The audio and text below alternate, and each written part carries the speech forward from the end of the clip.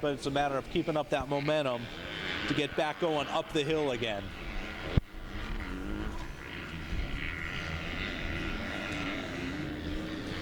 See if Braden's been able to open up his gap a bit as they come back down the hill into the front rhythm section. That bottom turn there, making that right into the front rhythm, it's going to get harder as the day goes on, as that line gets pushed out, and out. And as it gets pushed out, the riders have to actually cut back in to negotiate that double. So it may open up the inside for some. So we got Braden O'Neill still in the lead.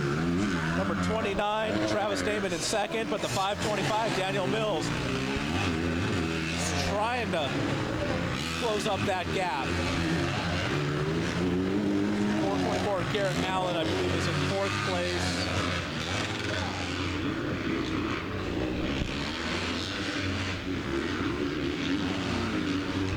Again, riding high on that Talladega, keeping it smooth because it's starting to dry out and starting to chunk out and starting to get rough.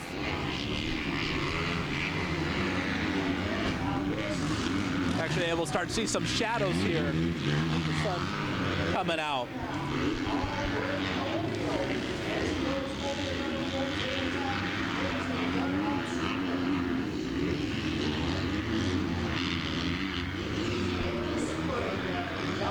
Double, single, double. It's been very smooth for Braden O'Neill. Looks like we had someone triple there, 525, and Daniel Mills may have been trying to triple in, close up that gap on number 29, Travis Damon. So we got a couple Californians running up front, Valley of Chatsworth, California, down in Wildomar, California, but then we got 29, Travis Damon, representing Lake Havasu, Arizona.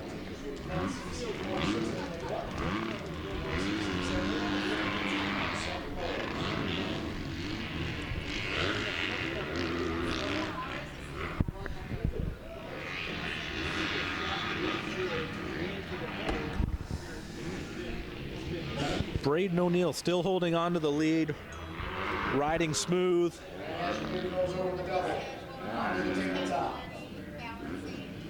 Switchback.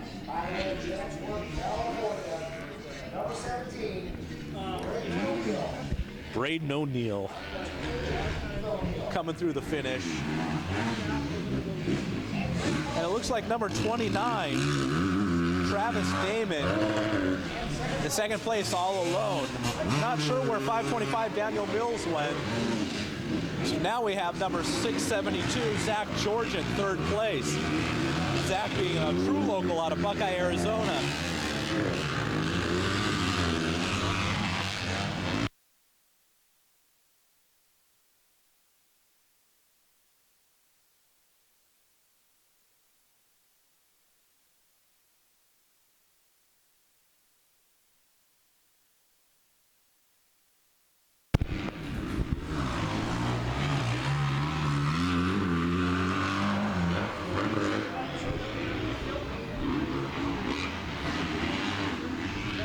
Here we go, Braden O'Neill coming into the rhythm section.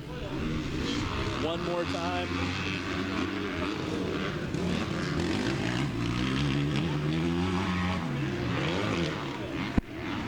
Yeah, 29, Travis Damon. He may be picking it up. It looks like he's starting to pull in Braden O'Neill for a battle for the lead. Still got some time left in this, so we may yet see a battle for the lead.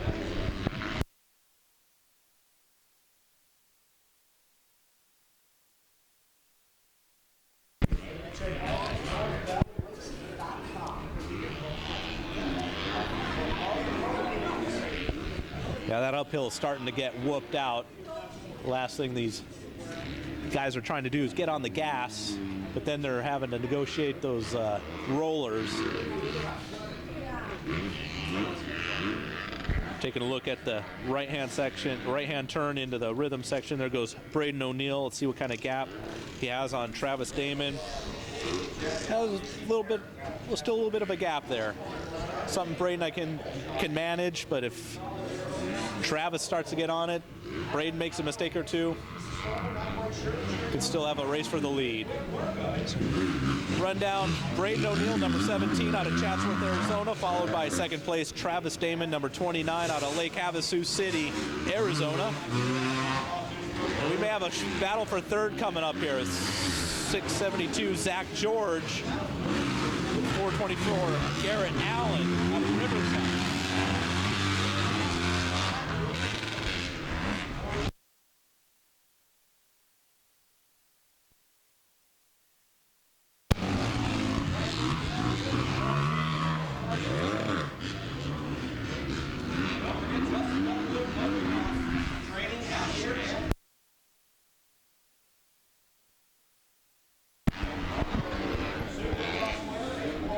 We may have a battle of third shaping up here with Zach George and Garrett Allen heading up the uphill triple. Getting to the inside line. Zach George on his Yamaha, representing the locals here out of Buckeye, Arizona. It looks like six. Oh, they come together in the rhythm section. I thought the Honda of Garrett Allen was going to have it, but Zach George held him off, and we got another rider, a third rider coming up in here to battle. So we can grab a number off of him.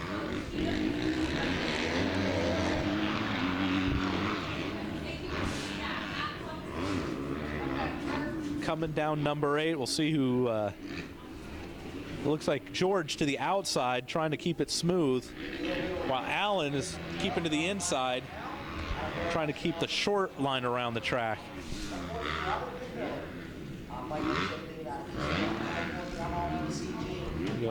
There's a glimpse of O'Neill as he's coming up. Looks like we're going to get the white flag here, so one more lap. Here we go. Battle for third. We got third, fourth, and fifth right here.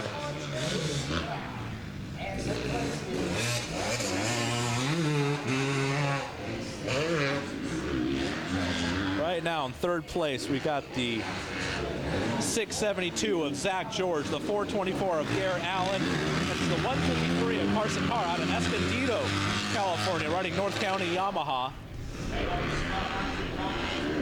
If Allen and George get into it,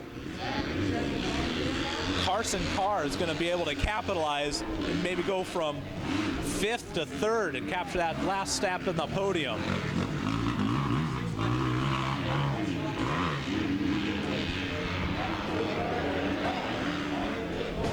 This is the battle for the final step. Third place, Zach George. He's been holding him off. Going to see if Garrett Allen's able to put on a last push, but he's got to be careful. Carson Carr is coming up. Any mistake by these guys. Carson Carr only able to double up, but Garrett Allen had to stretch that one out, giving a little bit of a lead to Zach George. Now the all-important rhythm section here. Let's see if anybody's able to make up any time as Garrett Allen goes around to the outside. He's able to double in, single, double, close the door on Carson Carr as they motor up the hill. Zach George staying to the inside, Garrett Allen going to the outside, Carson Carr ready to capitalize on any mistake any of these two riders make. Garrett Allen looks like he's trying to run it up the inside there on Zach George.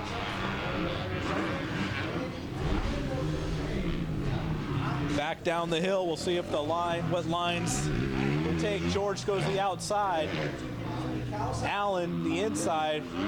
Carr is just following Allen around. And we got Braden O'Neill coming through the front rhythm section here, cruising to his to a first place win. Travis Damon, though, too little too late. He would put on a hard charge, but it was Braden O'Neill getting the checker. Travis Denton for second. Now it's the battle for third, coming down to the wire. Still see Zach George there in third, coming up that little hip jump. The 424 Allen, Carson Carr. That's the way it's going to finish. George, Allen, JP Parsons, Shan Garcia up here on the podium. with Braden O'Neill out of Chatsworth, California. Braden, first off, congratulations on that moto win. It looked like Travis Damon got the hole shot. Where exactly did you make the pass at? I made a pass on the outside of the track, way where no one can really see. Just kind of went on the inside and kind of passed all three guys at once. It was a little muddy, but this had to be done in order to get up front, not get roosted. Perfect execution, huh? Yeah, it was pretty good. Thought it was pretty small while I was out there. From that point on, it was pretty much easy sailing. He stayed behind you about 4 or 5 seconds back, but it looked like you pretty much had everything dialed in. Yeah, it was all right. Just struggling with a little bit of arm pump. And other than that, the ruts are real deep. I'm not used to that, but it's going good. Give us a shout out to all the people and the folks helping you out with your program. I'd like to thank Factory Connection, Yoshimir, O'Neill Racing, Garnet Boots, Bella Helmets, X-Brand Goggles, Mom, Dad, everyone, grandparents. We certainly appreciate it, and we will see you back up here, Braden O'Neill, hopefully later on this afternoon. Yeah, love to get back up here. All right, thank you. Have a good time.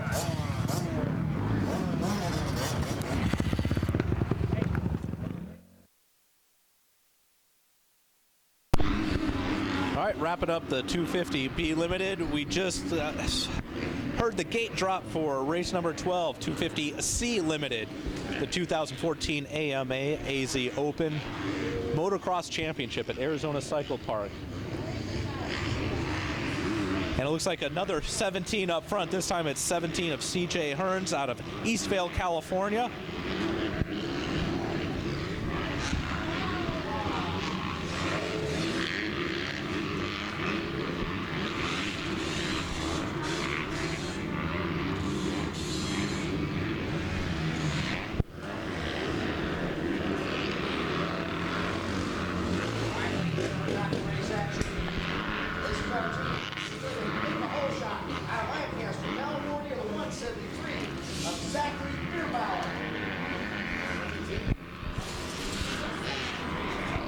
Looks like the 173, Zachary Bierbauer, out in the lead on his Honda.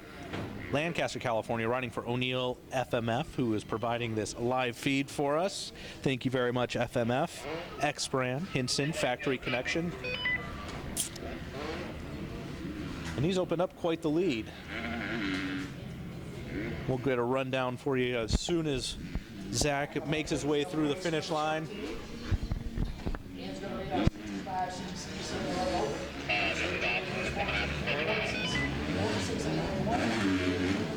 There, the 173 is Zach Bierbauer, Lancaster, California, on his Honda.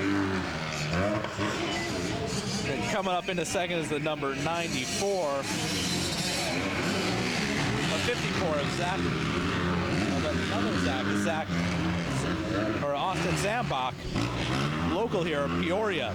His sponsors, Mom and Dad.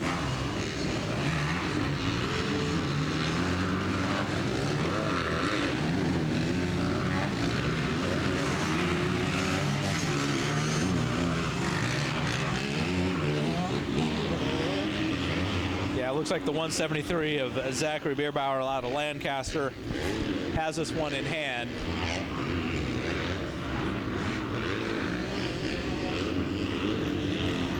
Kind of the old Jeremy McGrath style racing.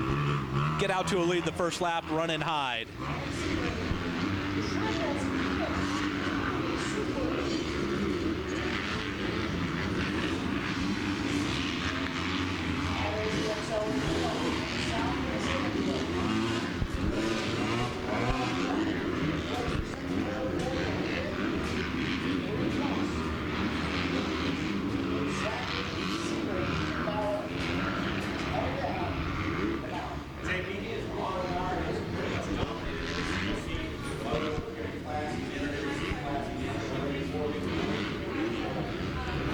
Zach Bierbauer just charging down that hill. You can see he was picking up that front end, going over the bumps, letting the bike do the work for him, and then hitting that bottom, turning back up the hill again.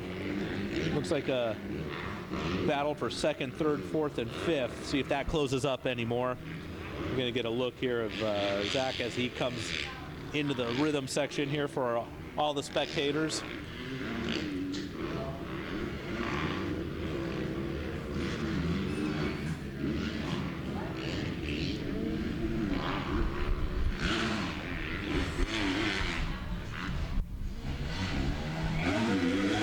about a quarter track lead for young Zach.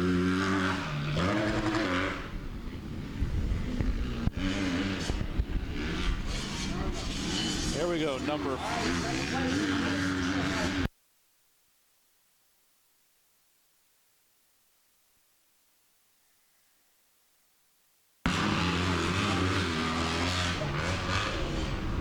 Still have the 54 of Austin Zambak in second place.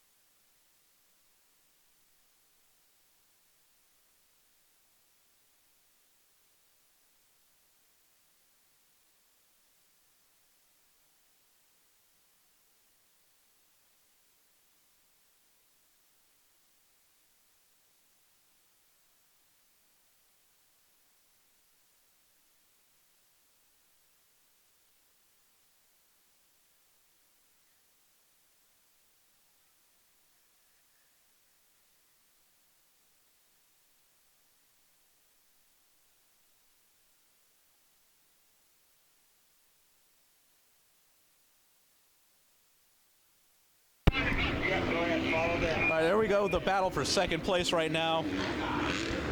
Looks like it's number 54, Austin Zambak, in second. Yeah, I just saw his bike there find a hole going up that hill. That can't feel good, especially when you got 3 other guys trying to steal your position. Down number 8, holding the inside. Zambak leaves the door open a little bit. Can he make it up to the inside? He's trying. Yep, he held the inside. It looks, we'll see what happens coming to that left-hand turn coming down into the front rhythm section.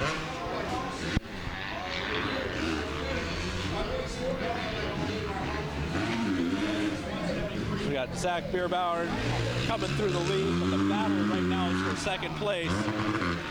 We'll find out who's in third here in a second.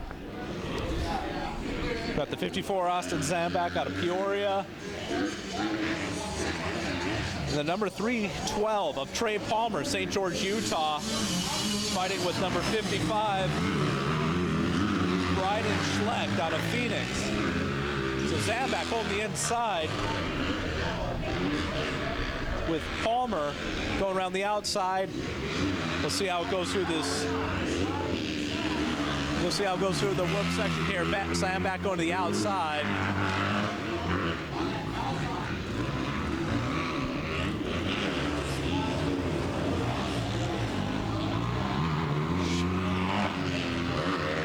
Palmer showing a wheel. Zambak. Oh, Zambak makes a mistake. He either stalled it or he just got out of his rut. That gives it to Trey Palmer. With 55, Bryden Schlecht inheriting third place.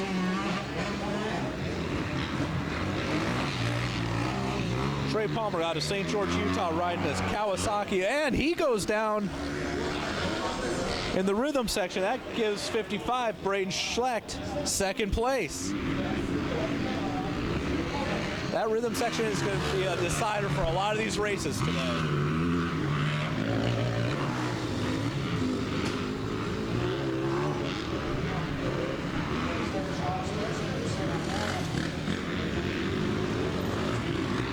A shot of the crowd looking down on the front rhythm section, and you can see what kind of view the spectators have of this track.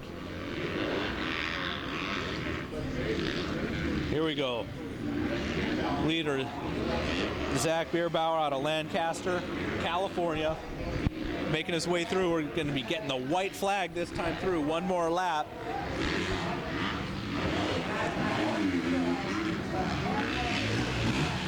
One lap to go on the 250C Limited class.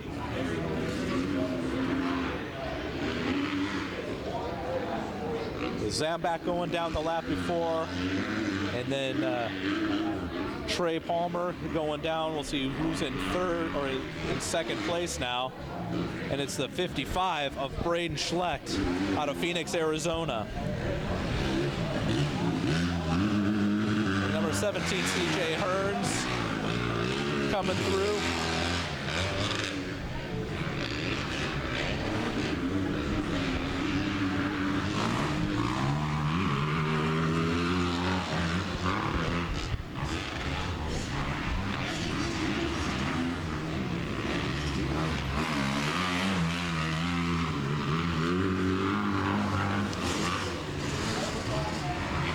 We saw Zambak pull off the track, looking at it like he had some bike issues. But it's the 173 of Zach Bierbauer who's had this one from start to finish.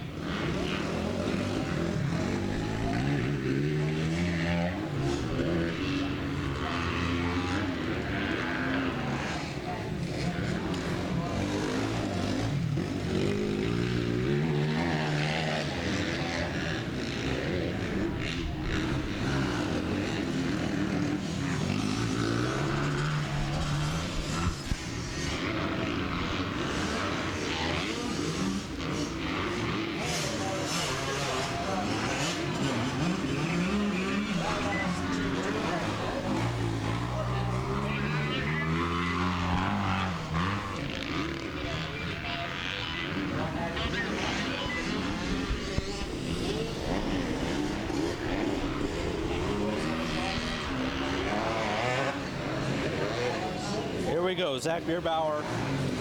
Final few turns before claiming the checkers for the 250C Limited here at the 2014 AMA AZ Open Motocross Championship. Zach Bierbauer takes the win, heads over to the podium. We'll catch up and see how his race went.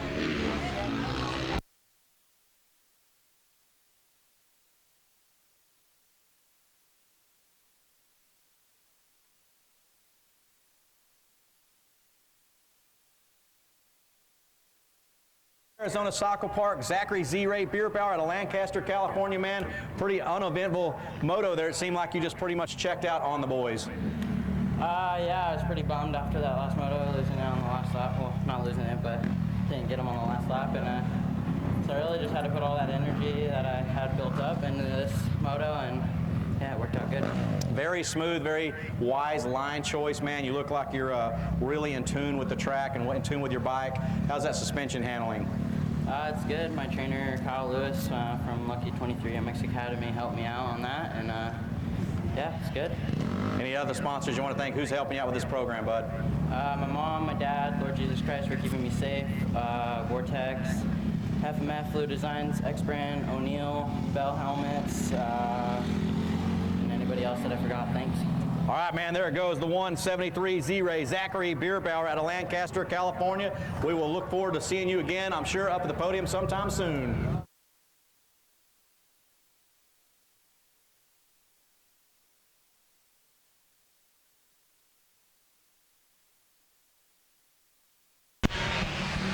And we are back getting ready for race 13. Actually, the gate just dropped on race 13, the 65cc 711 Open.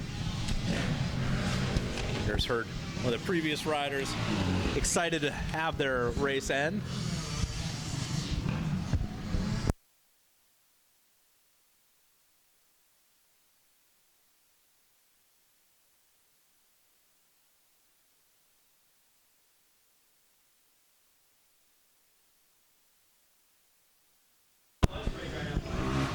Looks like the number 211 again of Brock Bennett back out on the track for the 65cc 711 Open.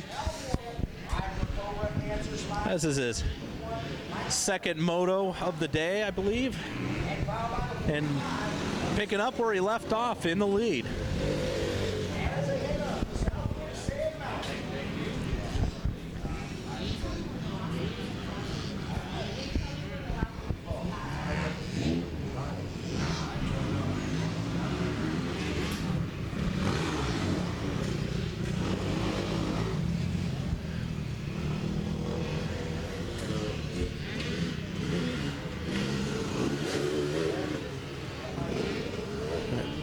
Trying to get a good look here who's in second place, but it's Brock Bennett, number 211 out of Bakersfield, California on his Cobra. that is in the lead, and they're heading to the top section of the track. You just got a glimpse there of Brock hitting the big double up there. Then it's a left-hand turn coming back down the hill into a right-hand into the front rhythm section. And there's Brock airing out that double with a little bit of style.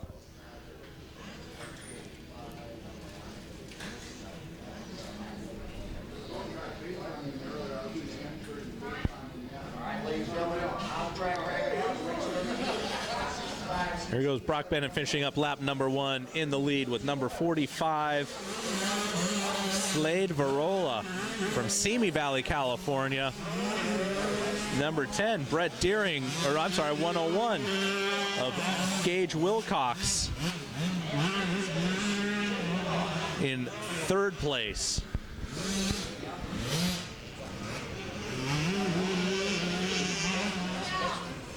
Brock just doubling through that whoop section.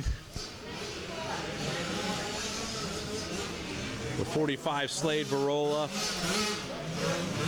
Oh, it looks like Brock went down. And it seems to be hurt. That section of the track, it's pretty steep up there, and then once it gets dry, their traction is at a premium. If you get on the gas a little too hard as you're making that left-hand sweeper, that back end can come around. With Brock going down, that gives the lead to number 45, Slade Varola.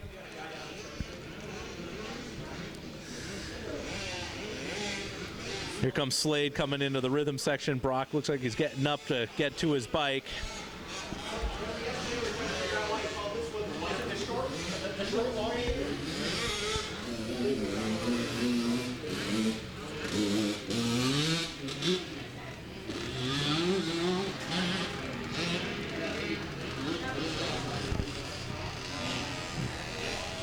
Slade up to the sand section, going up, then down, then up again.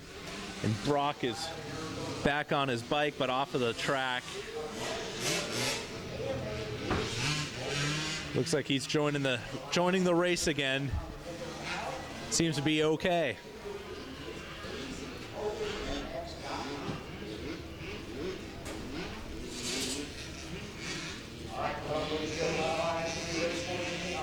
You can just see how those little bikes are going, undulating as far as the uphill with those whooped out sand section. That's right, I said undulating.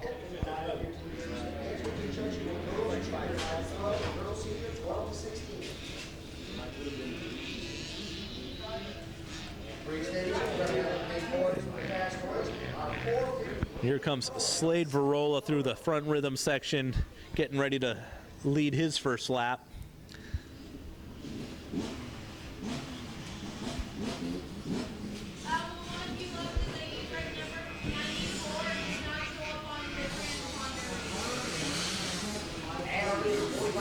There we go, 45. Slade Varola coming through in first place. The number 101, Gage Wilcox, not too far behind in second.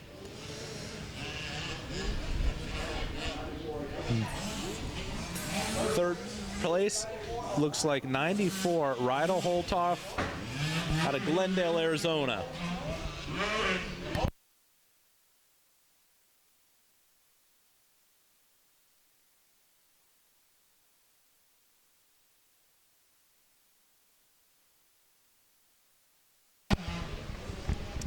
We got the live feed here presented by FMF, but if you want the live timing, see which rider is in what position, what their lap times are, you can go to azopenmx.com and click on the live timing link. Open up a couple windows, get the live timing going next to the live feed. You can see where the riders are compared to what we're showing on screen. And what we're showing right now is Slade Varola, first place, but the 101 of Gage Wilcox out of Stansbury, Utah, making his case that he wants a taste of the lead.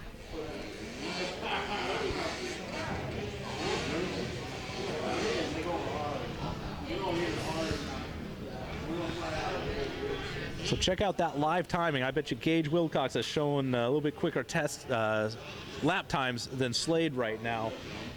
Looks like, and they are opening up a huge lead on third place.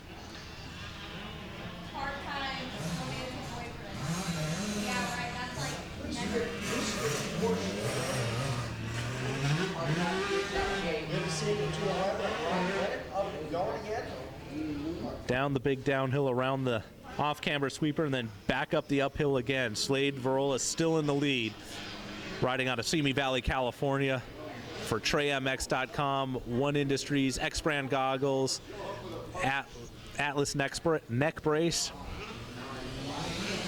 But coming up is Gage Wilcox on his KTM.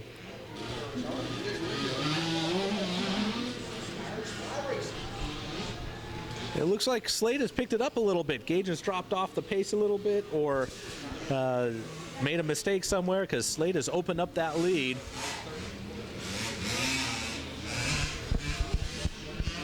He is coming up around the finish line again. But Gage, he doesn't look like he's done yet. Right now, Gage looks to be the faster rider, but it doesn't seem to be making a dent into that lead that Slade inherited when Brock Bennett went down.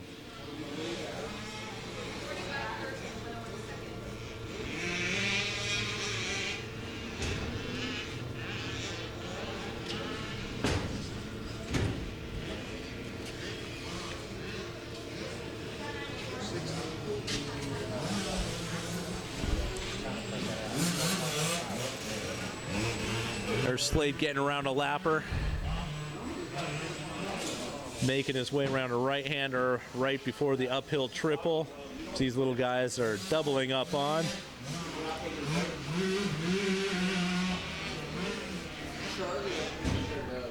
Okay, I'll ask on the radio.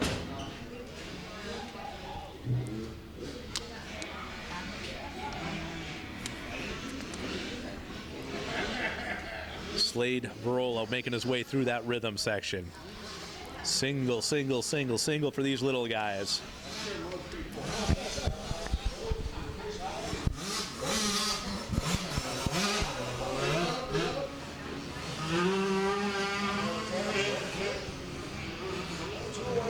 Slade getting around a lapper up top, but Gage may be making a push here.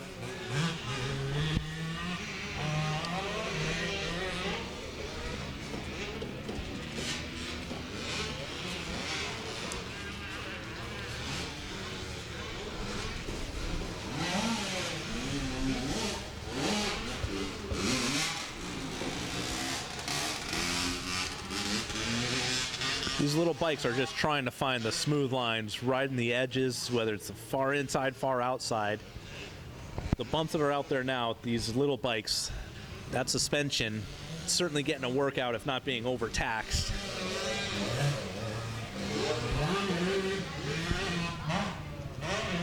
We'll take a look here, coming down into the front rhythm again. Slade Varela still with the lead.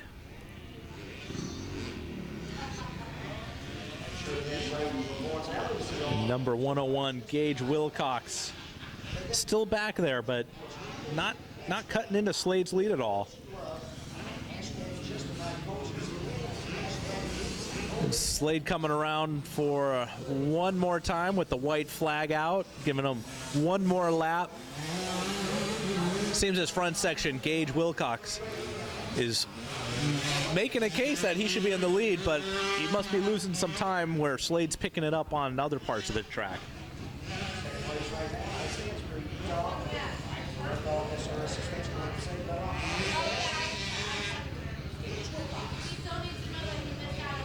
Looks like Slade was about to start skimming those whoops, but thought the better of it with his KTM just kind of pounding through the last half of that whoop section. Again, you can just see how much his bikes are bouncing around, coming around the Talladega turn as that hard pack is starting to chunk out, get some square edges. Getting some pretty good distance, doubling up onto that uphill triple, and then it's good tippy toe around that off camber, just holding your line in that rut. Stay planted.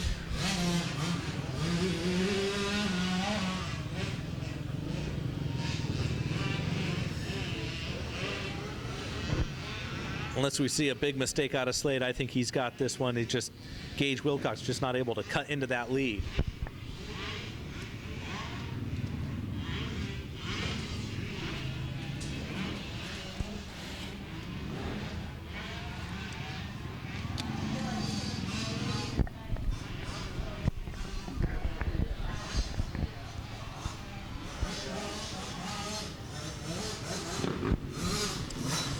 One last time, uphill number 7 for Slade Barola on his KTM out of Simi Valley, California.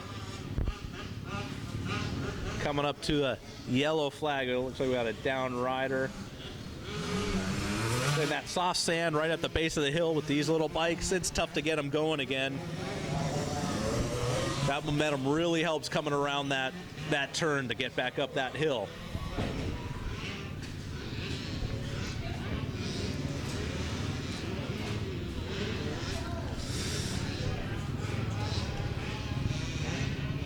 Here we go.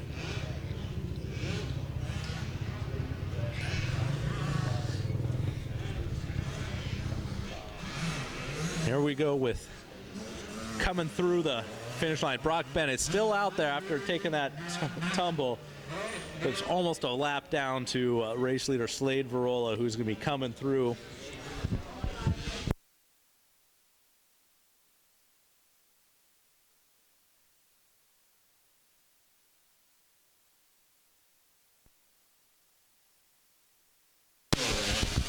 And Slade Barola grabbing the checkers with number 101, Gage Wilcox, grabbing second place. Slade is making his way over to the podium.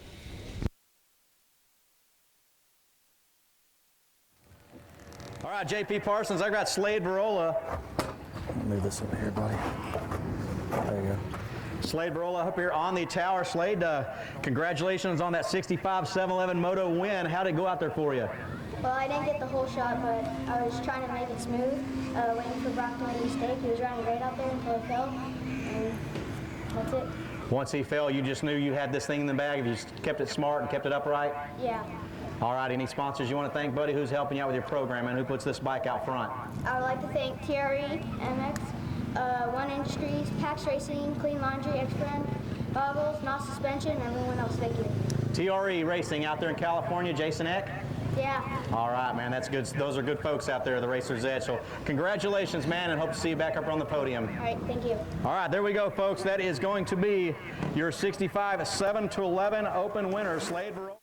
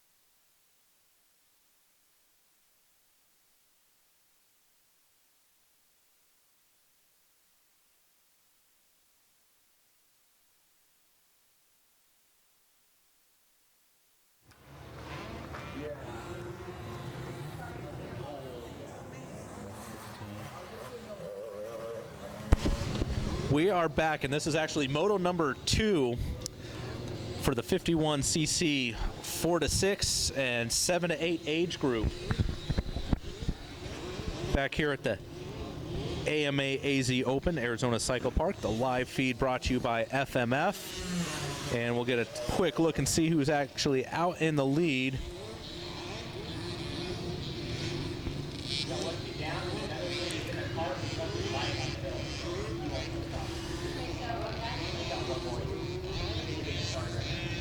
And it looks like we got number,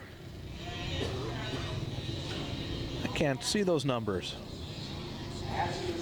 112 of Brazen Deaver, or I apologize if it's Dever, went down. Wasn't able to see who inherited the lead. It looks like 191 Austin Camden is now in the lead out of Las Vegas.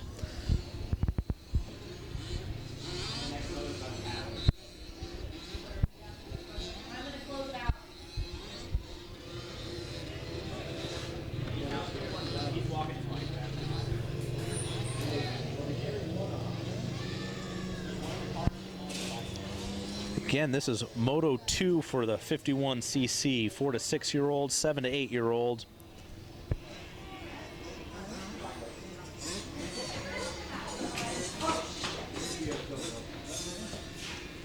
And we got the number 111 of Jesse James Parkey. First moto, he was in the lead just like this, but happened to go down. We got number 45, Storm Higgins, who won the first moto.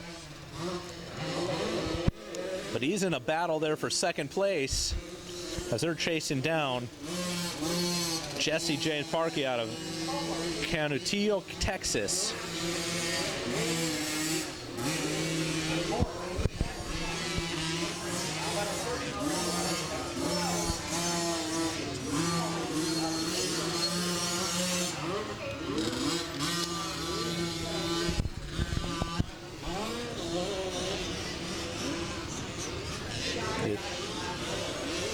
Doesn't look like Jesse James lost any speed from that first moto as he's putting in,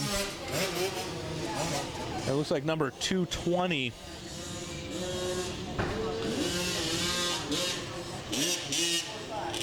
Just pulled off the track. Jesse James clearing jump number 4 right into the rhythm section.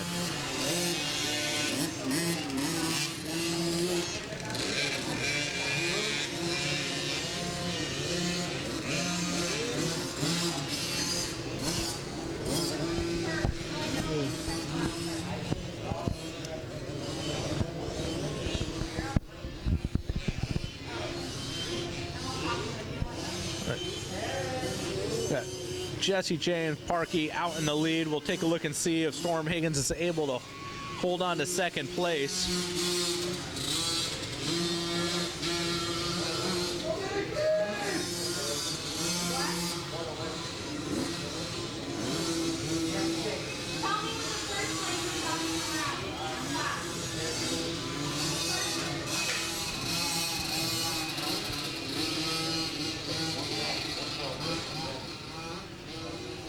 A lot of chatter on those bikes heading up those hills with previous 13 motos chewing up the uphills and downhills here at Arizona Cycle Park. And we'd be able to see Jesse James Parkey come down into that front rhythm section here. And it looks like he's got some company too.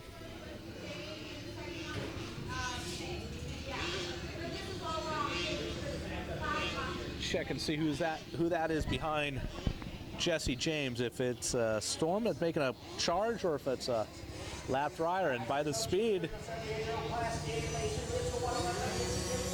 it looks to be number 29, Julian Boehmer out of Lake Havasu City, and it's 45, Storm Higgins in third place. So we got a battle for the lead with Julian Boehmer chasing down Jesse James Parkey. Coming into the whoop section. Julian had a good drive in but lost the momentum, whereas Jesse James picked up the momentum exiting out. So we still got the lead. Jesse James. Julian making his case that he wants the lead.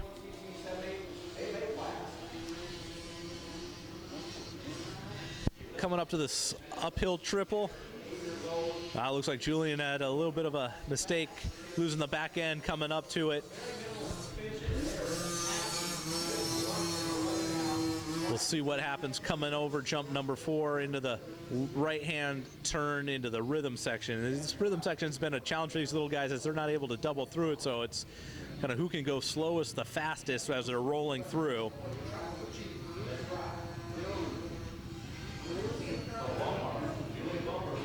Boehmer looks like he's just soaking up that bike as he goes over each and every one of that rhythm section. Now they're on the gas heading up the hill. See who has the horsepower to get up number 6. Julian around the outside. Jesse James looks like he's protecting the inside and making sure he keeps his Cobra out front. It's the KTM of Julian Boehmer breathing down his neck.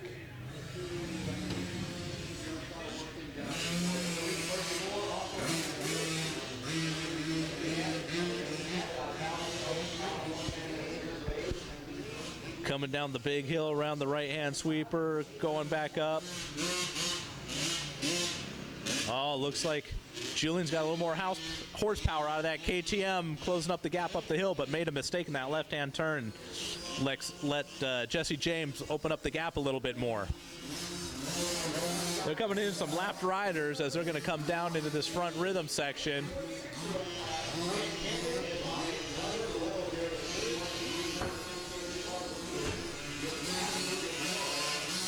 Jesse James still has the lead. Julian Boehmer's working to close up that gap and capture first place. Julian jumping up top, making that left turn, come down to the bottom. Take a look and see the line choices here from the little guys. Looks like Julian had a quick line going from outside inside, coming up to the finish lines. It's still Jesse James Parkey on the Cobra leading Julian Boehmer on the KTM. Coming up to some lap traffic may force them to change up the lines they're not comfortable using. Oh, and it's Julian Boehmer tried to cut down onto the lapper and tagged his rear wheel and high side. It goes down. It looks like Jesse James is going to have some clear sailing now. No pressure behind him. Julian Boehmer gets up and running again.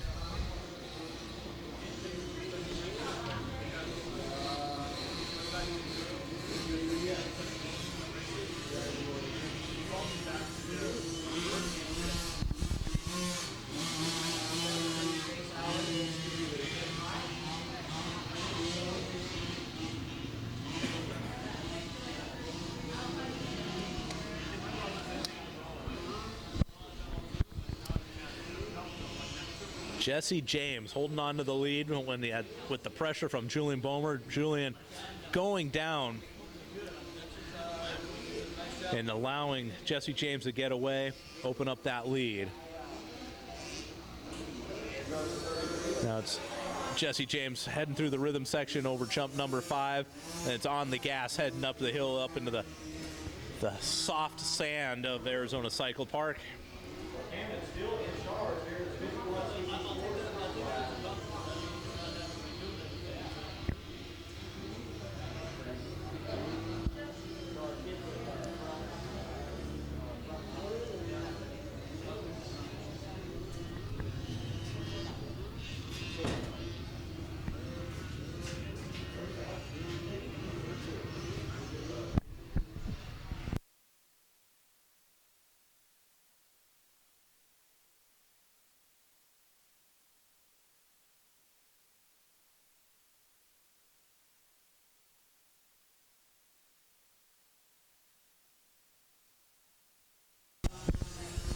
White flag out.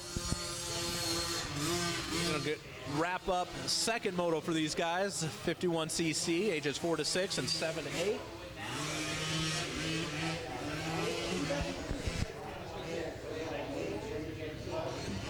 Jesse James getting by a lapper, putting number 745 Kevin Holmgren down a lap.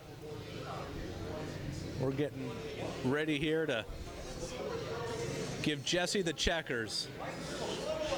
He was able to hold off Julian Boehmer and hold on to the win. Number 111, Jesse James Parkey out of Canatilla, Texas. He'll be making his way off to the podium once again.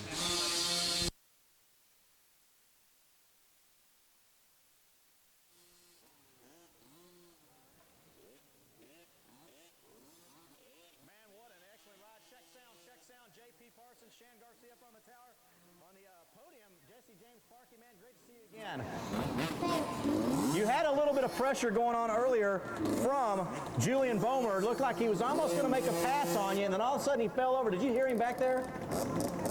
No. You had no idea he was so close to you. No. Just riding your own race, doing your thing. Yes. All righty. Any sponsors you want to thank? Who helps you out with this program, buddy? Mom and Dad, All my other sponsors. All of them, huh? Too many to list. Yes. All righty, Jesse James Parkey, we'll let you get going. Congratulations on this. Looks like this moto win here in the 51cc 7 to 8 age group, and we'll see you later. Yes. All righty, thank you, buddy. Jesse James Parkey, folks. We're also going to grab.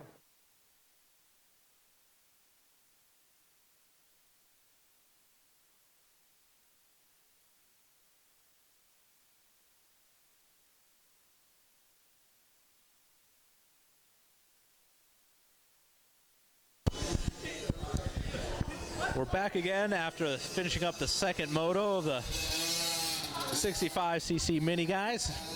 Now on the line getting ready is mini 9 to 15 years old open, girls junior 9 to 12, and girls senior 12 to 16.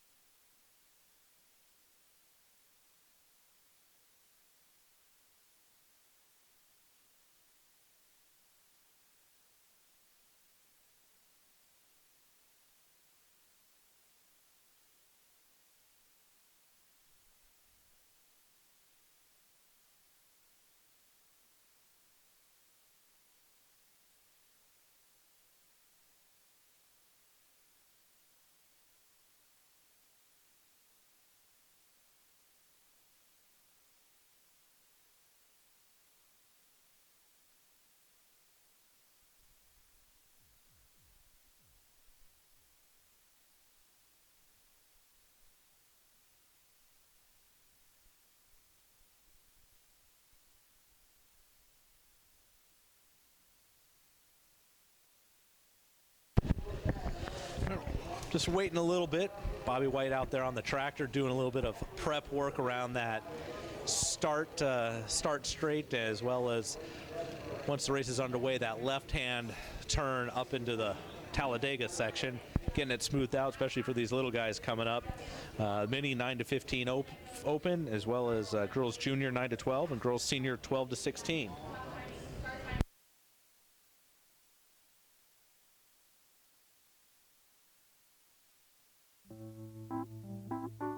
We got it all together, and with a lot of our connections, we pulled off one of the biggest amateur races for its first year ever on the books right here at Arizona Cycle Park. And that's how the Amateur Open got started.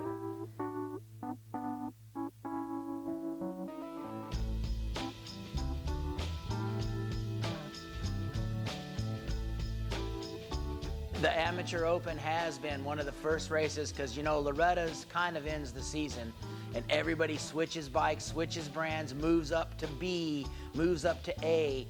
So they always came out to the Amateur Open to give their new bike a try or their new class a try. We've had some great racing that way. A lot of the top riders have came through here. They've always used this race as kind of a warm-up to see where they're at on the new machine, which way they need to go to start getting their new season ready.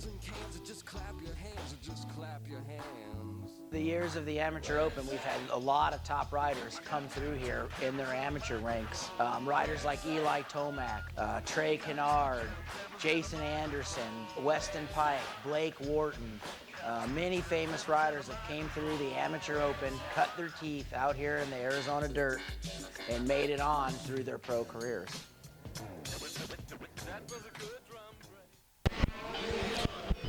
A little bit of history there on the AZ Open, the Pro-Am that's been going on here for a few years. And we are underway with the mini 9-15 Open, girls junior 9-12, girls senior 12-16. They're just, gate is dropped. They're making their way about half lap down, half lap in the books, and take a look and see who's leading them around number 8 down the hill.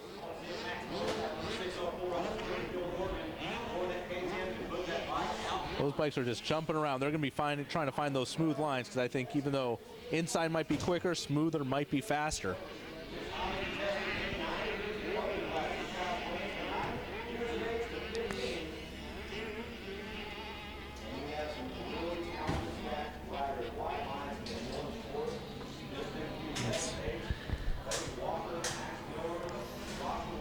Looks like a 24 of Joshua Vries in the lead.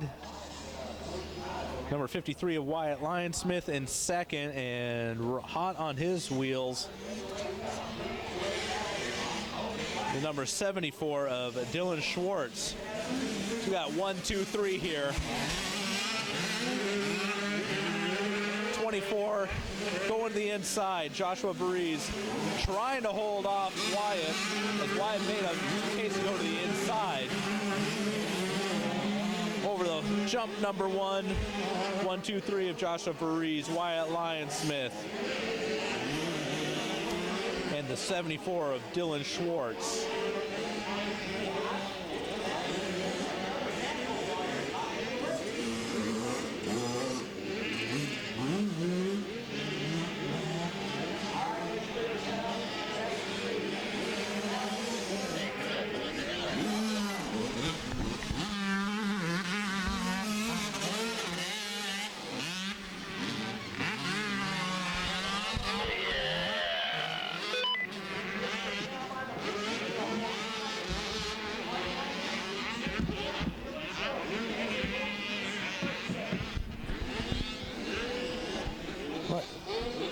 Still got the battle of the lead.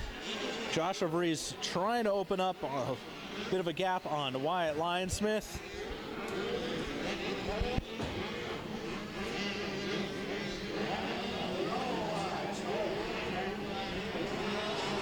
That's a tricky corner heading up that hill, because it's easy to stuff that front end in there. It's soft sand.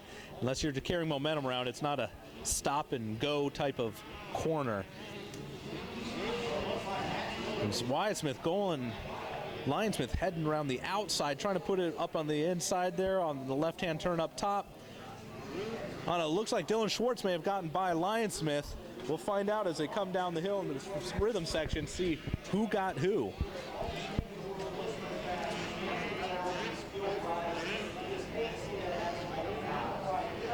Still the 74 of Joshua Vries, but in second place. Second place, the 53 of Lyonsmith, still there.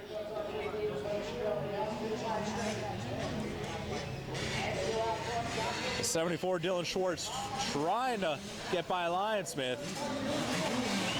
Schwartz around the inside, but not able to hold the momentum around, as Joshua Vries trying to put a gap between them.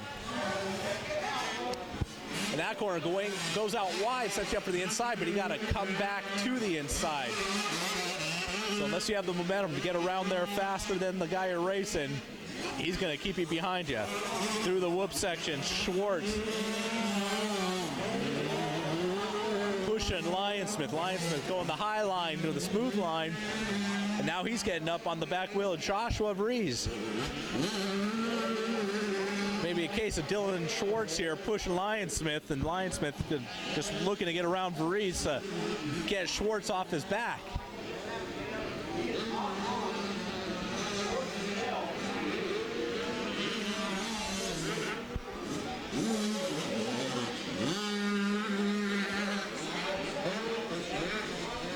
These little guys are doubling the big double there in the rhythm section. Looks like they've sorted themselves out a little bit. Still taking some different lines. If you're following, you're not going to be passing. So Vries leading the way with Lyonsmith and Schwartz closely behind. That third place has just got to be eating roots, because if there's basically 2, maybe 3 lines out there and you're stuck behind 2 bikes, you're trying to find that clear line but still keep tabs on them. You don't want to lose them and let them get a gap on you. It looks like Schwartz going around the outside, setting him up for the inside. He may have him if he's able to drag race. We'll see. Looks like Joshua Vreese still in the lead as we're coming down into the front rhythm. Number 24, Joshua Vreese out of Paris, California, leading the way with Wyatt Lyons-Smith out of Boise, Idaho, and Dylan Schwartz, Alpine, California.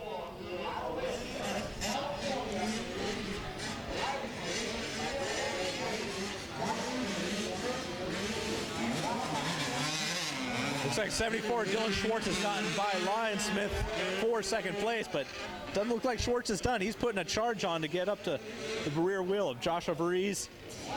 He may not be done yet. Lyons-Smith looks to be falling off the pace a little bit, so we just may have a battle for the lead while Lyons-Smith is back in third.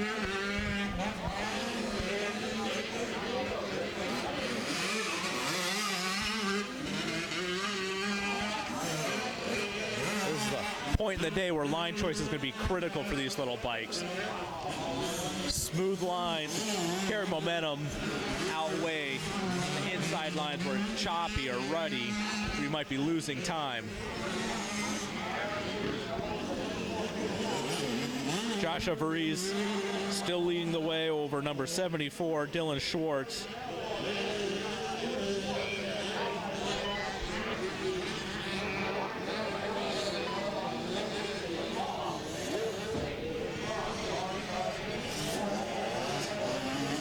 Oh no, looks like some smoke coming out of Dylan's motorcycle. I'm not sure if maybe he got some water up in there, or if yeah, it looks like he's fallen off. He may have had a mechanical.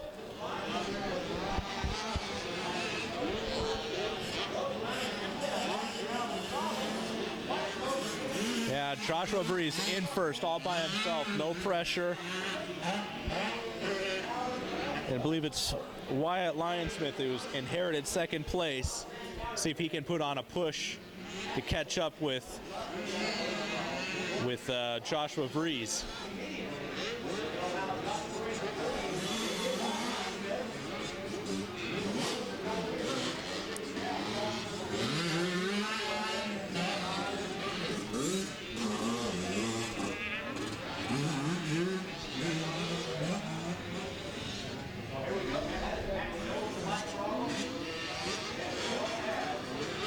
Joshua Vreese getting the white flag final lap with number 53, Wyatt Lyons-Smith, now in second place.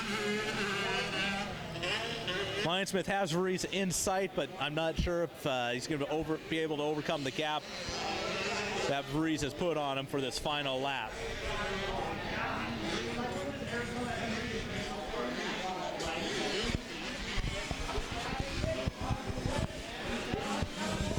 And 74, Dylan Schwartz. Coming around, but he is off the gas. There's definitely a bike issue going on.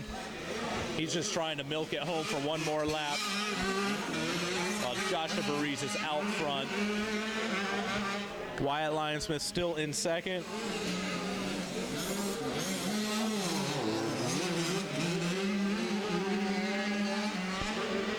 Vreese getting around a lap. We're going around the outside before heading into the rhythm section. He's able to double, single, double.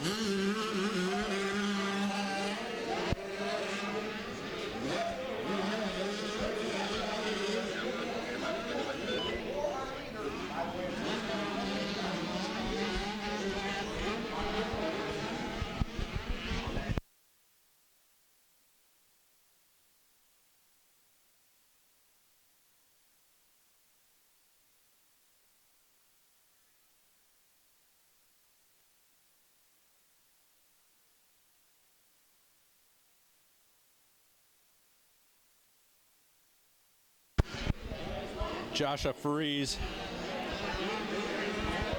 still leading with Wyatt Lyonsmith in second.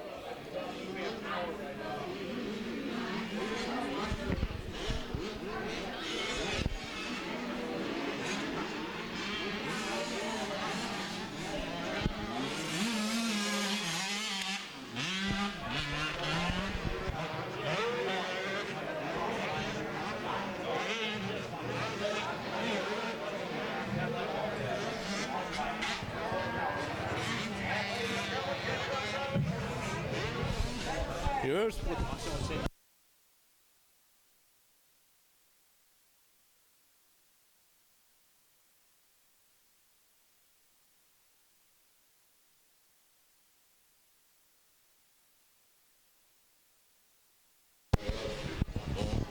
Joshua Varese taking the checkers with Wyatt Lyonsmith in second place. Joshua making his way over to the podium. Winner here, Joshua Varese. You got second in moto number 1, Joshua, and just put it on the boys out there. All kinds of stuff was happening with Wyatt Lyonsmith and Dylan Schwartz you probably weren't aware of, but they were just behind you, nipping at your fender, and you just kept them at bay the entire time. Yeah, I don't know. I heard there were bikes behind me. I heard a couple of bikes. And then I just didn't hear any bikes, but I heard one, and then the last stop I didn't hear anything. Man, how about this track coming together on this Saturday, huh? Yeah, it's way better than all the other days. It was really muddy, and but the track's just awesome right now. That's really cool. You got the ruts dialed in. Yeah, I've been training with my trainers, David Sloan and Jimmy Sloan. They're just helping me out a lot with all my corners and all my technique and everything. What other sponsors you have helping you out with your race program, buddy? One for Keep Me Safe, my mom and dad, my little girl for Sporting League, Horn Brigade Team, FMF, Arma Energy, Skull Candy, just everybody, Alias MX, my grandma and grandpa, Milestone Mexico Shop, Milestone Max, Factory Connection Suspension, Paris Raceway, Jimmy Sloan, my trainer, JakeSloan.com, Dunlop, W Moves, everybody, thank you. All righty, man, check it out. Joshua Varese, your moto winner here in the Mini 9-15 Open. You're going into the third moto with a 2-1. Set up with looking good with the overall, so best of luck to you going into moto number 3. Thank you. 450A Open, second moto. Gate is down. Ryan Surratt coming around the outside. Just held it on a little bit longer, and he's going high on Talladega. Ryan Surratt with the whole shot.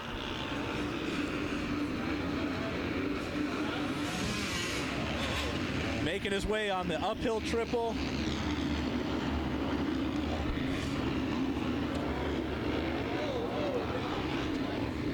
And we got a little bit of carnage on the landing there on the uphill triple. Ryan Surratt, first place, a little seat bounce triple in, double.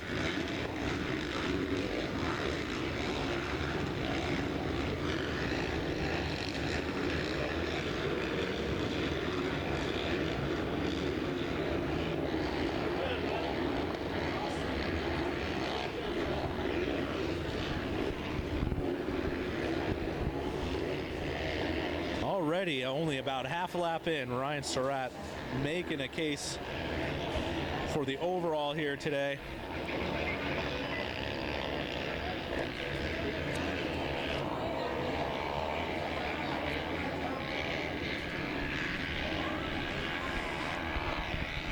Ryan had a second place in Moto 1, putting in a good showing for the Moto 2 to try and get that overall. As they enter in the front rhythm section now. It looks like it might be the KTM of Jared Steinke in second place. Here we go, Ryan Surratt. No, it's the 559 of Dylan Merriam in second with the 126. 126.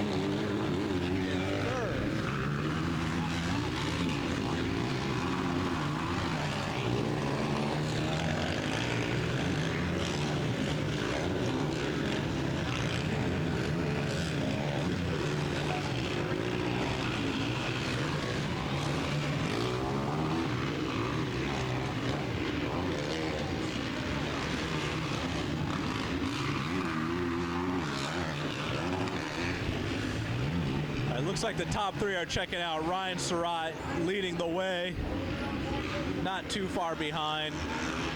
It's the 5.59 of Dylan Marion.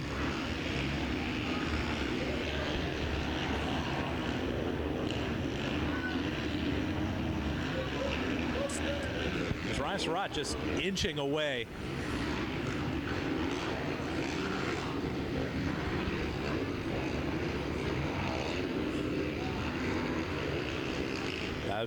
Looks like he has his Yamaha dialed in. That was tracking up that hill like it was as smooth as glass.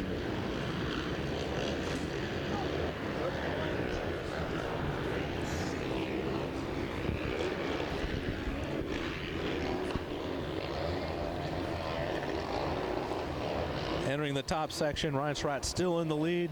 We'll get a rundown of the running order here as soon as they come around to the front rhythm section and pass finish line again.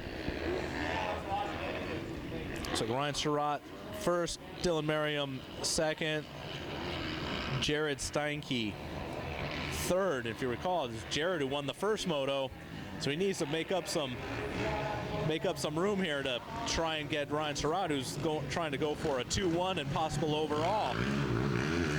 5.59, Dylan Merriam.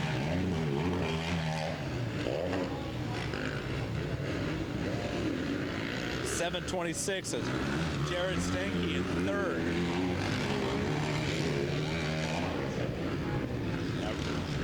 Looks like you guys are just manualing through the first three whoops and then blitzing the remaining three whoops. Surratt just opening up the lead ever so slightly.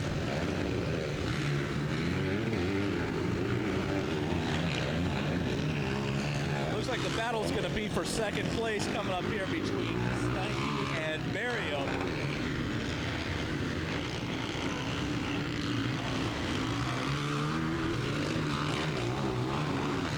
Both riding for KTM.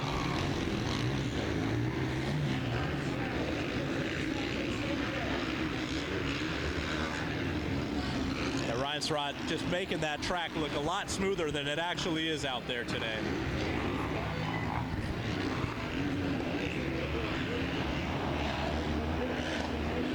Opening up a lead, coming around, dropping down off of turn number 8. We got the KTMs of Steinke and Merriam battling for second and third, but it looks like Steinke or Merriam might be opening up a bit of a lead.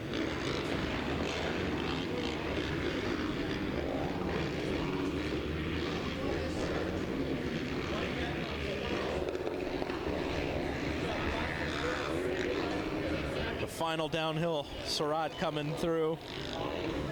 Looks like the gap's closing up for second and third. Surratt still in first.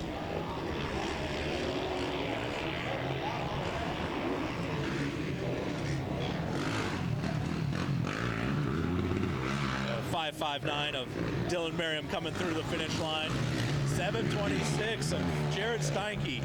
He's on the gas. He's trying to make a push.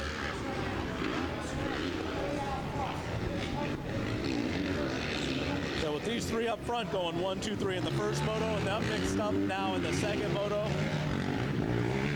people a lot smarter than me are going to have to figure out that math.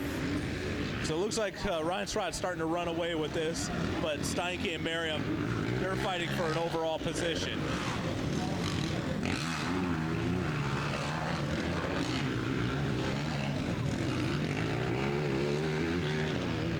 Right now we're looking at a battle for fourth place here.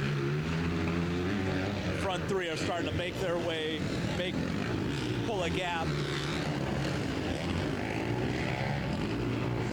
I can see the high line there, cutting back down to the inside. A lot easier to hit that jump a little cleaner and grab that inside right away.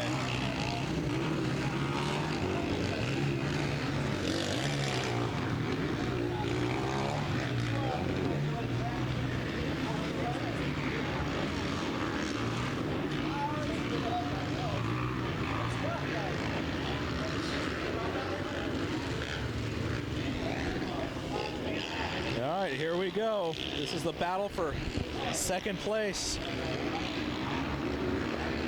Ryan Ryan Surratt is out front, but we got Jared Steinke and Dylan Merriam on their KTMs, trying to claim second and third overall.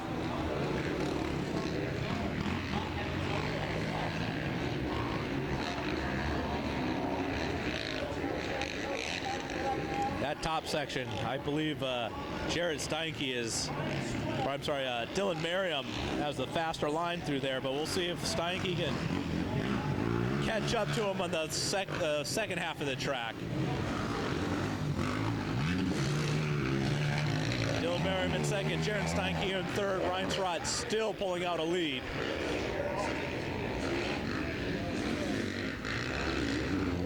Let's watch them go through this whoop section. They're pulling up that front wheel.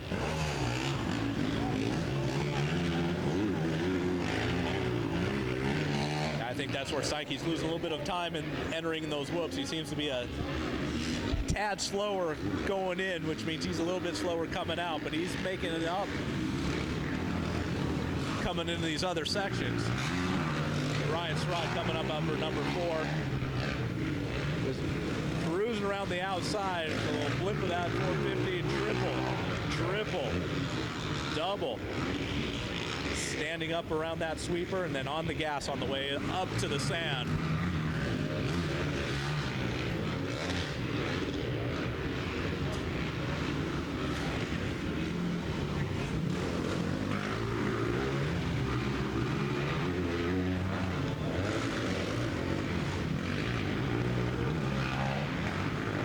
Like Ryan Surratt wanted to make a statement after that second place first moto. He is stretching out his lead the second moto. And he still has to race the 250 coming up here in a little bit as well.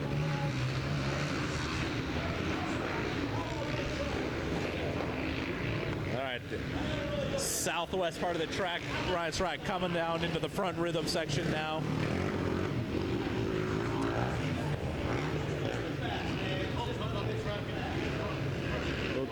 Jump up, leg out, ready for that left turn, coming back down through the little hip jump. Up the hill. Oh, a little mistake, but he stays on the gas. Oh, the 726 of Steinke makes a big mistake off the track. Loses a lot of ground to Dylan Merriam.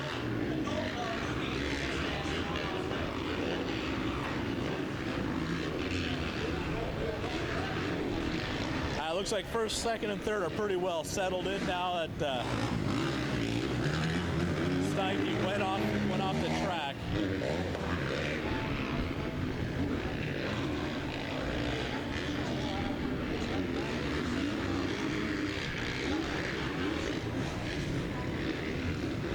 There we go, Ryan coming into that rhythm section. Watch this, just a little seat bounce.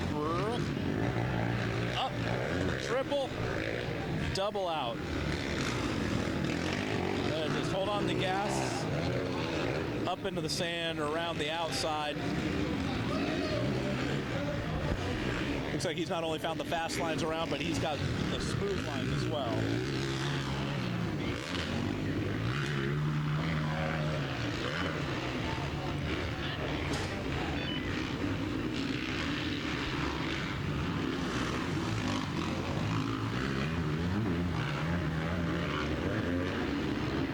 This is a tight left-hand turn up there. If you don't get your bikes up right, you're going to blow through that corner and lose a lot of time. Ryan showing you why he's got the lead he does, because it's making everything look smooth.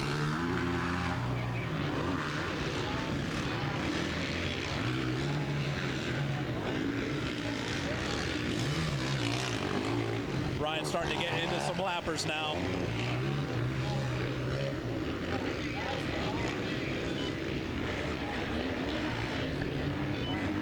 The number 45 of Chad Ruggles letting Ryan by. 559 of Dylan Merriam on the Troy Lee Pro Circuit Scott ODI KTM.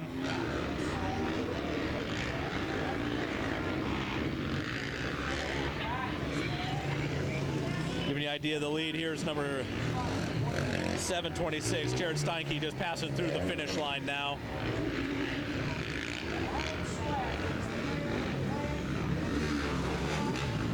You know what? It looks like Dylan Merriam might be cutting into the lead.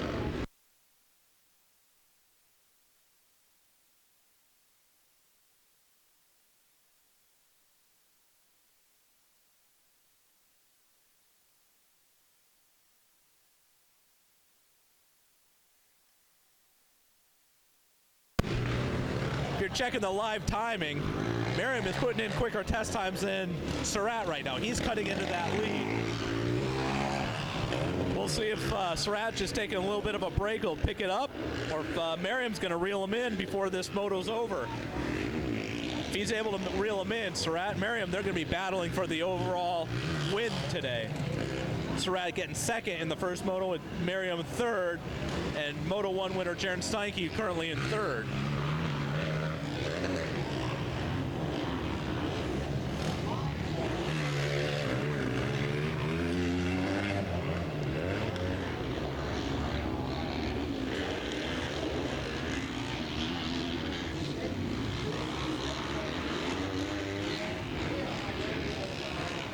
Now, this lap traffic might be the cause of Ryan's slower lap times. The fact that he's coming through, he's letting the guys know when Merriam's coming through, they need to move over. So here we go, white flag for Ryan Surratt, last lap. I don't know if it's going to be enough for Merriam to catch up with 1 lap to go.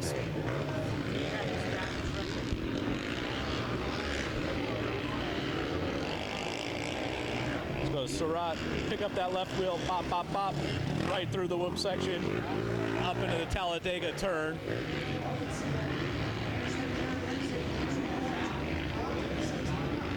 There comes third place, 7:26. Gerald Steinke right now. Give you an idea of the lead Surratt has.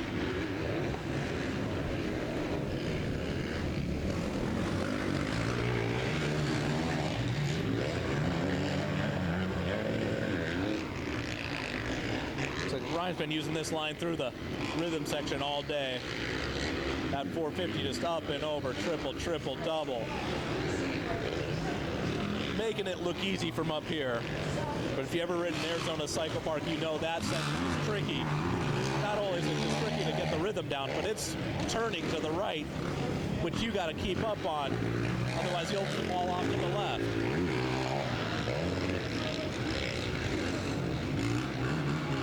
Final time around the top of the number 8, down into the long, sweeping off camber.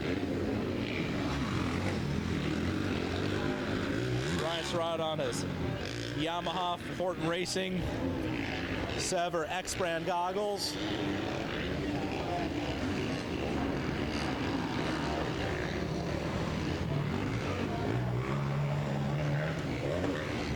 Final time through this rhythm section.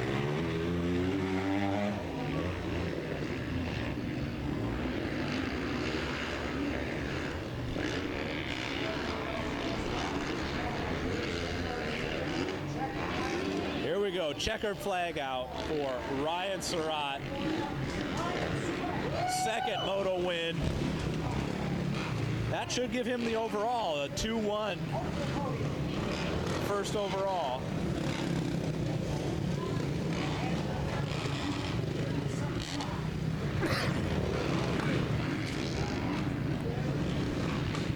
I'm sure Ryan is making his way over to the podium for his moto win and overall win for the trophy, the Cactus.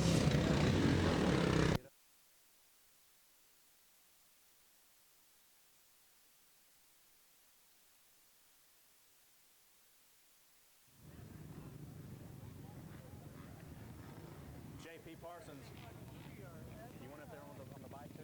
No bikes up there. Okay. Austin will get them all by the Ryan Surratt, come on up here, buddy.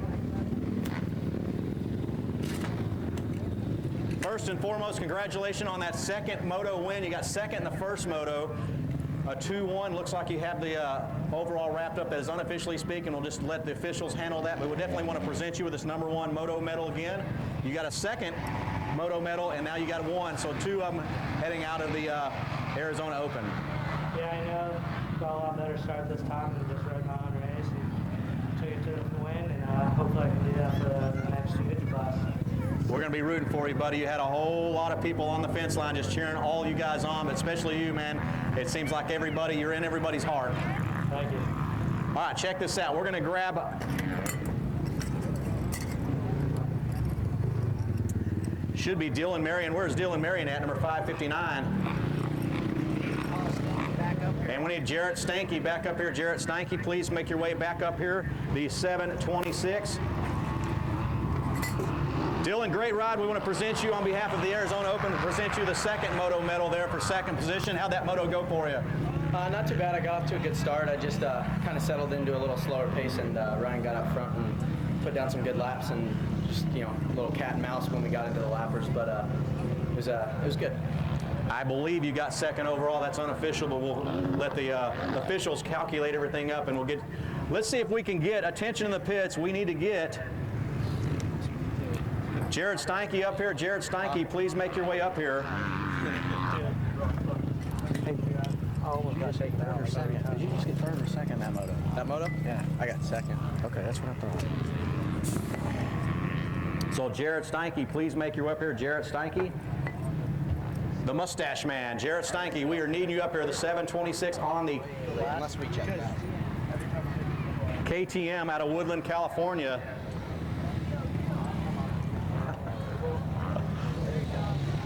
Here he comes, man.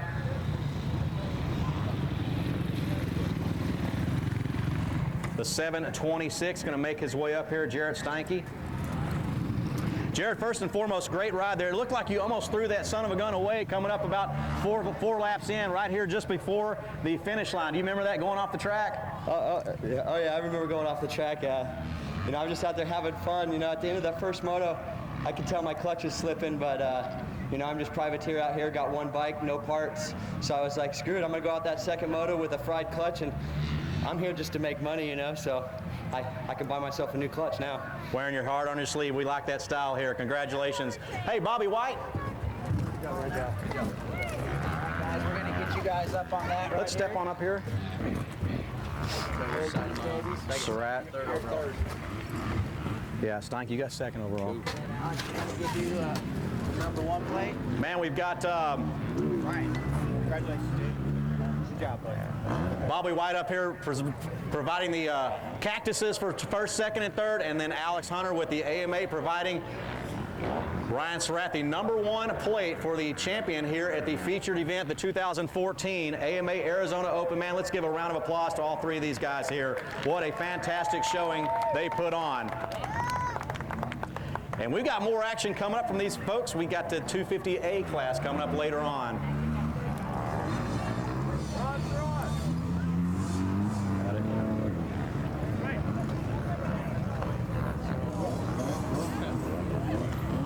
Awesome stuff, guys. Good job, boys. Congratulations, man. That's good stuff.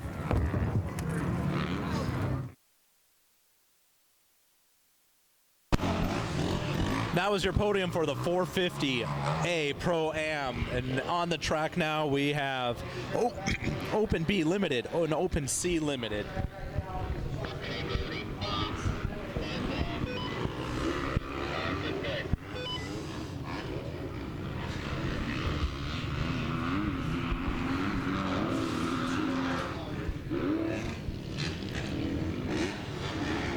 So we come with number 672, Zach George, right here at Buckeye, Arizona. The lead is 664 Rocco Graff.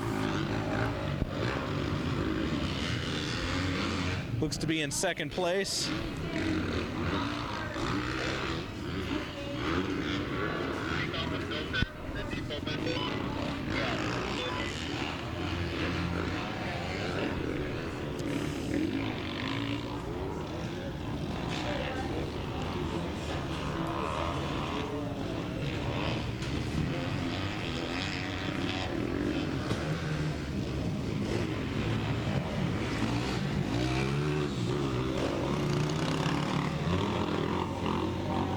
Zach George stretching his lead, heading into that rhythm section where that can make or break your day.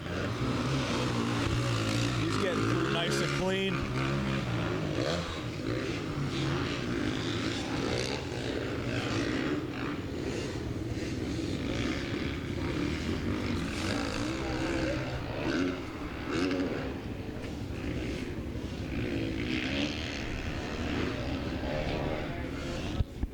Yeah, that uphill is starting to get chewed up. You'll see, looks smooth coming out, but it just starts getting washboard uphill. As you're getting on the gas, that suspension is working to try and soak it up. Zach George seems to have his dialed in. Coming up on a yellow flag. He gets around no problems.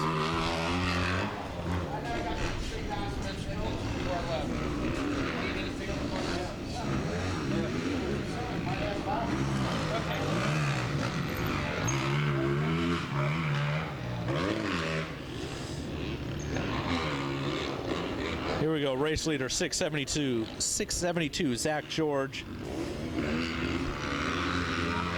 Coming down and choosing that inside hip jump. Staying the inside all the way around, coming around the finish line.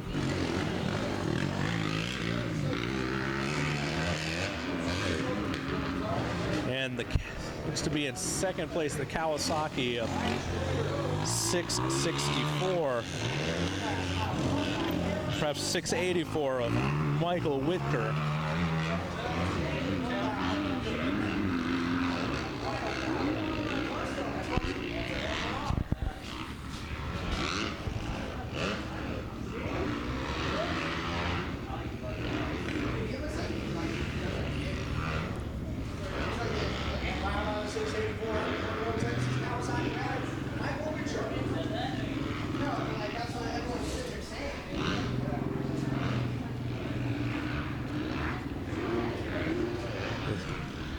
These Open B or Open B limited and Open C limited classes seem to have spread themselves out.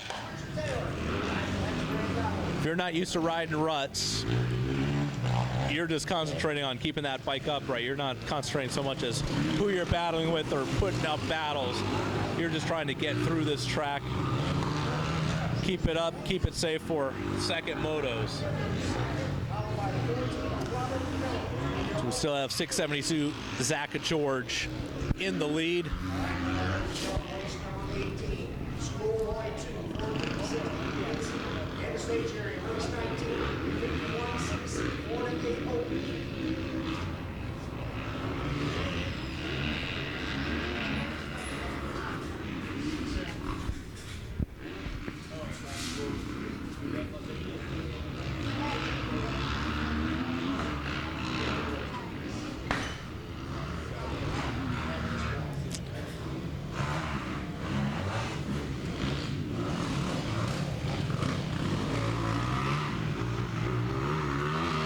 Zach George coming around again. Still has a lead, maintaining, not if not exceeding or extending his lead. He's coming around to get the white flag. Put in his last lap for this Open B limited moto.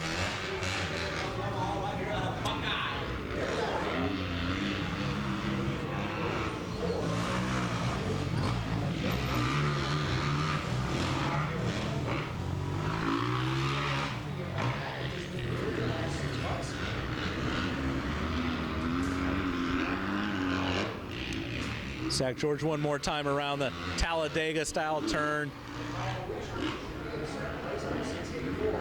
Just keeping it smooth and upright on two wheels. Coming up to the uphill triple. Should be able to land clean and hit that inside line.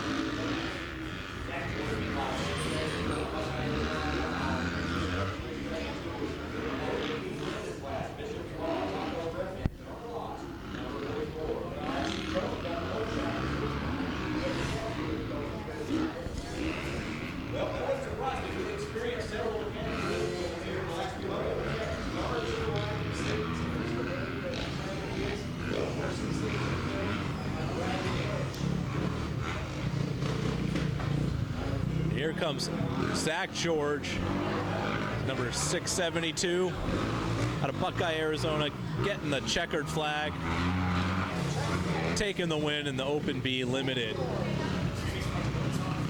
He's making his way over to the podium. And then send it over to you.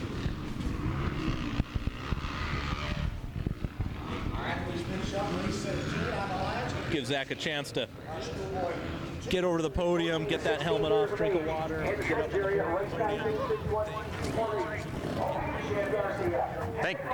All right, thank you there, JP Parsons, down here with the 672 of Zach George out of Buckeye, Arizona. Mr. George, welcome to the podium one more time. It looks like you got a second yesterday in your earlier moto. So, man, you're set up right there, right on that overall if everything goes well for the third moto. Yeah, I'm feeling good out there. The track's getting gnarly. It was a really good race, and I just rode my own race and felt good out there. Any sponsors you want to thank? Who's helping you out with your race program, bud? My mom and dad, Lord Jesus Christ, for keeping me safe.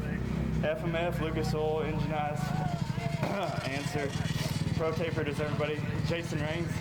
Everybody just helped me out so much, and I'm just so thankful right now. Man, big old smile on your face, and we're happy for you up here. We hope you can pull it together and see you back up here next moto. Oh yeah, definitely. All righty, there you go, folks. Zach George, number 672. Let me get out of your way. And we've got number 44, Richard Taylor, coming up out of Woodland Hills, California. Your second moto winner in the Open C Limited class.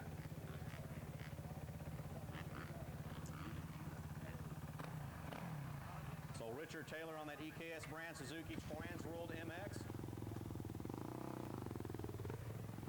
Number 44, the lone Suzuki rider out there on the track. And we are back, getting ready for the Schoolboy 2, 14-16 B and C. Getting ready for the gate drop on the 2014 AZ Open AMA Championship.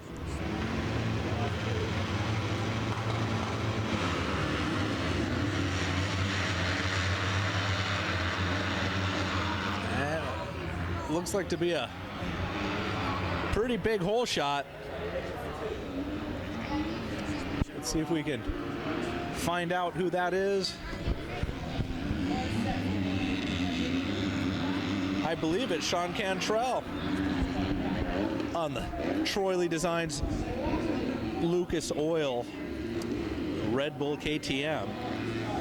Yep, the number 37 taking the lead right from the get-go.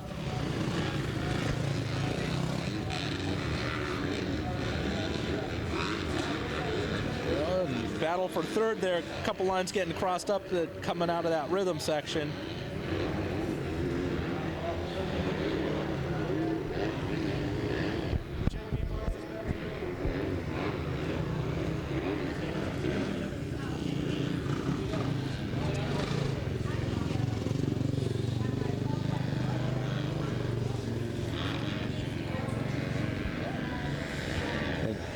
Cantrell able to lead everyone around this first moto and already opening up a pretty good gap for putting in almost 3/4 of a lap so far. He'll be coming down this downhill into the right-hand turn into the front rhythm.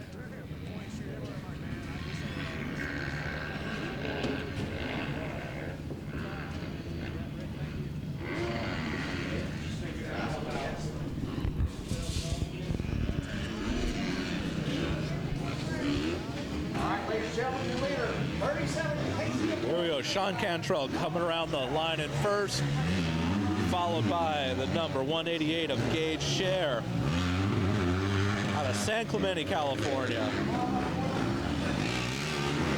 153 of Carson Carr in third.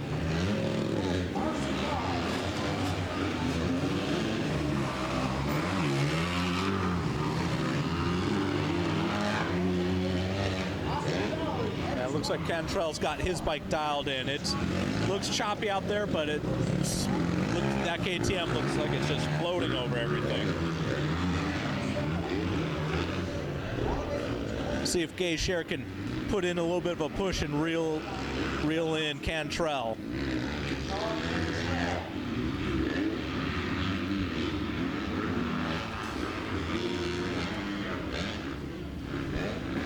Cantrell able to triple, double out.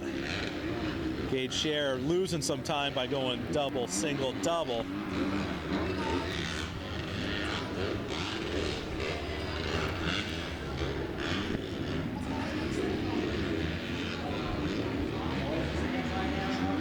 Yeah, Cantrell is just opening up that lead. Up in the sand coming down hill number 8. And he's staying in the rough stuff, going to that inside where see a few of the other guys trying to keep it smooth going around the outside. Looks like Share went around the outside. Cantrell keeping it tight going around the inside and increasing his lead. And he'll be coming down. We'll see him come into the front rhythm.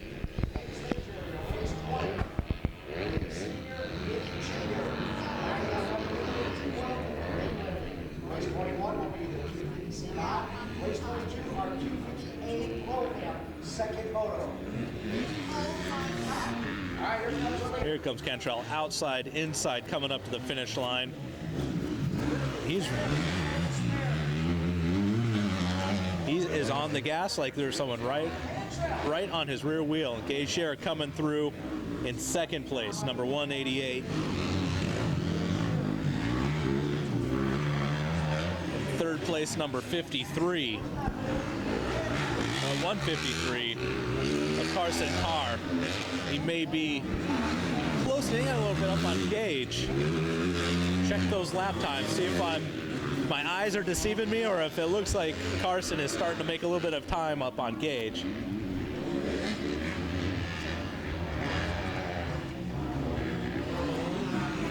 So as far as the lead, it's Cantrell far and away. I think Cantrell is just fighting the clock now. He wants to put in those lap times.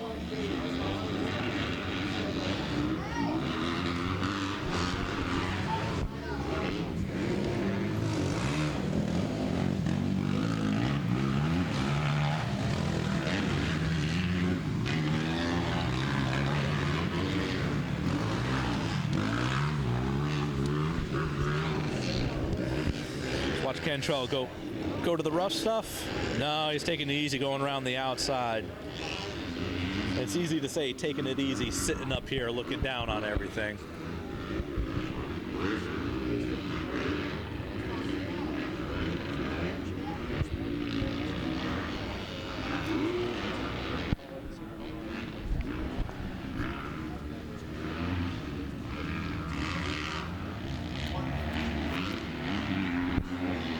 Looks like the number 113 of Austin Valerie is down and getting tended to.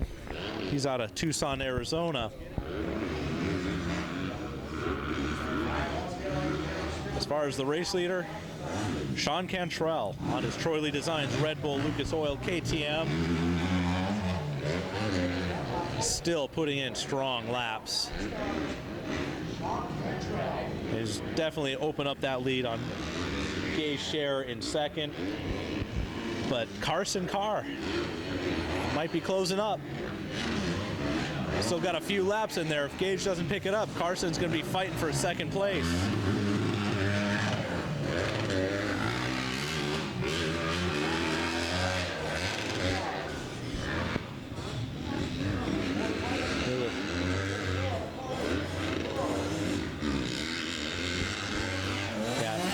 Jumping that uphill triple like Cantrell just did makes it so much easier making that left-hand turn, staying to the inside.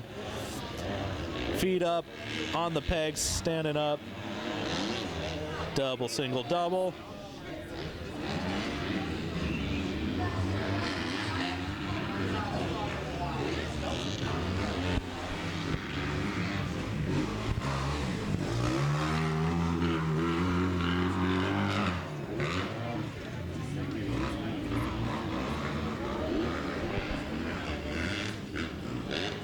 Yeah, right now Austin Valerie getting carried to the mule to get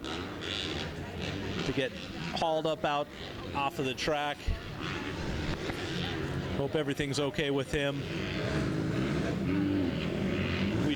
Who we do know everything's okay with is Sean Cantrell. Putting in an impressive ride.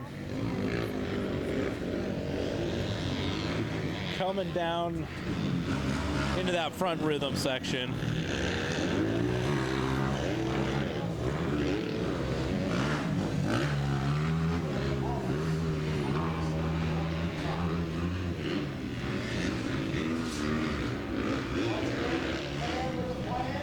Sean Cantrell getting the white flag. One more lap to go. My guess is he going to put in a lap time on this last lap that's just about as good as his fastest lap.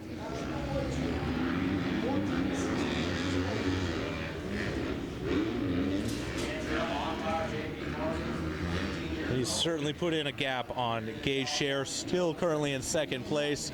Carson Carr hasn't really made up that much of a gap, but one final push and a mistake by Gage could put a little bit of excitement in a second place battle here.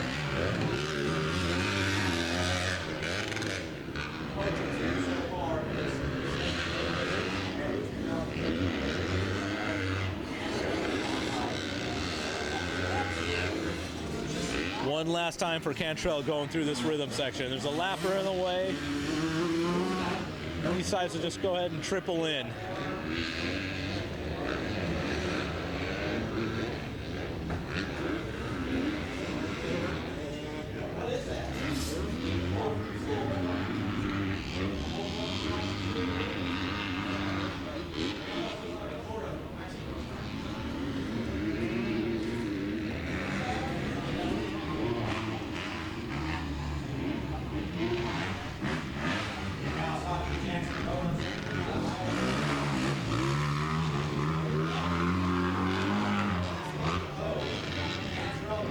Cantrell, final top part of the track in the southwest quadrant of ACP.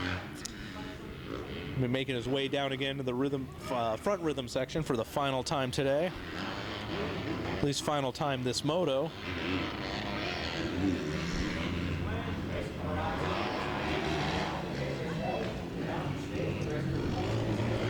Here we go, the number 37 of Sean Cantrell racing the KTM Troy Lee designed Red Bull Lucas Oil bike, getting his checkered flag. And making his way over to the podium, which I'm sure he'll be doing a lot in his career.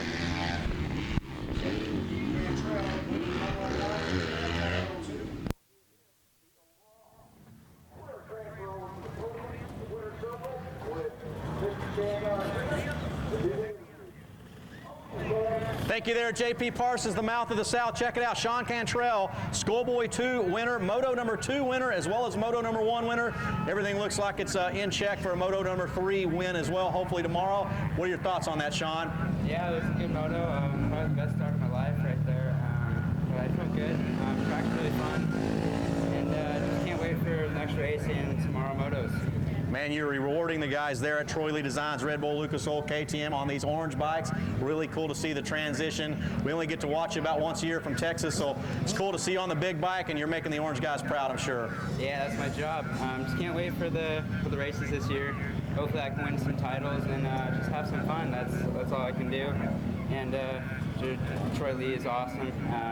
Can't thank all the guys enough. Troy Lee, Lucas Oil, Red Bull, KTM, Adidas, Team Dunlop, Alpine Star, Oakley Goggles, and just everybody, thank you. A whole slew of sponsors helping you out and have had your back for many years. Yeah, that's for sure. All righty, Sean Cantrell, we'll let you get back to the deal, and we'll tell you what, we hope to see you up here on the podium. I'm sure you want it too. Thank you, yeah. All right, Sean Cantrell, folks, number 37, JP Parsons, back down to you. Great. And we are back, the 2014 AMA AZ Open.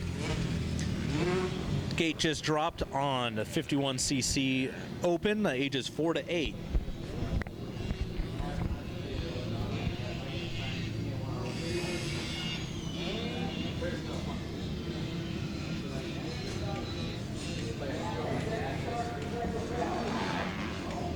Oh, and we just had a rider go down on jump number 4. Trying to get a number on that. We got notice the lights there warning the riders. There's some danger there.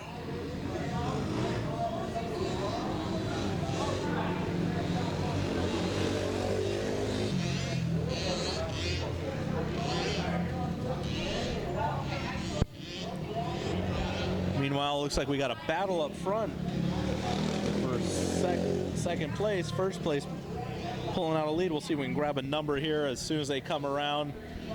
Give you a running order.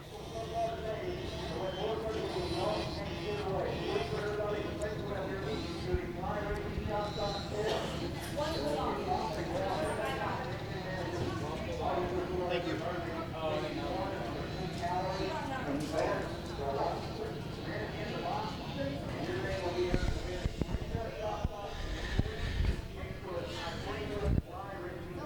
So they're making their way around the top part of the southern part of the track and heading downhill into the right-hand turn to the front rhythm. And it looks to be number 29.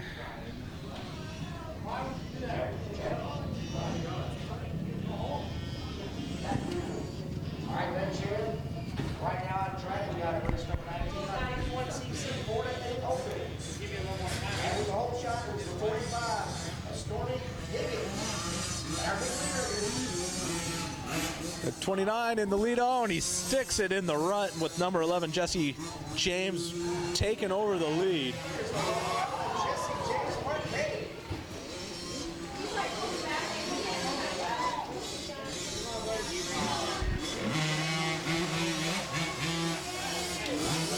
And number 73, Jace Allred, coming around in third place, but Jesse James Parkey open up quite a lead.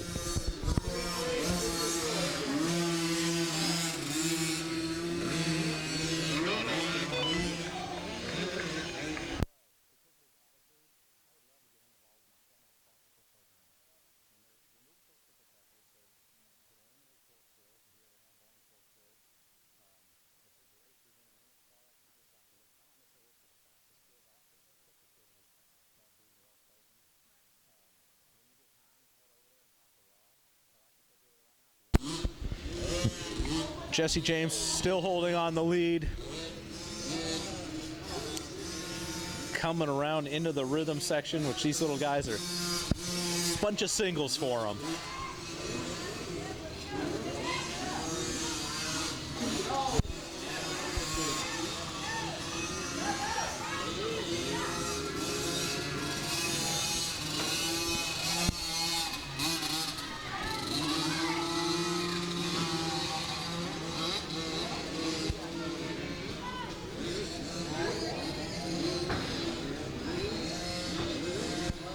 Jesse James Parkey out of Canateo, Texas on his Cobra, riding for the Venom MX ASV factory backing, motovest.com.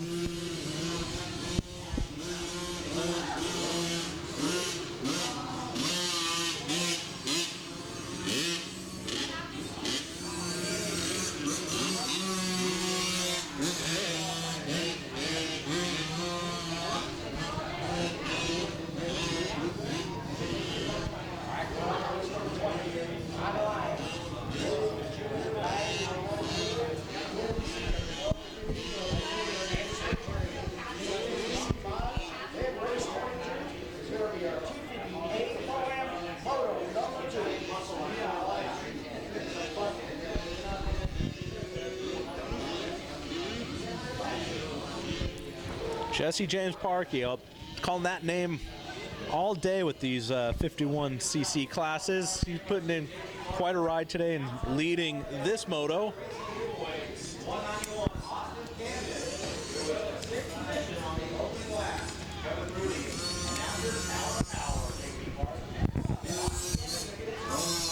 Jesse James completing one more lap and put on a sizable lead.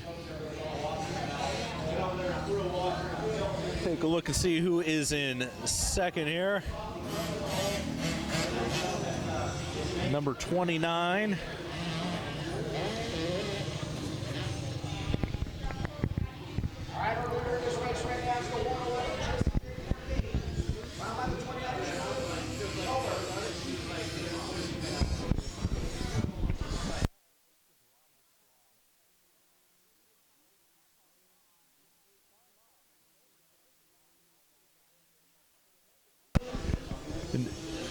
Julian Boehmer in second place, the number 29. He was leading until he tucked the front end right here in front of us in the finish line, giving Jesse James the lead. And it took him a little bit to get up and going again. But he'll put in a strong ride, maybe close the gap a little bit on Jesse James, but it's quite a sizable one. Not sure if he'll have enough time to close it up and challenge Jesse James for the moto win.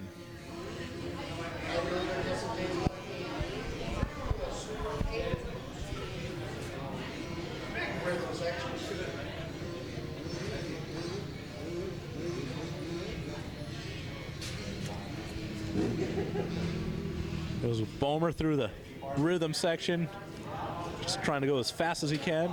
I think he just just kind of skimmed through there like they were whoops. He's putting on a charge, but it's gonna have to be one heck of a charge because Jesse James has put on quite a lead.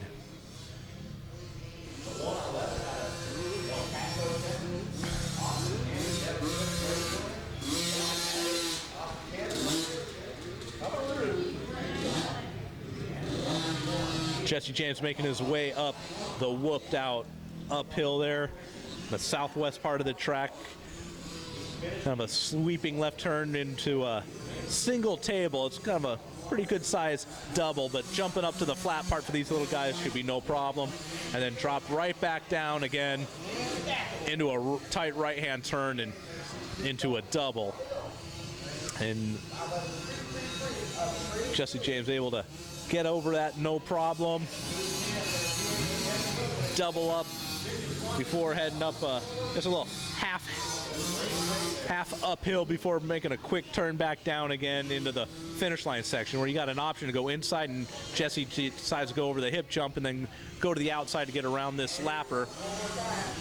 And he's getting the white flag. One more lap to go for Jesse James Parkey.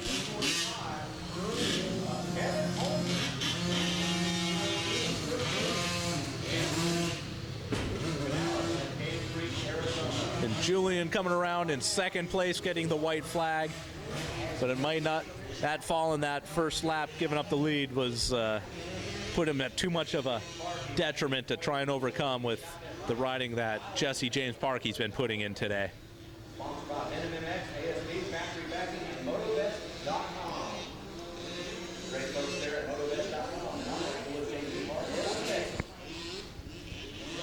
Again, a big thanks to FMF allowing us to present the live feed for you folks from the 2014 AMA AZ Open. You can also go to AZOpenMX.com not only to see the live feed, but get the live timing as well.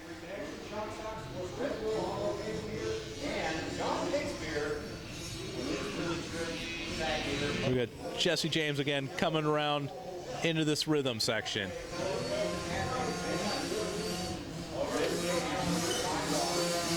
One thing I'll point out, not typical of Arizona, we have not had to put one drop of water on the track all day. The rain that we got earlier this week and the prep that Bobby White and his crew put in to get this track ready, the track just seems to be getting better and better as the day and the motos go on.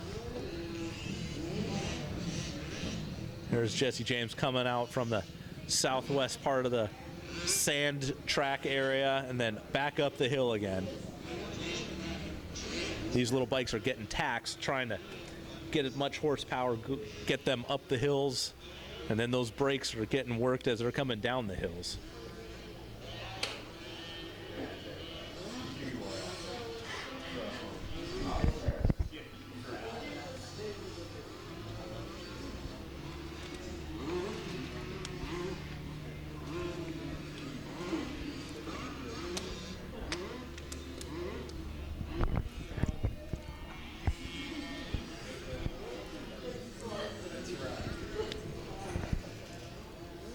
Waiting for Jesse James to make his appearance as he makes his way towards the checkered flags.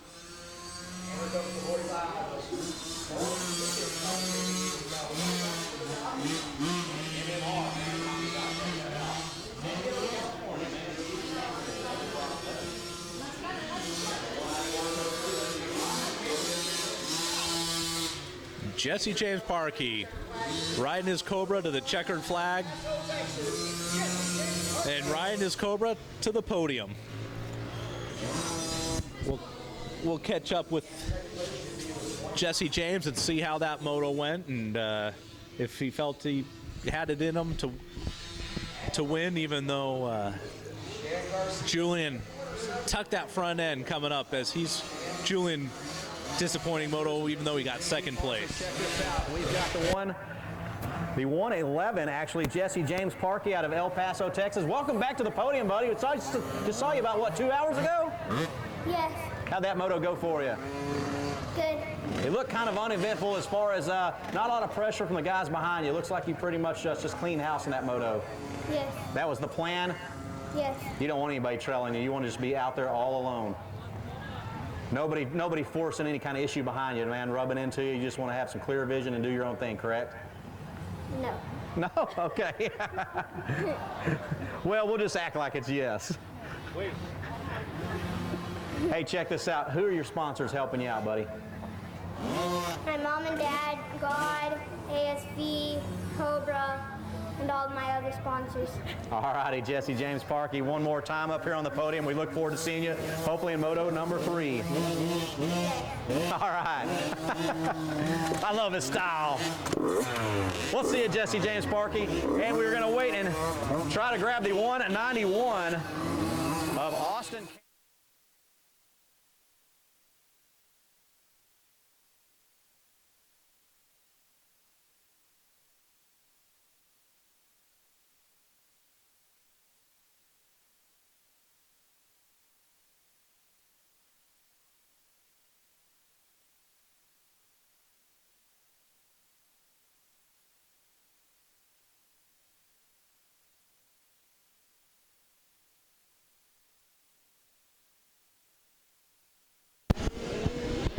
And we're back for Mini Senior 12 to 15 Limited and Mini Junior 9 to 11 Limited.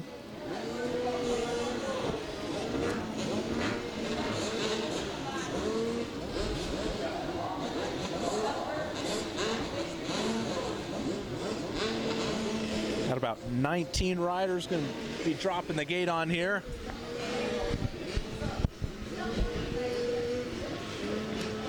Looks like the starters getting the okay to get everyone checked off, and we'll see the 30-second board here.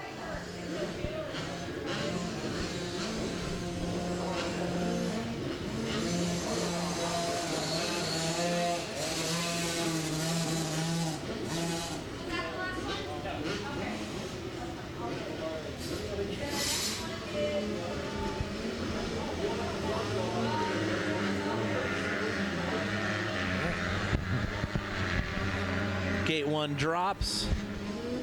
Gate 2 getting sorted out. That's looks like a neat sight with the mountains in the background. The riders going as fast as they can around that Talladega turn. Now they're coming up to the uphill triple. And we'll get the number here on the leaders here. As the second gate is getting ready to drop. These are the Mini Juniors, 9 to 11.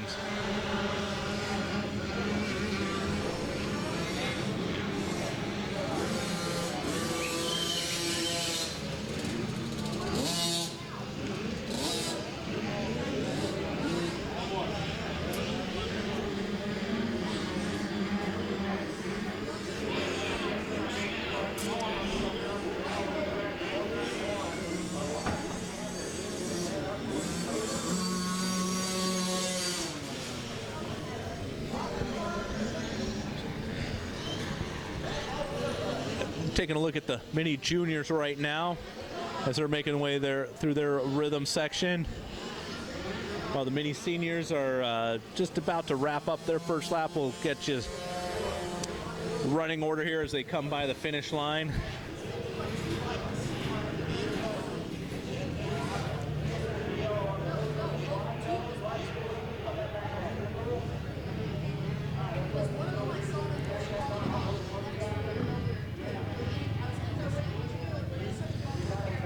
Here we go, looking at the mini seniors. And it looks to be the number 110 of Devin Bates out of Las Vegas, Nevada, putting his KTM up front. But can't sit quite comfortable yet. We got the Yamaha number 164, Trevor Woodward, from right here in Phoenix. Standing up, negotiating those ruts. Number 180 of Ryder Pietro. Santan Valley, Arizona, come around in third, and number 21 of Noah Devine out of Mesa, the East Valley.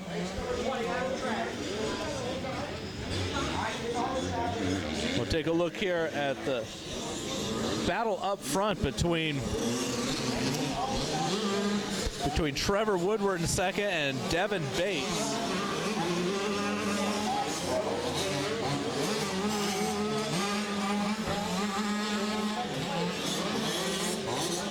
Both of them stepping up on that uphill triple. That'll definitely put third place far further behind them, but keep these two in a battle for first place. Whereas Devin choosing to go the inside, Trevor railing around the outside. We'll see if he's able to hold his momentum. Oh, and Devin was cased that double in the middle, and that slowed down Trevor. Both of them clearing number 5 as they get on the gas to head back up the hill into the sand.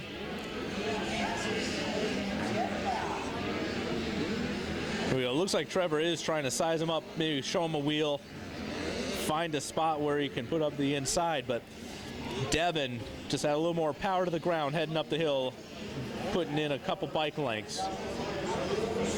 And Trevor decides to go to the outside, where it's a little bit smoother, but we'll see if it's a little quicker. And it is. But that KTM power put Devin back up the hill to get on the inside. But it looks like Trevor pushing the outside, and he's got the lead.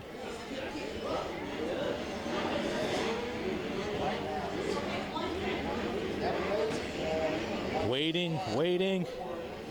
Yeah, Trevor Woodward has the lead. Coming up to the front rhythm section, putting the pass on Devin Bates.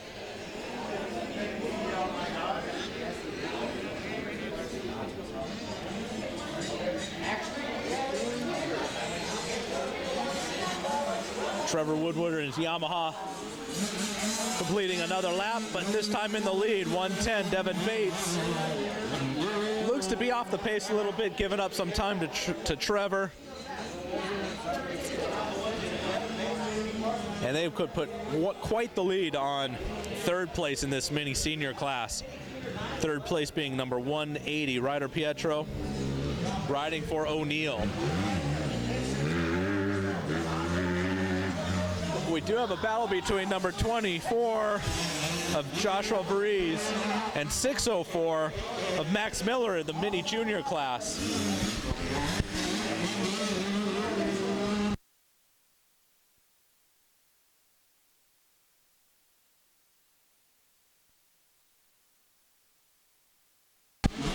Let's take a look at Joshua Varese and Max Miller as they're battling in the mini junior class.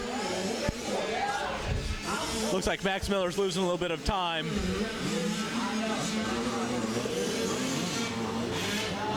Joshua Varese is starting to open up a gap. And they both do the uphill triple there, and I think they're coming up on number 180 of Ryder Pietro in the mini senior class. So the 24 of Joshua Varese already making his way up into the mini senior class, which was the first gate. Double, single, double for these little guys. Mini juniors of Max Miller and Joshua Varese battling for first.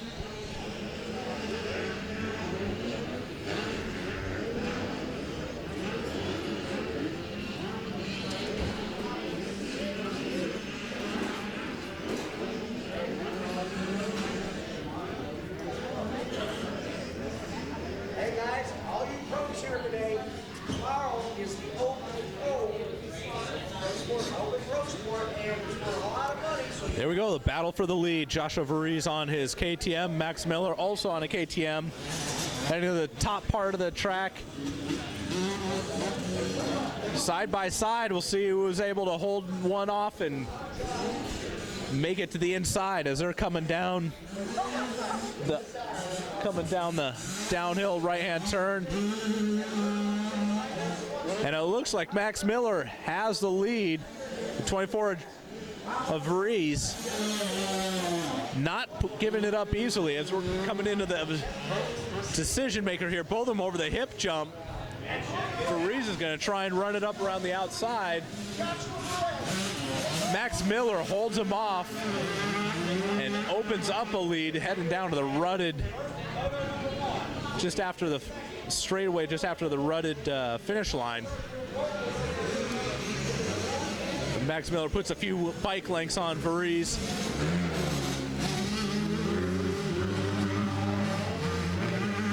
We'll see if there's a part of the track where Varese may be a little bit quicker, close the gap a bit.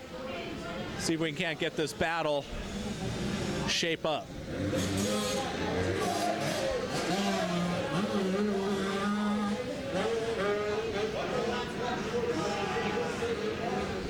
Both of them making that step-up triple look easy. Coming over number 4. The rhythm section may tell the tale here as Woodward in the lead. Varese only not able to double in the middle there, giving up a little bit of time to Woodward.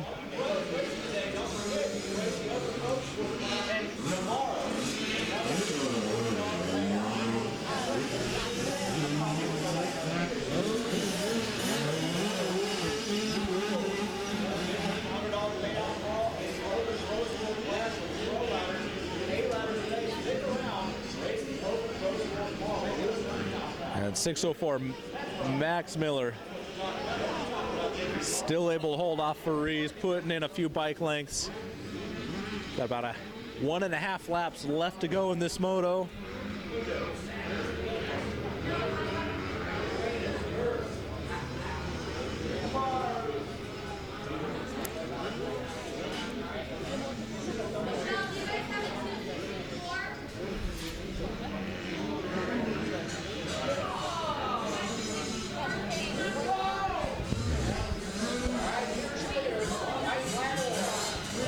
The white flag is out.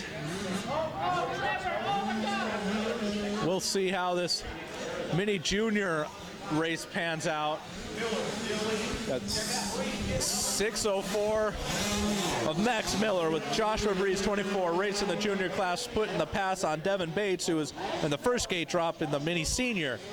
But the mini junior class battle for the lead is the race of the day.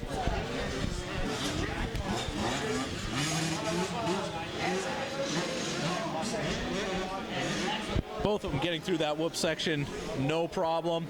Back on the gas, up and around this whooped out, chunked out Talladega turn.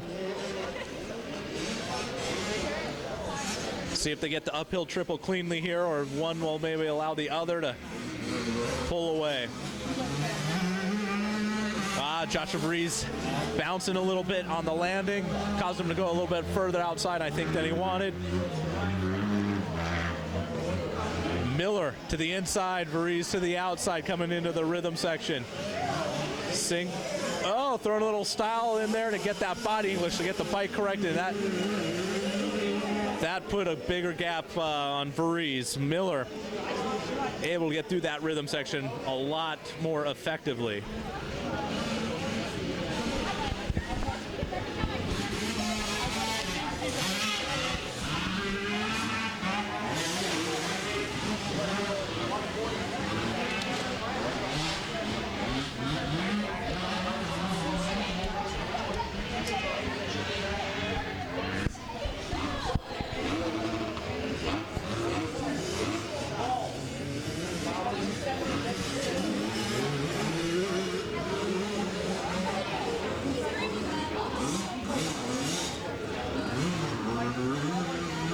Finishing up the last lap here of the mini senior and mini junior moto.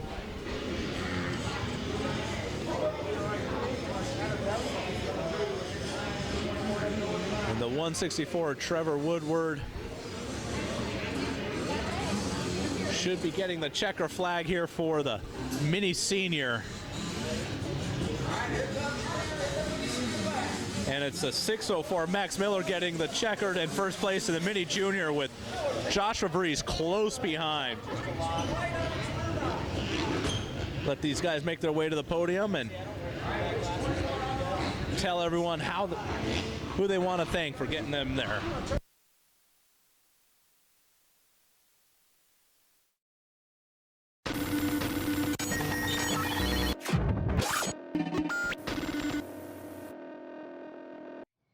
Years ago, FMF came to life with a spark.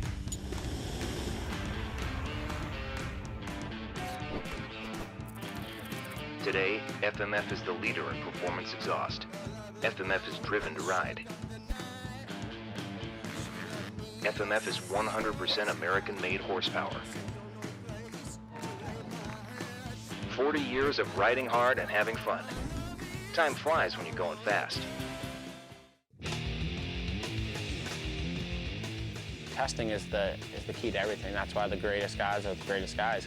Through experience, I've learned that setting my sag properly is the key ingredient to my success. You know, to have the slacker and be able to make these changes so quickly in the morning before I ride is absolutely huge for me. Slacker kicks ass.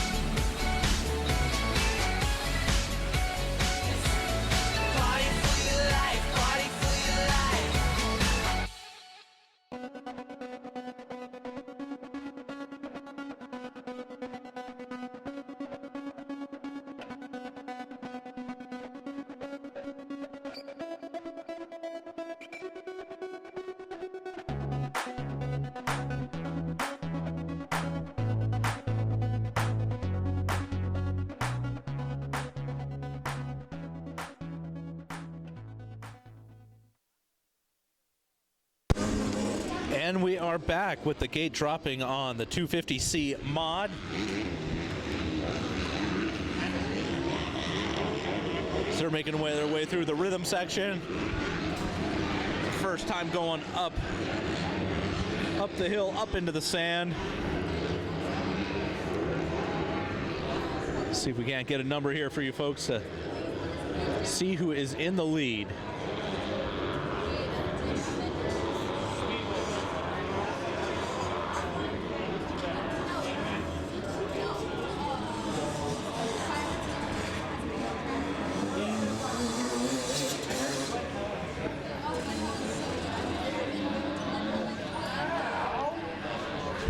Looks like first and second shaping up to be a bit of a battle. Those are at the top part of the track, ready to make their way back down into the rhythm section here for all the spectators to get a look.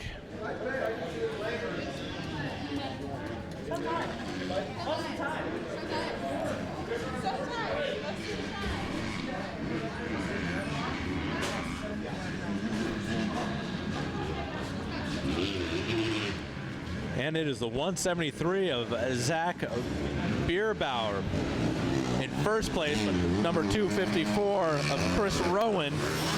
Close second, the 672 of Trace George. Followed closely by Rich Taylor on the 44.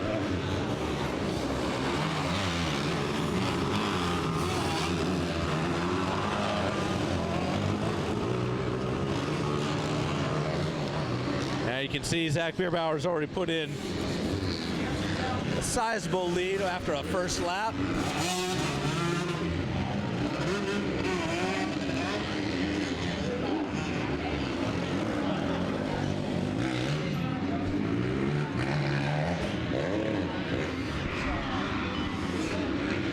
Oh, Bierbauer getting a little sideways there, going up into number 4, coming around to the rhythm section.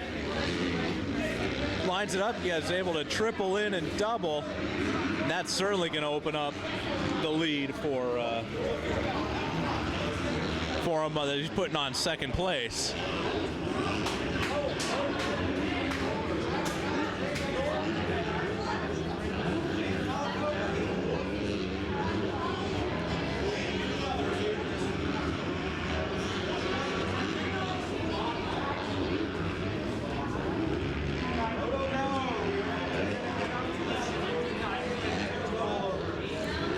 Bierbauer continues to open up that lead as they head back up the last big uphill before having to come back down.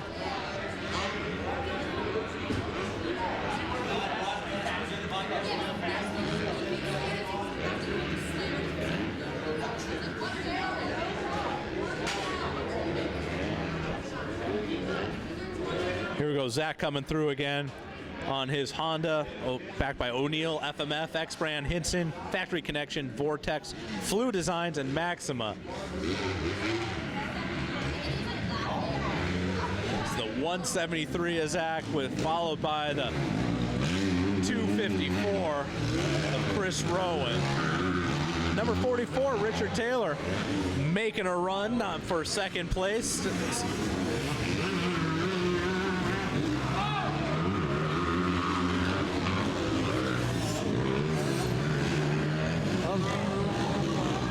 Zach is making his way up front. We got the 996 down here in front of us. James Alico out of Glendale, trying to get the bike going, but looks like just about everyone but 3 riders passed him. But Zach has no idea that's going on. He's just concerned with putting in strong laps, edging his lead over Chris Rowan, but Chris better not lose sight, because he's got Richard Taylor coming up behind him on the number 44 Suzuki.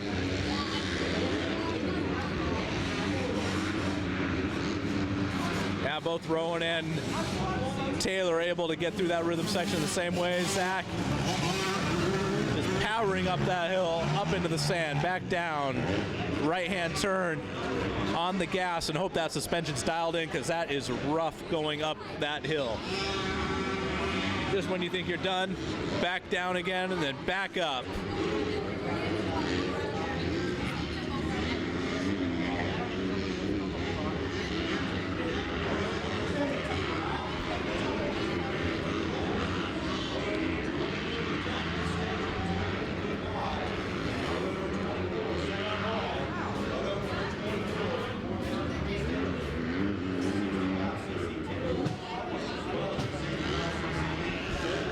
Waiting for Zach to come down into the front rhythm section. Now looks like he is opening up that lead over Rowan.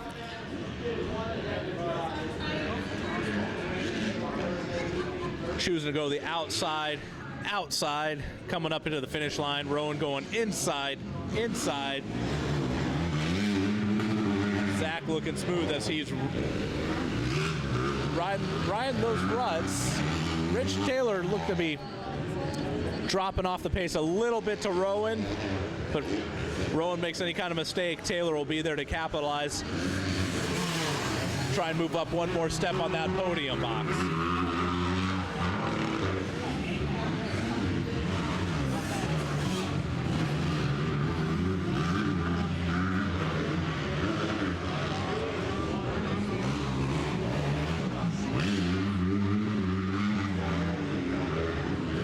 Zach up and over the uphill triple.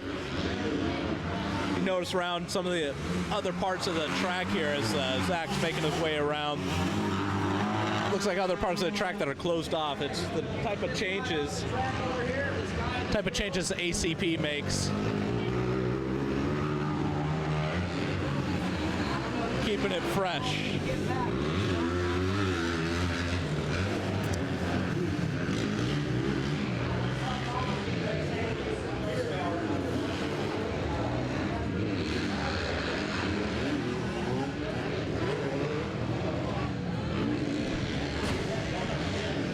Checking in on Zach again. Kind Nothing's changed. He's still in the lead, making his way down the rough downhill. Right hand off camber, back on the gas, go the uphill, move to the right so he can make that tight left turn a little more efficient, a little more effective.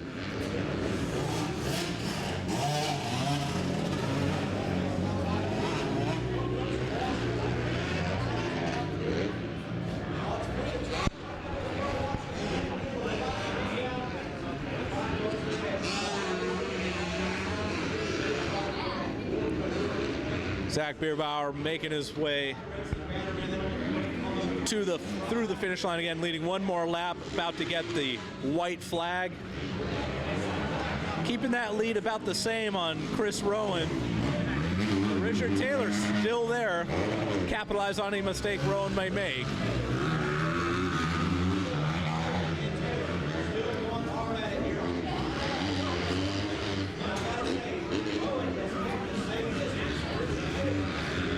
Looks like Taylor, though, creeping up on Rowan.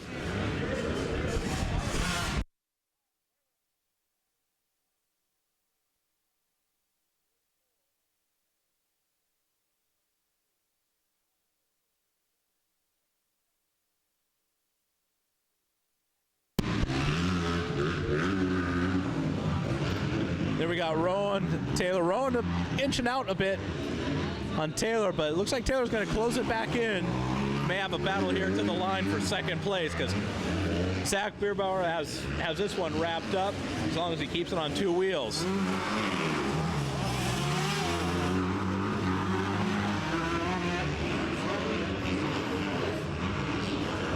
Looks like Taylor trying to run up on the inside there, but not quite able to make it happen. Rowan closing the door on the inside. Taylor up to the top around the outside. Try and make something happen coming down the hill into this right-hand turn. And it's just about 4 bike lengths or so behind. Coming down number 8 into the rough stuff, keeping it to the inside. Rowan protecting that line, keeping Taylor behind him. Taylor gonna maybe try and get around him up top here. Oh, a slight mistake by Taylor. Just gives Rowan what he needs to inch out even further.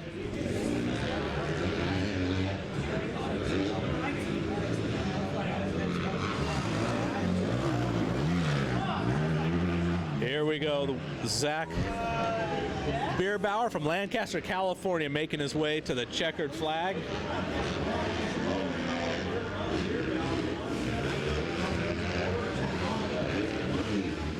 There's the checkers for Zach.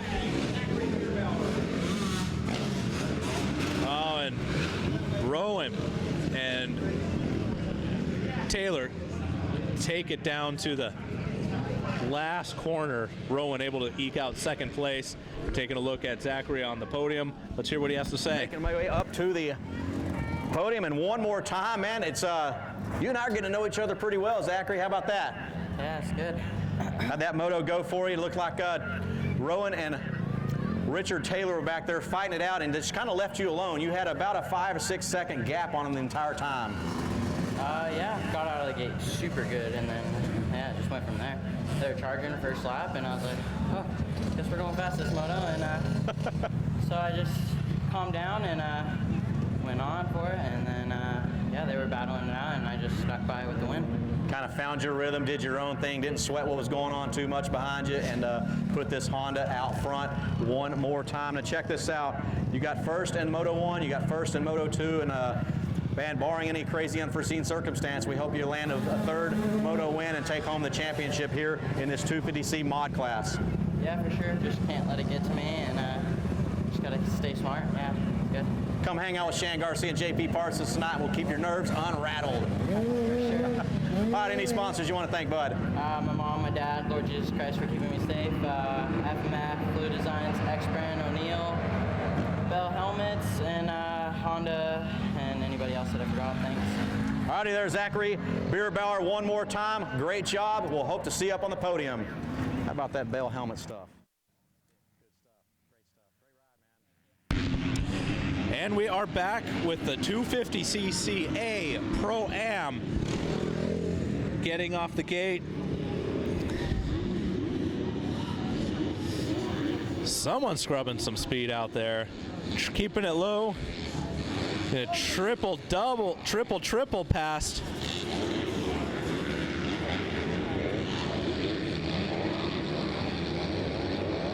Right back up the hill.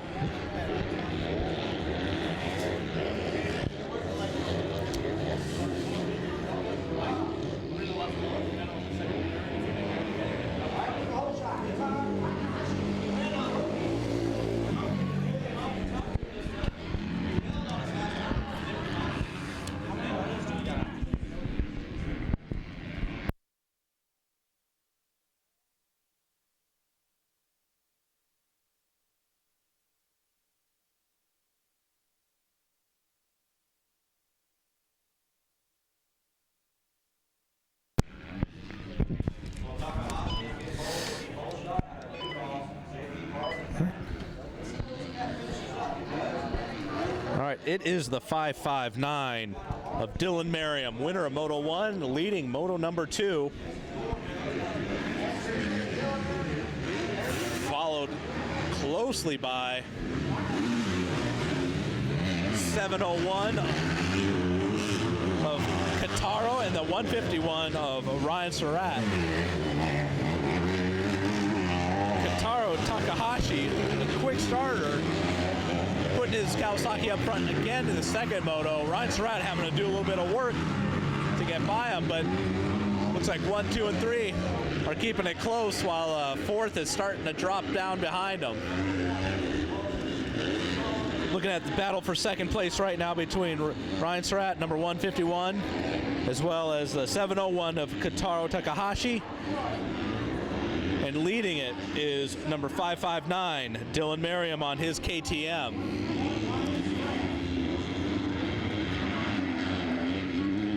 Surratt going to the outside. This is where case of triple a bit, but Kotaro held the inside. Surratt may have the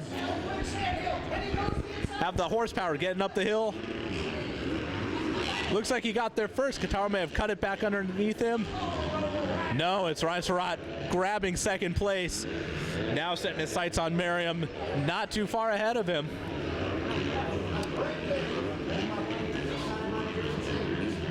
See if Kotaro Takahashi can keep sight of these guys, get on the rear wheel of Ryan Surratt, and maybe follow him up to the front.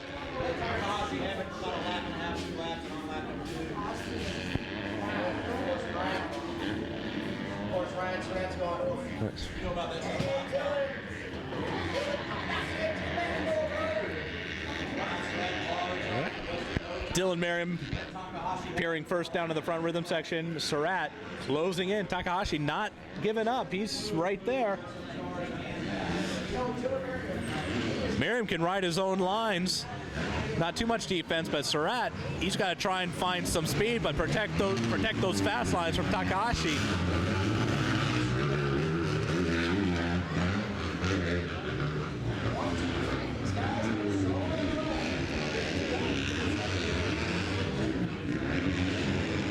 Oh, Merriam just hit that inside line into the whoops. Just floated over those rockers. Surratt looks like he's losing a little bit of time coming out of the whoop section. Merriam may have found that fast line going in and out of the whoops. But Surratt, he's got a few fast lines out here as well. He may be able to reel them in. Takahashi's starting to lose touch a little bit with Surratt in second place. Merriam still in first.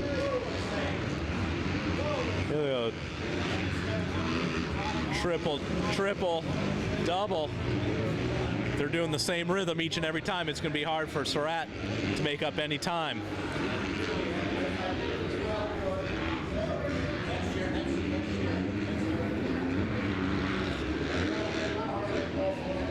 This section over on the west side of the track is all about finding that smooth line, trying not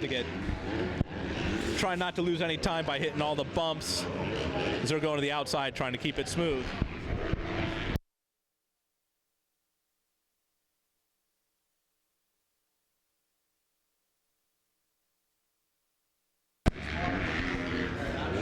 Checking the lap times, Surratt is about a second a lap faster, so we may see this race tighten up at the front sooner rather than later.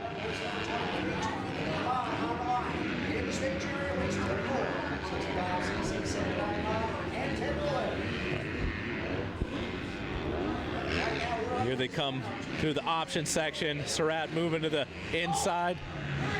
Merriam, bit of a bobble, closing up that gap. Quintaro has lost touch with these leaders. Surratt getting up on the rear wheel of Merriam. Remember last time Merriam had the fast line through the whoops. Let's see if he can use it again, or Surratt has learned something here. Yeah, Merriam just able to eke out a bigger lead coming into those whoops and out of the whoops. Surratt got to reel him back in again.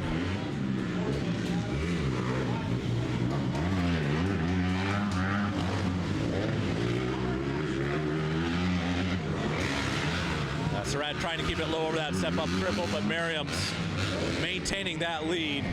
Both of them going to the outside. Oh, rear wheel stepping out a little bit on Merriam, but he's able to keep power down to the ground. Oh, Surratt flirting with the outside of that rhythm section, because that's rhythm section. It is turning to the right, so they're jumping in. The track falling away to the right with them. They got to make sure they're keeping the bike turned to the right going through that rhythm section. Merriam getting a little bit further ahead, going up the hill, coming down number 8. Both of them going to the outside, trying to keep it smooth. Surratt got to try and find a couple fast lines out there to reel him in, because Merriam certainly has fast lines of his own where he's able to keep that lead at a minimum.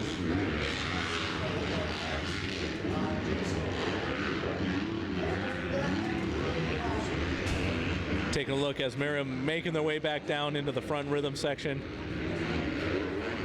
Surratt closing up. We'll see if that option here at the bottom of the finish line, inside, outside, outside, inside, is going to make a difference. Oh, both of them going inside. Merriam protecting that inside line. He knows Surratt is there.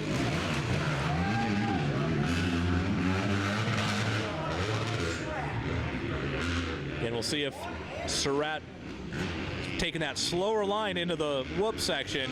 Merriam has that dialed. Not a great drive for Merriam out of the jump there, but into the whoop section. Surratt kept it close. I don't think he lost anything there, as Merriam gets back on the power again over Talladega. He's going a little bit higher into the smooth line, where Surratt keeping a little bit lower. Both of them up and over the step-up triple. Surratt going to bouncing a little bit to the outside. Merriam keeping it smooth, coming around that off camber into number 4. All right, keep an eye on Surratt going through his rhythm section. He was flirting with the left side before. No issues that time, and he actually, I think, gained about a bike length on Merriam going up into number 6. Coming back down, Merriam still holding maybe a 2 to 4 bike length lead at any given time around the track here at ACP.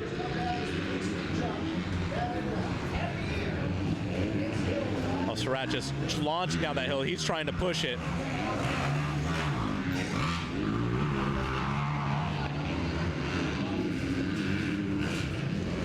Merriam up and over the double up the very top. Making a left turn back down the hill into the right turn just before the front rhythm section. Yes, Surratt maybe lost a 10th or 2. Have to check those lap times to see who's a little bit quicker, but Merriam is keeping that distance pretty consistent. Again, Surratt following Merriam through the inside, coming up to the finish line.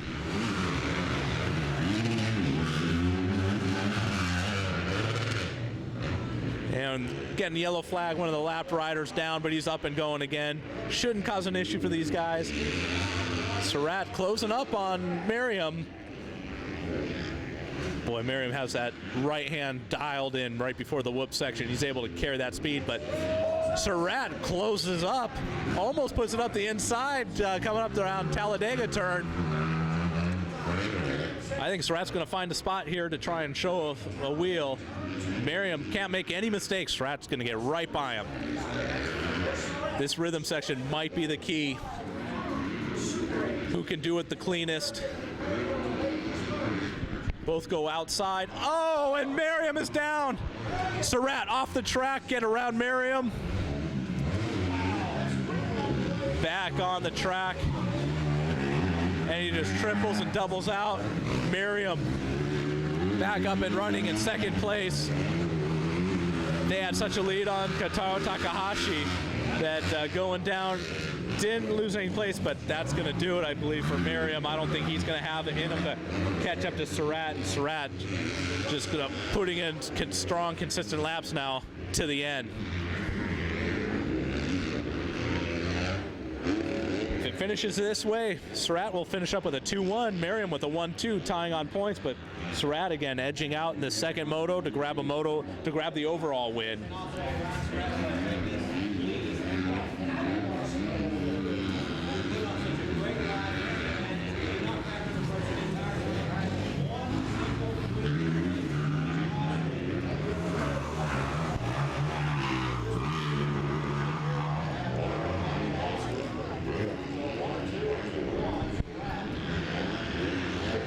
Surratt coming up to the finish line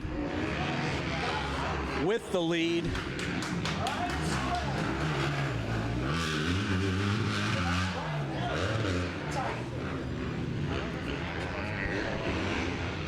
I think Surratt has put it on cruise control now. Just consistent laps, ride the lines you want, no one behind you. And now Merriam just coming through the finish line now. As Surratt exiting the whoops, making his way around the Talladega turn.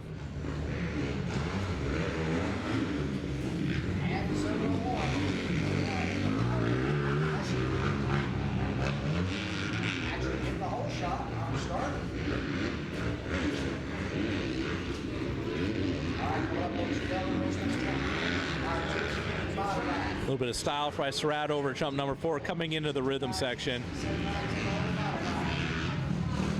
Still able, triple, double, making it look easy.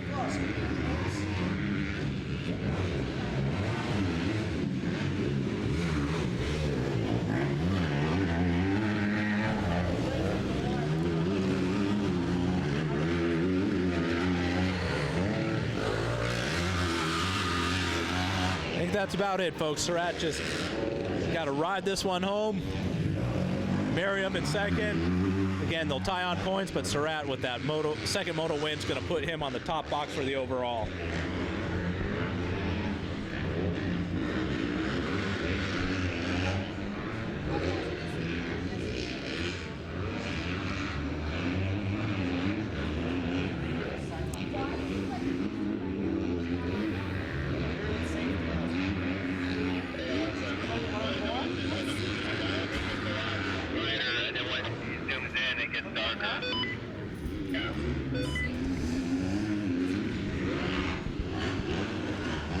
Ryan Surratt getting the white flag.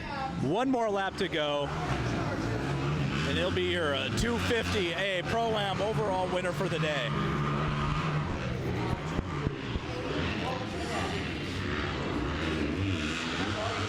He's still putting in a hot lap.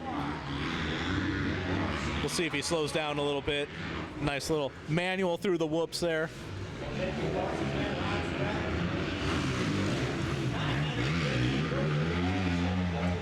Merriam just making his way through the finish line area.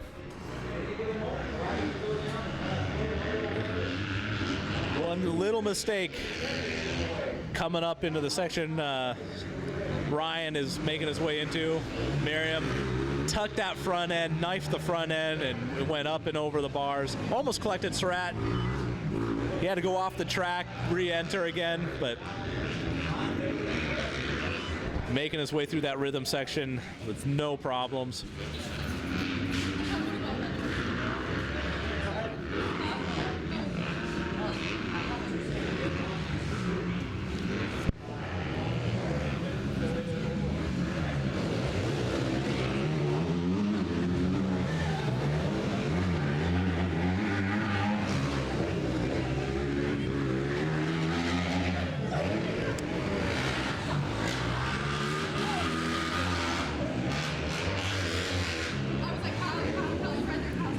last big uphill for Ryan Surratt as he's making his way towards the checkers. One last downhill into this front double.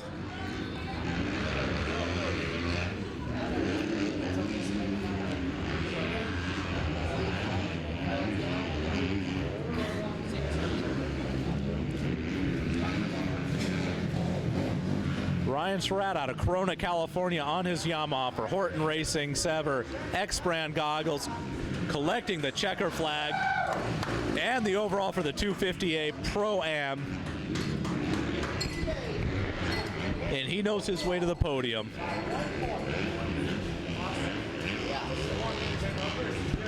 He'll be there to collect his cactus.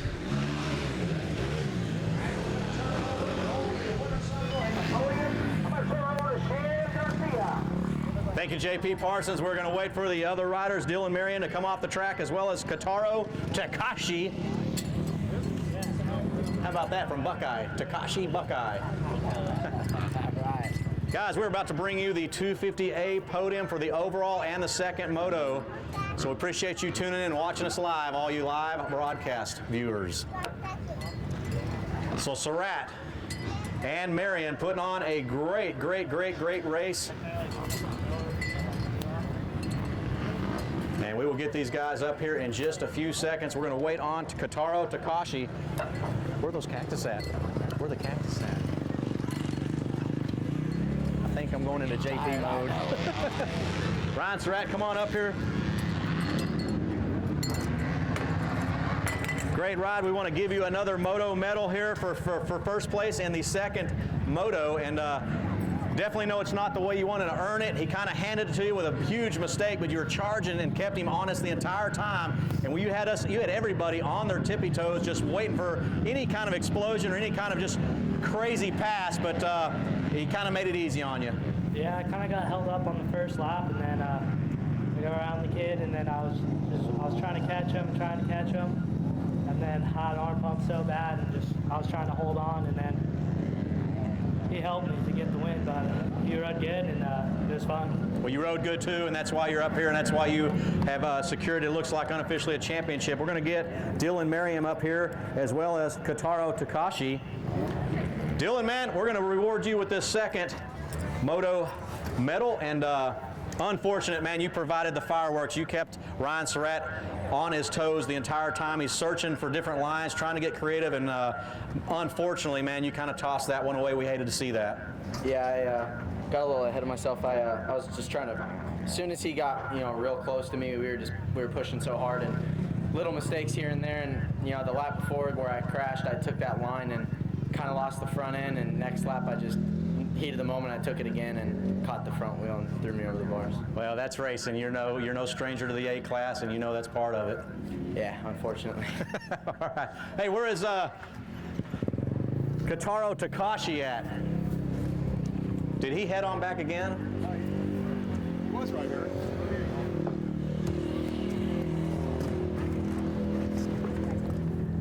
Kotaro Takashi, man, check this out. Both motos, you start out in second place. You were running very strong, and just couldn't keep Surratt off of you. And it seemed like once he passed you, you kind of just settled into your own pace.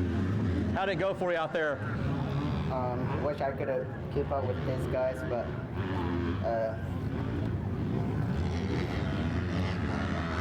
last moto I got flat after the moto.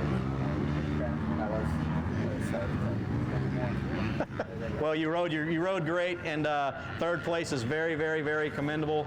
And we're going to get to some cactuses up here. Why don't you guys all stand up here on the box? And where's Bobby White? Bobby White? We're going to reward you guys with these. These are home special made cactuses, and Alex Hunter here with the #1 plate going to present it to Ryan Surratt. And if you would, guys, let's give a round of applause for these three pro riders in the 250 Pro A class, as well as Ryan Surratt earning that #1 championship. Everybody good? All right, yeah, I think we're good. Man, great riding, dude. Thank you. Way to charge and just keeping the pressure on.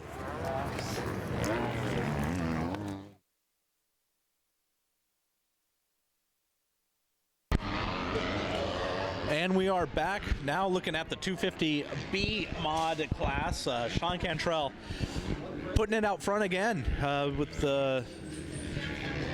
him putting his KTM out front. He knows the fast lines around this track. He's certainly put in a number of laps today.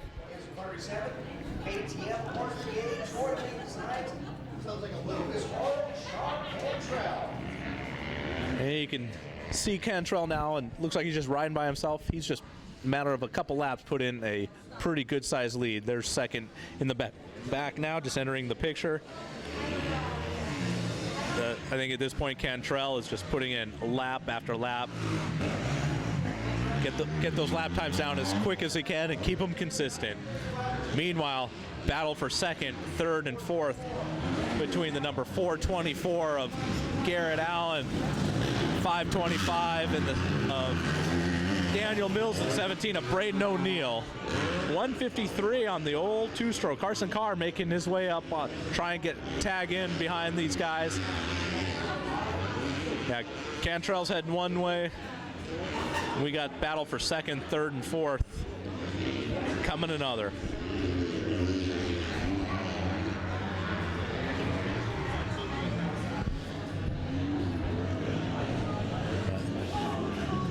Right now, it looks like they're just kind of playing follow the leader a little bit, see if one makes a mistake or if one starts to make a push. But it looks like the gap is pretty consistent between second, third, and fourth, and even fifth.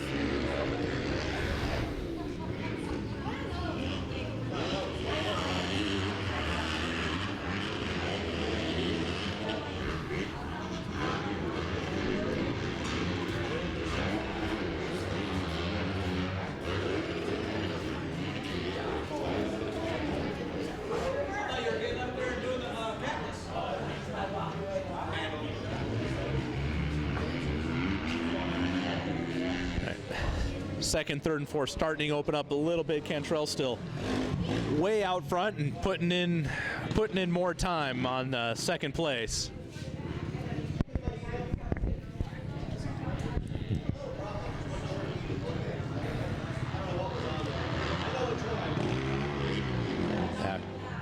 Cantrell still on the gas.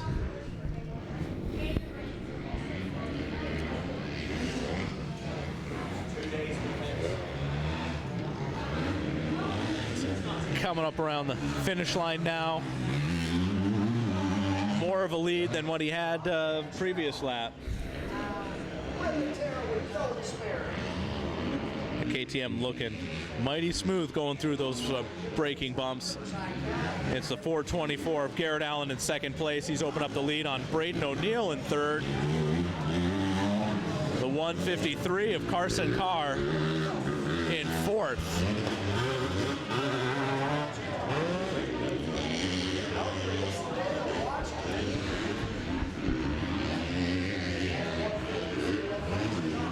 Here at the 2014 AMA AZ Open. This live feed presented to you by FMF.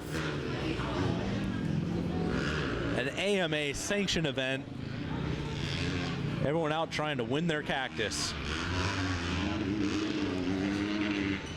Cantrell is certainly putting in a good effort.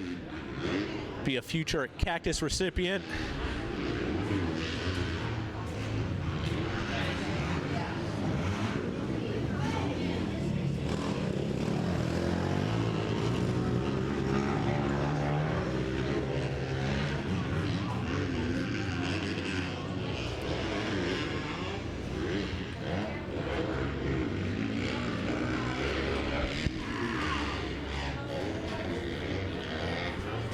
I just showed you how rough that section was for Cantrell. He was just lifting that front tire, almost like a whoop section, but going uphill. Rollers in that sand, and probably some big holes that just on camera doesn't do it justice. Here he comes down into the front rhythm section, into the small double. Just kind of jumping up top before moving up through the small little uphill section. Little stylish hip jump, leg out. He's in control.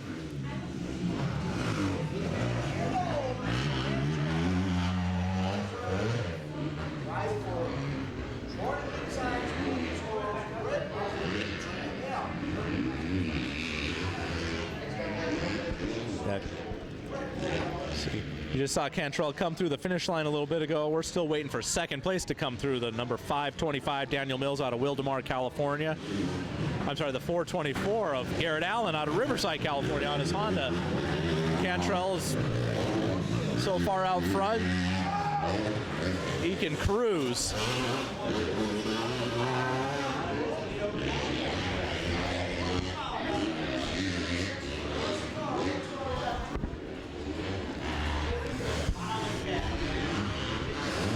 So finding Cantrell coming back into the rhythm section again.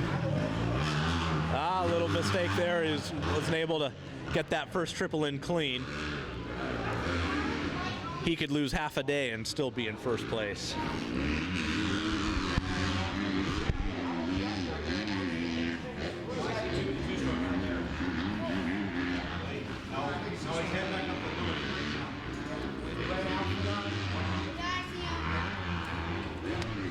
Let's see how his bike is working coming down to that sandy section. Going to the outside where it's supposed to be smoother, but his bike's still jumping around a lot, but you notice his chest and head staying as still as possible. Meaning his bike is working. He's not bouncing all over the place on that thing.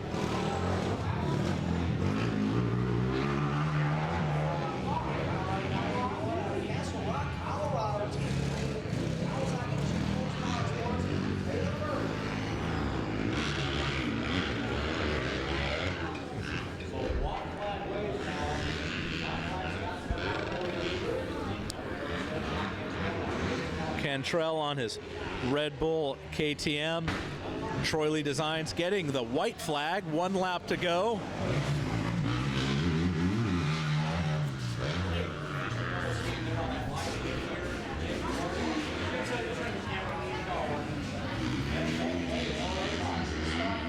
Well, sitting from here at this track, it looks rough. Seeing Cantrell ride it makes it look nice and smooth. He's got his KTM dialed in and putting in solid lap after lap. The 424 Garrett Allen still in second place, coming across the finish line now. Number 17, Braden O'Neill might make a case for second place here if he's able to put on a late moto push. Garrett Allen just might get surprised with seeing another Honda fender up there. But it's Cantrell control exiting the rhythm section, back up the hill into the sand.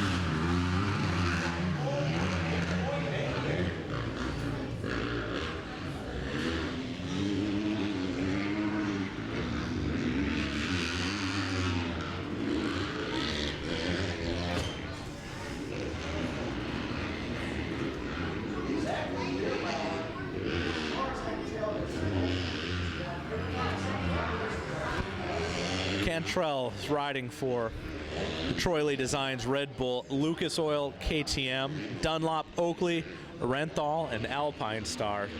And he's bringing them to the top step of the podium with this moto win.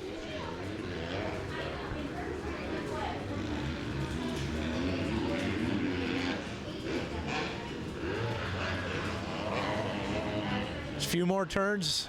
Checkers are coming out for Sean Cantrell, winner of the 250B Mod Moto. There's a checkered flag for Sean Cantrell, making his way to the podium.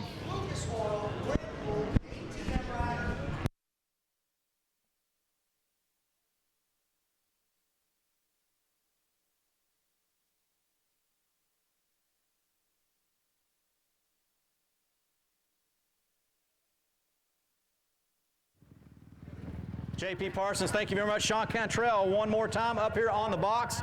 No big surprise. Give me the lowdown here on that quick moto. Yeah, I got a good start, and the track's super rough, so I just tried to ride my own ride and just try to get a big lead so I could kind of relax. Track is super sick right now. I'm loving it, so hats off to the workers out there. You got a big smile on your face. You're looking forward to tomorrow's motos? Yes, sir. All right, any sponsors you want to thank? Let's give those guys at Red Bull KTM a rundown. Definitely want to thank Troy Lee Designs, Lucas Oil, Red Bull KTM, Team Dunlop, Adidas shoes, Oakley goggles, Alpine Star boots, and FMF, Brenthal, just WP, suspension, and everyone, thank you so much. Sean Cantrell, ladies and gentlemen, number 37. One more time up here in the 250B mod. He is going 1-1 moto scores into moto number 3. Best of luck, buddy.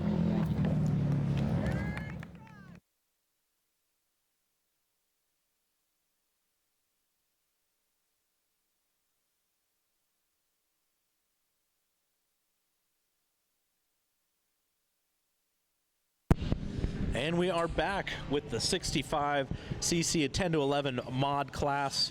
Michael Thing, Ryder Colvin, the only two in this class waiting for a second gate for the 65cc 7 to 9 mod.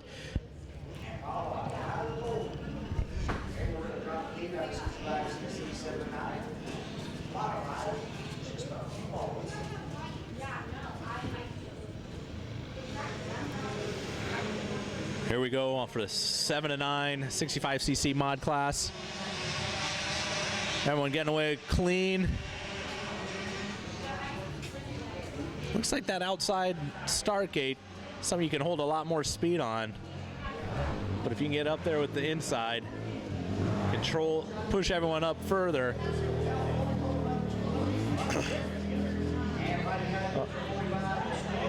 Looks like it was Julian Boehmer. Had the whole shot, lost the lead a little bit, but now he's got it back to number 45, Storm Higgins. I think these two are going to have quite a battle. With Julian moving to the inside, Storm staying on the outside.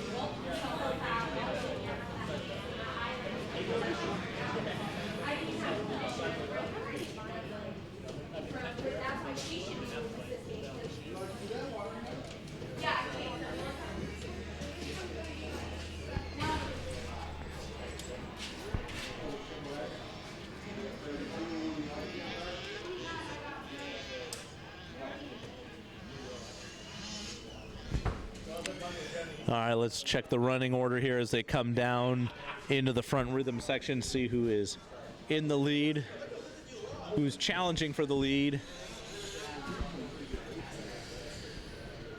The 38 of Michael Thing in the 10 to 11 mod is coming through. But right now we're taking a look at, let's see, who is that in the 65 7 to 9 mod class. The 211, I'm sorry, Brock Bennett, that's who's been out front, followed by number 45, Storm Higgins. Brock Bennett on his Cobra out of Bakersfield, California, leading the way. Storm Higgins out of San Diego, California on his Cobra.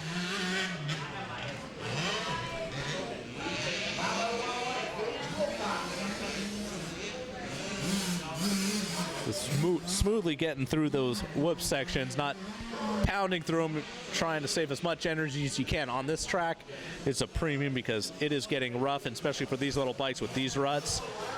They're going to be dragging pegs, just going straight.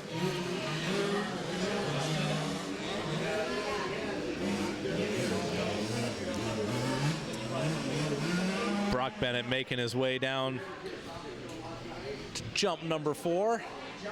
Airing it out and smooth as silk on that landing.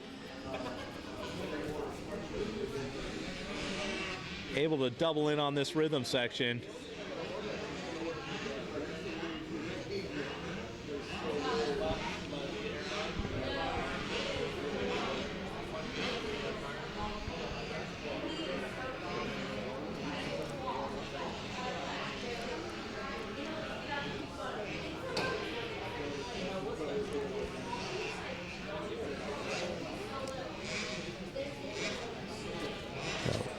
Looks like Brock coming up on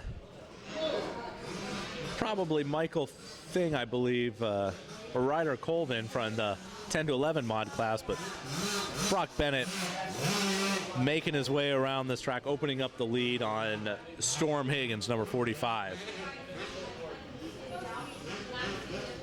You can see he's hugging the edges there, trying to find somewhere that's smooth for that little bike to ride across, try not to hit as more bumps than he has to.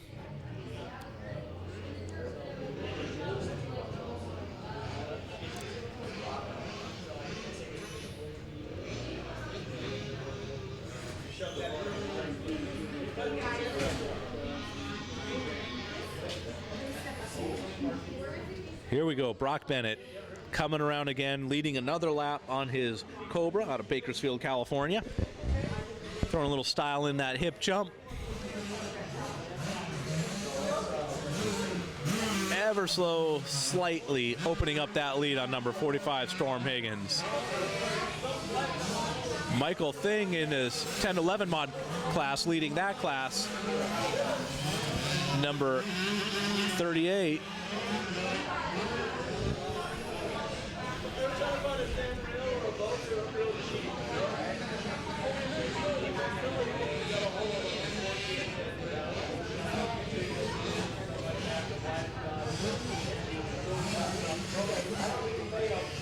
Brock Bennett making his way around Arizona Cycle Park, looking fast and smooth.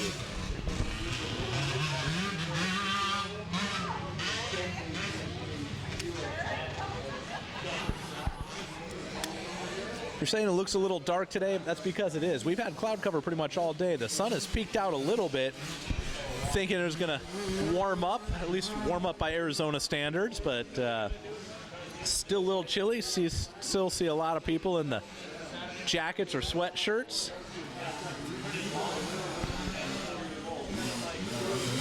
But however chilly it is, it's not affecting Brock Bennett or Storm Higgins, who's in second place, 7-9 mod for 65 cc.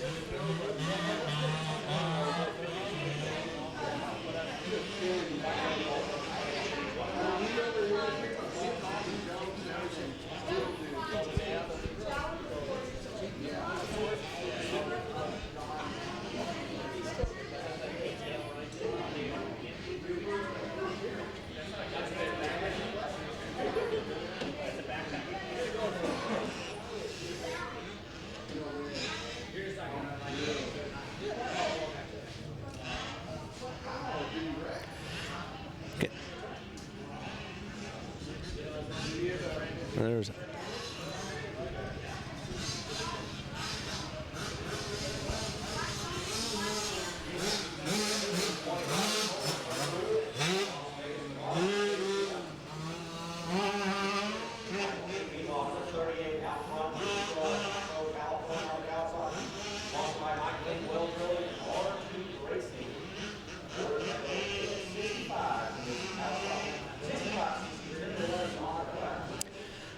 Here we're getting a good look of the Arizona Cycle Park track, kind of nestled down into the hill. The desert in bloom. We got Brock Bennett just passing the finish line here. The number 45, Storm Higgins, second place. And the 101 of Gage Wilcox. He's putting a charge on. He might be putting in quicker lap times, reeling in second place of Storm Higgins. Have to keep an eye on that, see if he's able to reel him in, but reeling him in and making the pass are totally two different things.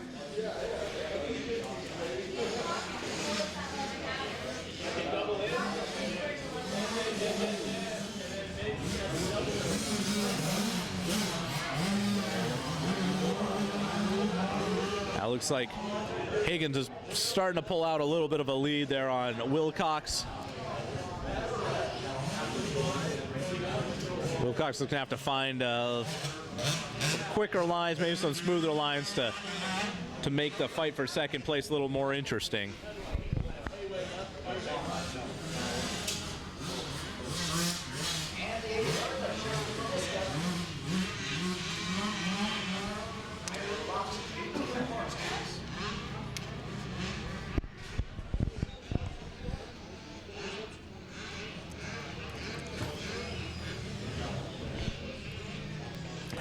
Well, it's a lukewarm battle for second. Still have Brock Bennett out front leading the way.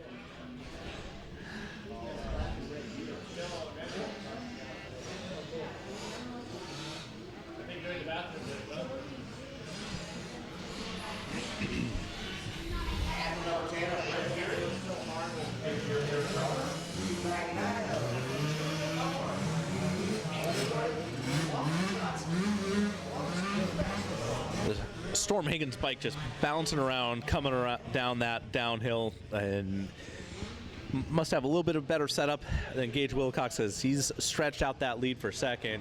Meanwhile, Brock Bennett still out front.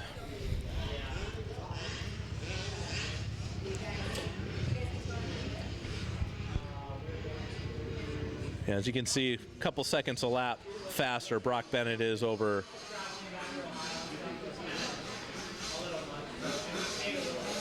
second place.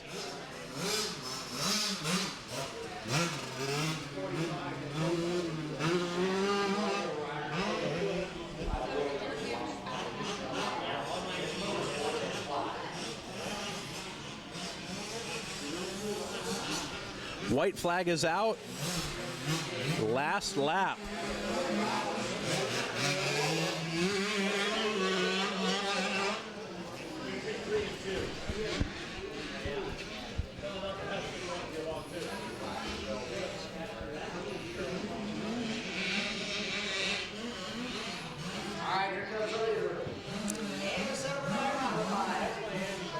Brock Bennett, leader in the 65 7-9 mod class.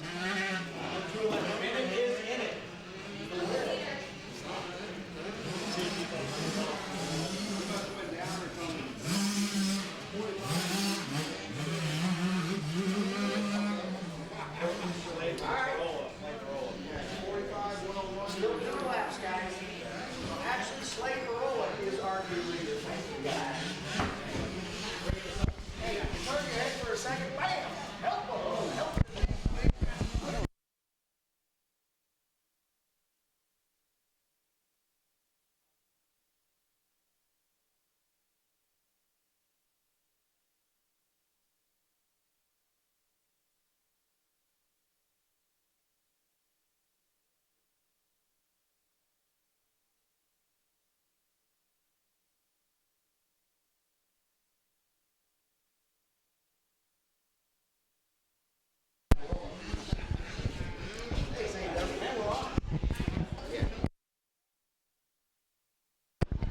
Something has happened to Brock Bennett we just didn't see. I think he's fallen off. Checking the timing of scoring, we have a new leader, the 45X Slade Varola out of Simi Valley, California, riding his KTM. We'll see as soon as the checkers come out, see who crosses over first.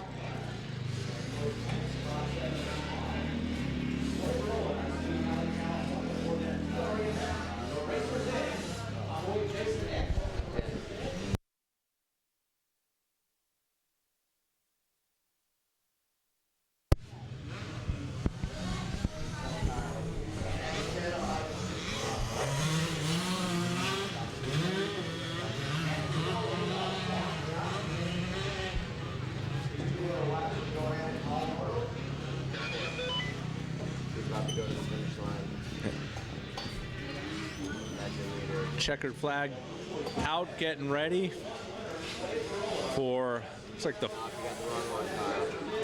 45. I believe that was Slade Varola. Gage Wilcox crossing the line.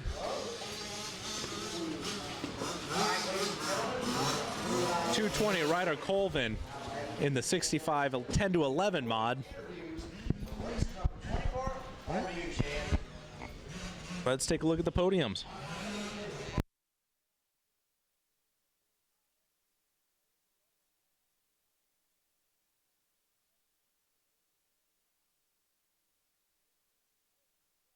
Yeah.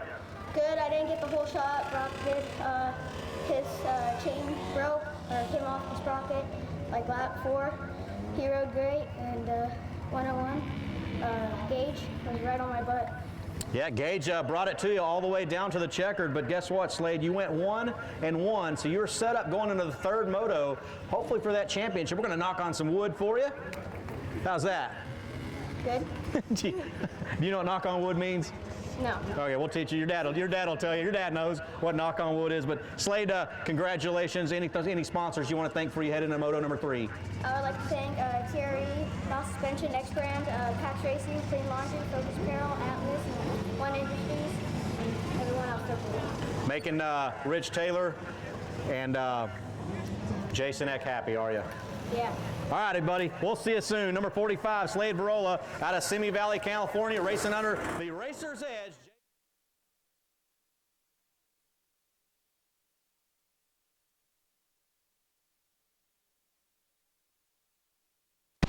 And back for motor number 2 of women 12 plus. I believe it was Carrie Killebrew that took the moto win first moto, and looks like she's off to right start second moto, grabbing the whole shot, and she should be putting in some strong laps.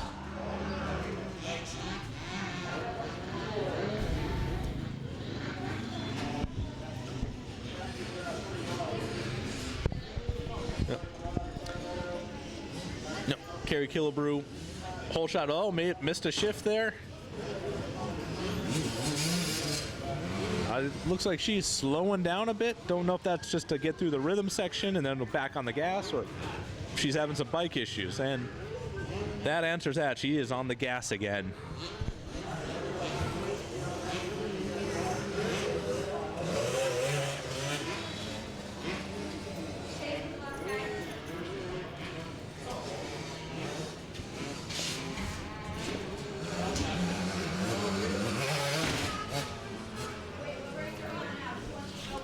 Only about a half lap in, and Carrie is stretching her lead out. We'll see who is in second place here as soon as we get a number.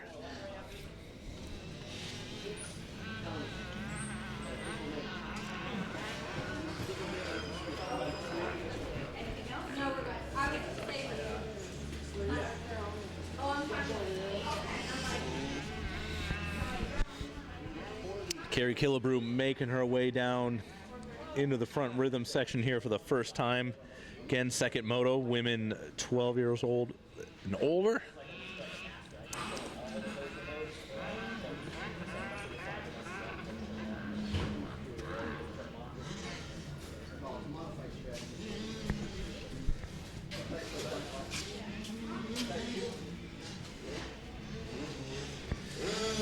And here comes Carrie Killebrew, riding in first, followed by a number 198 of Dakota Palmer on the 250F. As Carrie's stretching out her lead, number 29 Lauren Thompson on the YZ 125 come around in third.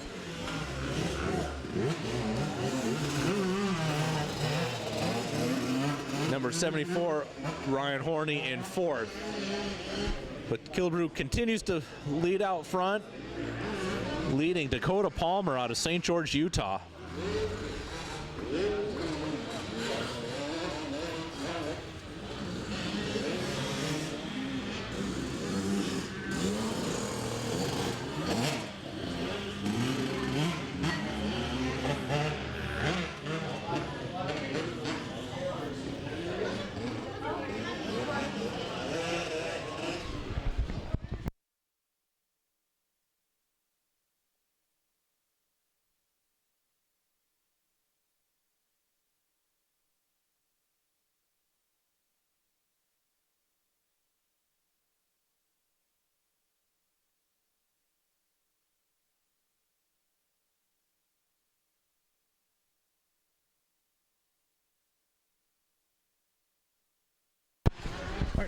Carrie Killebrew out front leading. We're going to take a quick break, show you guys a commercial, give some love to our sponsors. Stay tuned.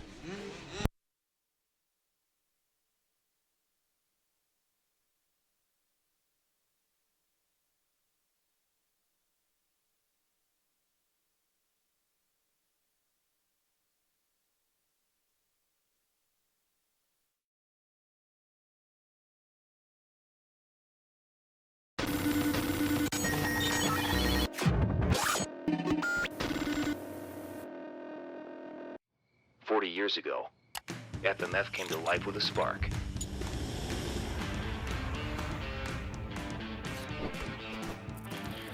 Today, FMF is the leader in performance exhaust. FMF is driven to ride. FMF is 100% American-made horsepower.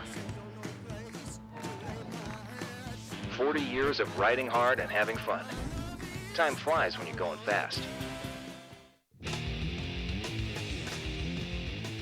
Testing is the key to everything. That's why the greatest guys are the greatest guys. Through experience, I've learned that setting my seg properly is the key ingredient to my success. You know, to have the slacker and be able to make these changes so quickly in the morning before I ride is absolutely huge for me. Slacker kicks ass.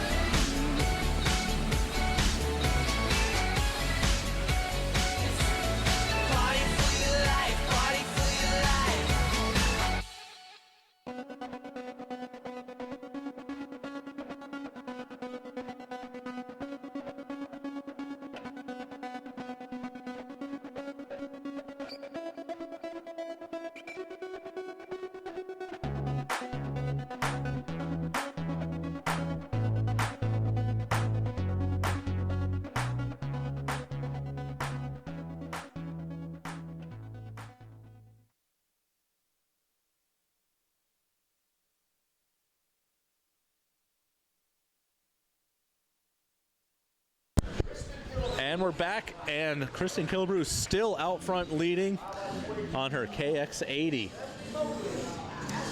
Dakota Palmer still in second, and wrapping out the podium, Lauren Thompson.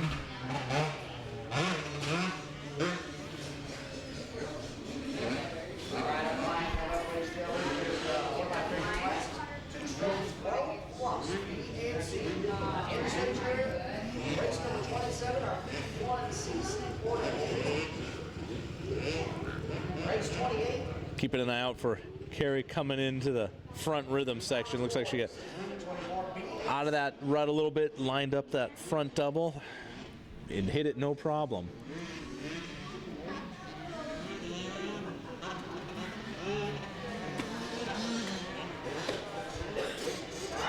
And she comes up to the finish line. Got a couple more laps left. On the gas, feet off the pegs.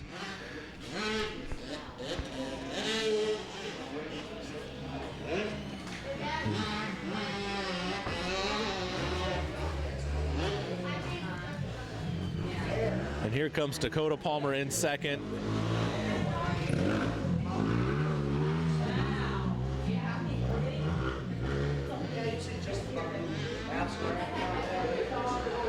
Just getting over the rough stuff. Carrie Killebrew lifting up that front wheel over the Talladega turn, coming into the right-hander before the uphill triple.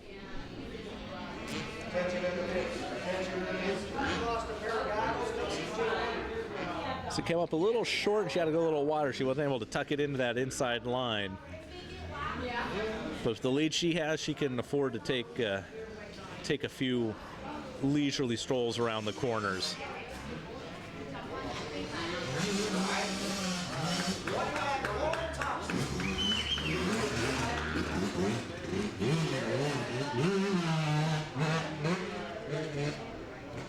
Carrie Killebrew heading up Sand Hill one more time.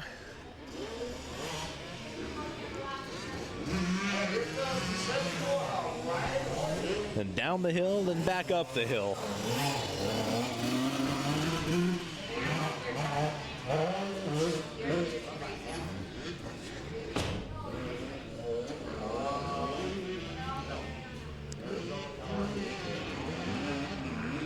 Now look at her hug those inside edges, trying to find something smooth, but after the amount of motos we had today, I doubt there's anything smooth out there for anyone to find. It's just trying to find less rough.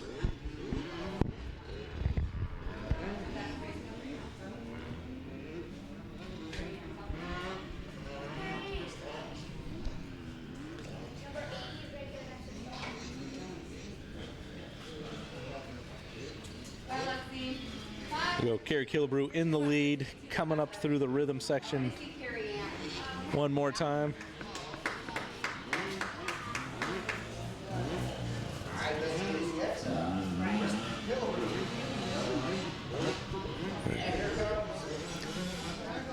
And here's Carrie Killebrew getting the white flag. One more lap to go in the women's 12 plus race.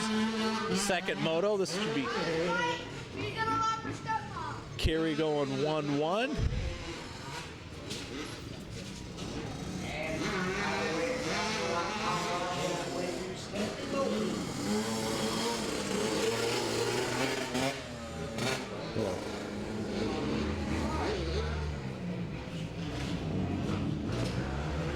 There's Carrie and Dakota Palmer still in second place.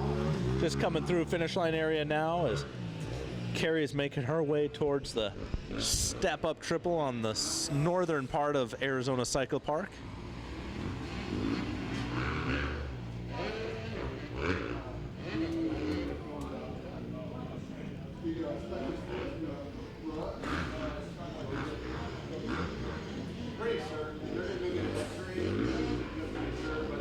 One last trip for Carrie Killebrew on our KX80 through the rhythm section, doubling in.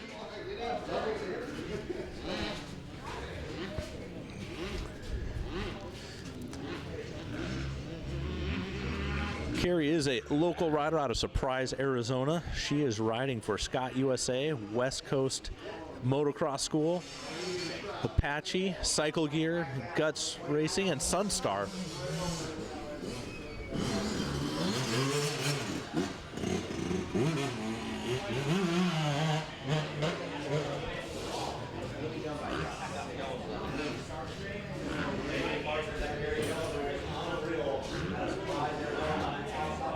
Trying to find the less rough edge out there on the last big downhill for her. Now down over to the far right-hand edge.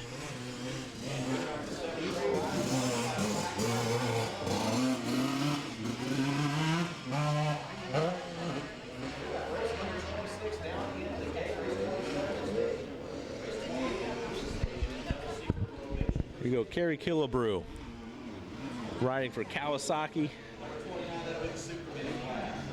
Coming through the front rhythm section one last time, getting the checkered flags ready for her. She has spun a lot of laps at this track, so it isn't surprising to see her out front, even with track changes and new track setup. She knows where to ride. So checkers are out. Carrie Killebrew for the women 12 plus class. She'll make her way over to the podium.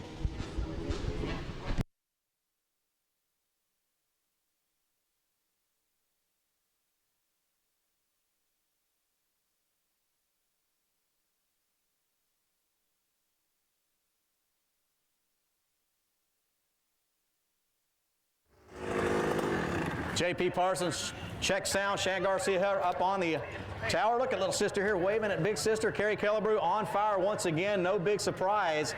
How's that track treating you now that you have been off of it for about 4 or 5 hours? It definitely got a lot worse, but I learned to adapt to it. Those ruts, no problem. Big doubles, no troubles. I like the ruts, they're not a problem.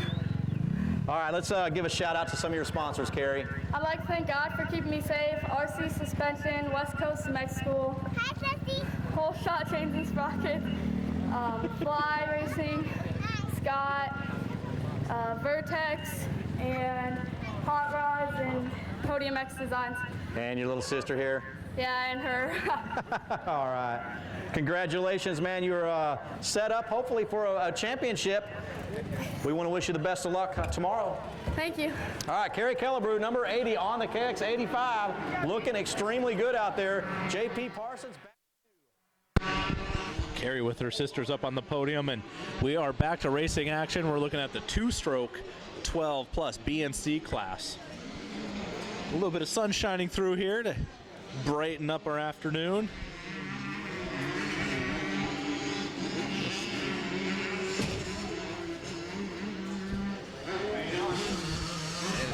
Looks to be the number 44 of Chase Falong out of Oceanside, California. The 29, Travis Damon, is second out of Lake Havasu City.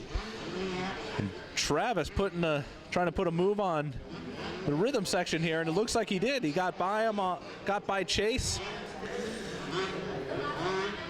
And he's putting a little bit of a gap on immediately. We'll see if Chase is able to recoup and kind of get the speed back and reel in Travis. But it's Travis Damon on his Yamaha putting in the lead. Back end slipping out a bit on him. Two different lines there, far inside versus a far outside.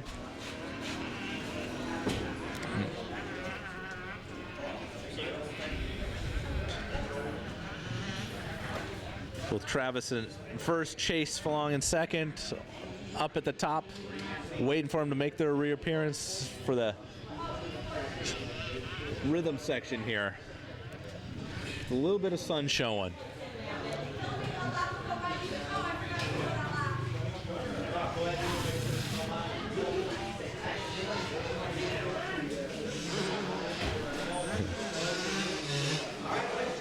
Travis Damon on the number 29 Yamaha coming in first. Number 44 following. Chase Falong also on a Yamaha to Oceanside, California. Third place 996 James Olaco. And Travis got in the lead, opened up a little bit of gap, and he's been kind of holding it steady. And Chase Falong fighting to reel him back in. We'll take a look and see where Travis is making up time or Chase might be losing time.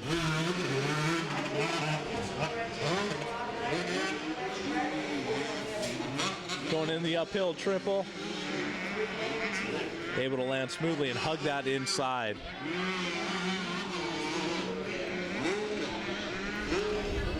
Travis Damon riding for Alias Rivera or River Rat Motorsports, Just Ride Spokeskins, RJ Perry Framing, Micah Metals, DT1 Filters, and 928 MX, and putting all those sponsors out front in this two-stroke BC class, 12 years old plus. Chase Falong keeping the gap in second.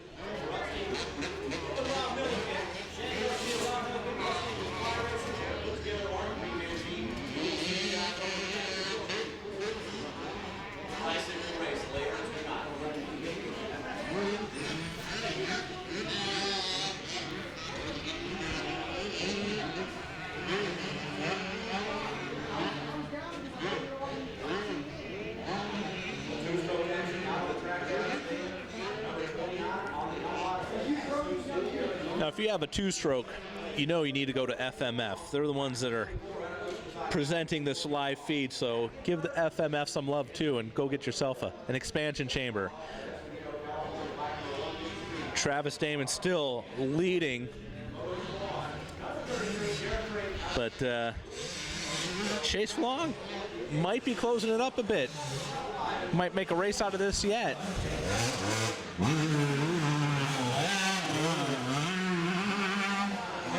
Third place, the 996 champ James Alico out of Glendale, Arizona, riding for Motoland Motorsports.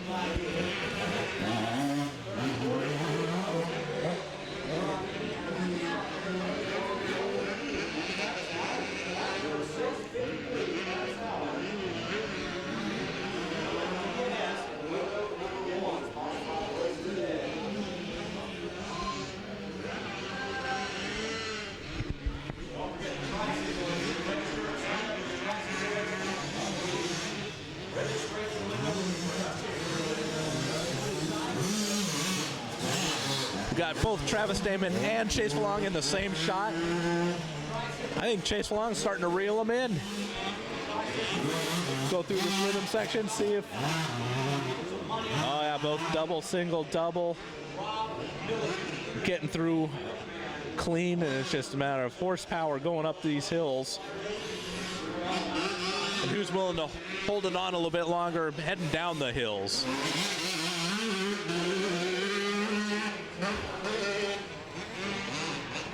Looks like Travis Damon's starting to pull it out a little bit.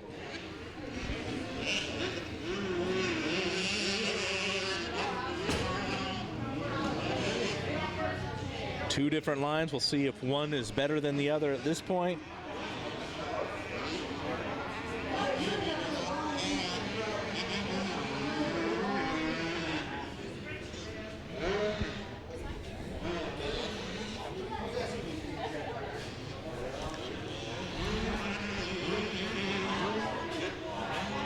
Number 29, Travis Damon, Lake Havasu City, Arizona, riding his Yamaha up front, but the 44, Chase Falong, trying to reel him in, and it looks like he might be doing it a little bit.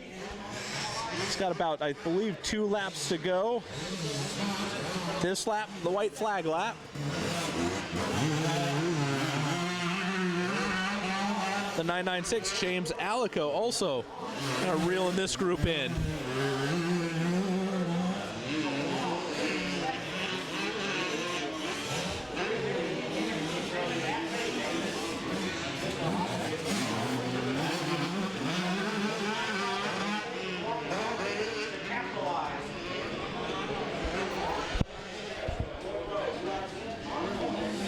All right, catching Travis Damon there. Now we got Chase Falong coming up behind him. I think he can sense that he's getting closer. He's inching closer. We may see a fight here before the end. Again, it'll come down to this rhythm section. Travis choosing the inside. Chase heading to the outside.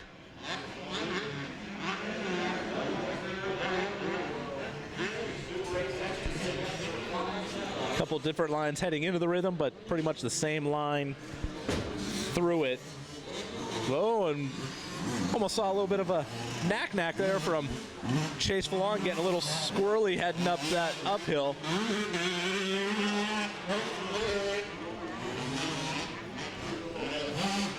He's still in it though. He's trying to reel him in. Travis maintaining that distance.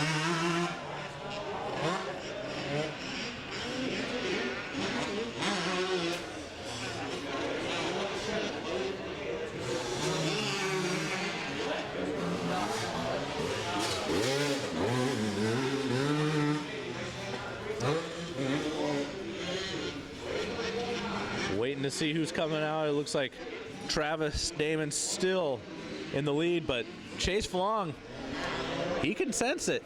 He's trying to reel him in.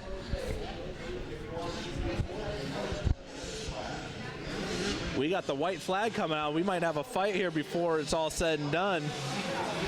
Any mistake by Travis Damon on this white flag lap, it'll just allow Chase to get right up in there, maybe make a pass. James Alico still in third place, but too far back to really affect anything up front. Here we go. I think he's trying to put the pass in, running up on the inside. No. Travis closes the door, gets his Yamaha back out front. Chase Falong trying to make a effort here to get up in front. We'll take a look and see what they do before this rhythm section. Before, Travis Damon stayed to the inside. Chase went to the outside. Doing the same thing. If one's going to pan out. Looks like Chase had more momentum coming in, but it's still Travis staying out front.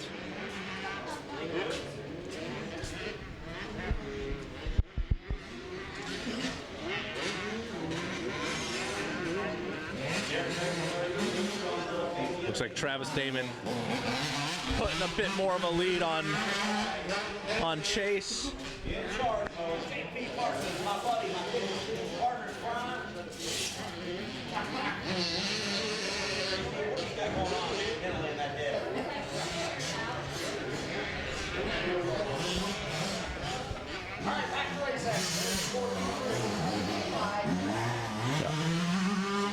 Chase is going to have to do something desperate here if he wants to get close to Travis. Travis has put his Yamaha further out front.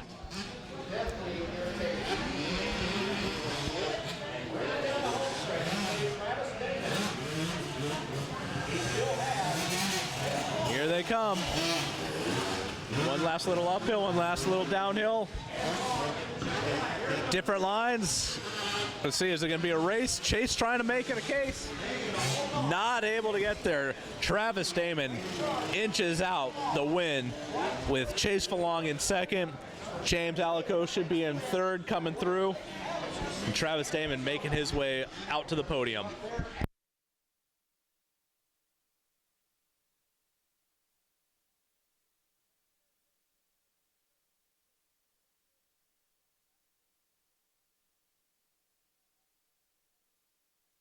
To the third moto tomorrow, what can we expect from you? I'm just going to try my best, give it my all, and keep a great mindset. How about these sponsors you want to thank? Just Ride, Micah Metals, River Rat Motorsports, 928MX, Rhino Power, my girlfriend, the Lord upstairs, my parents, everybody in my pits that gets me to where I am. We like your style, Travis Damon. We certainly appreciate you supporting this ACP 11th annual 2014, and we wish you the best of luck heading into moto number 3. Right on, thank you. Championship's on the line. Don't let the stress get to you. I won't. All righty, Travis Damon.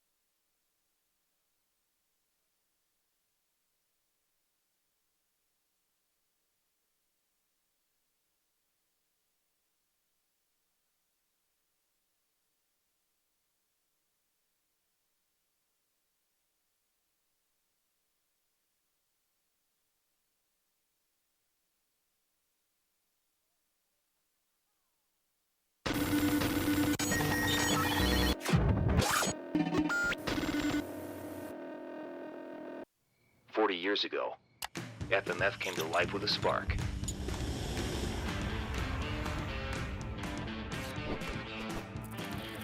Today, FMF is the leader in performance exhaust.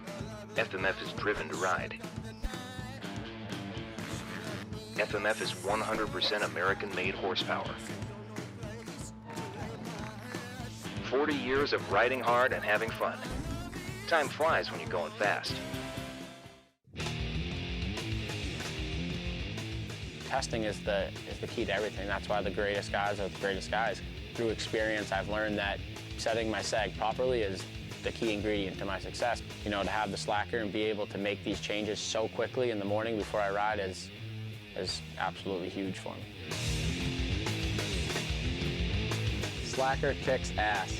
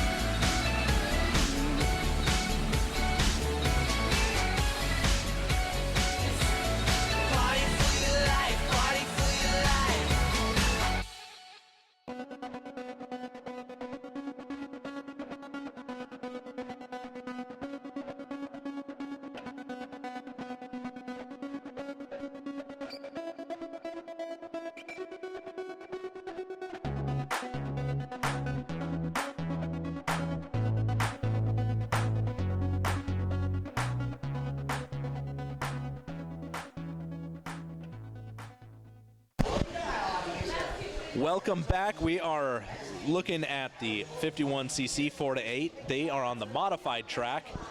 Got the little kids out there putting in their second moto of the day. And those ruts are a lot deeper when they were out there earlier. Look at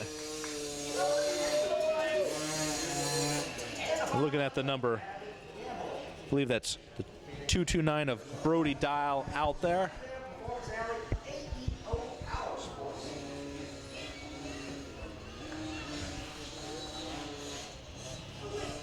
Those little bikes treating those acceleration bumps and braking bumps like big whoops.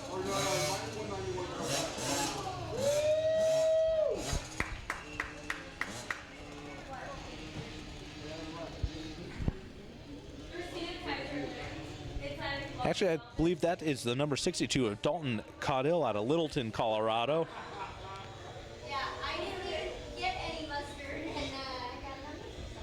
Those ruts look to be canyons on these little KTMs. Here they come off the track to the modified portion. There's a nice flat track area for them just to open up those bikes, get them going again, and then re-enter the track just below the finish line. And it takes a lot for these little bikes on the gas to get up these hills, make sure they're holding their line in those ruts, and then back down the hill again. And these ruts that are up to their seat. The Arizona sun shining down on us now.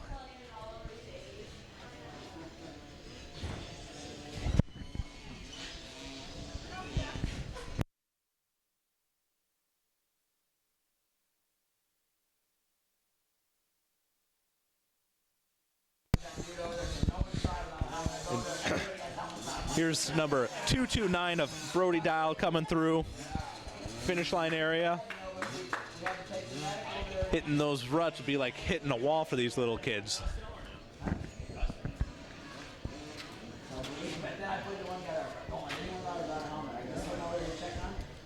Brody Dial getting some encouragement there. Coming into the right-hander. Feet off the pegs, hand on the throttle. Up and over. Yeah.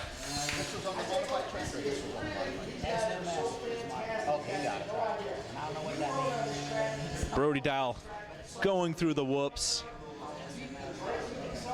Hitting that left-hand turn. He'll get on the gas going over the Talladega turn. Just give you an idea. See how his bike is moving around, what kind of bumps and chuck holes are out there to try and swallow these kids up. This is another corner where the ruts are just getting deep. Takes some skill for these little kids to keep those bikes in the rut, maintain their momentum, and keep it going. Doubling up on the uphill triple around the big long sweeper.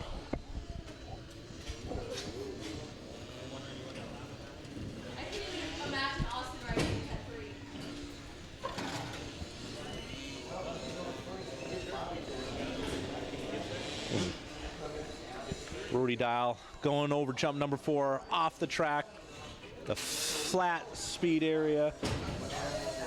And and take a look at these ruts. He's gonna high side on one of these ruts, getting a little help, get him up over that hill. Brody Dial coming up, gonna make the pass. And the 191 of Ryder Richard trying to get back on track, literally and figuratively. Pick a rut, Ryder. Let's get around. Here he goes, walking through these deep chasms.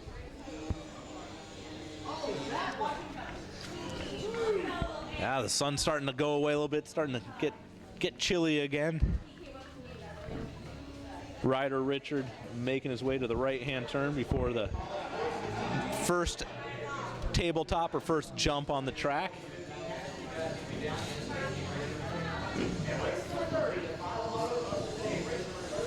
And we got Ryder making his way to the whoops. Number 62, Dalton Caudill, getting the white flag. One more lap to go for these guys.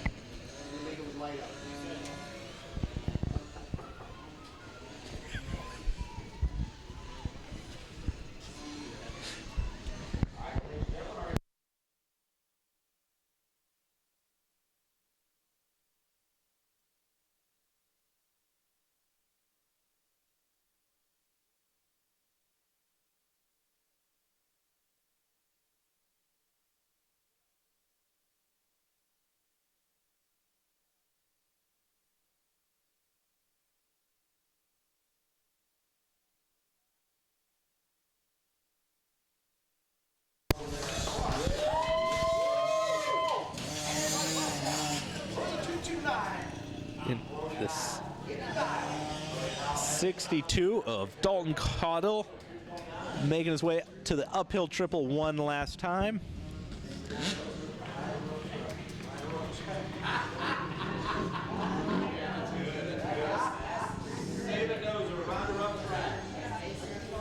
Taking the high line around there, it's probably a little smoother for these little kids, especially on that, as they're off camber, rutted. Probably not the best for these little bikes, but making the way around.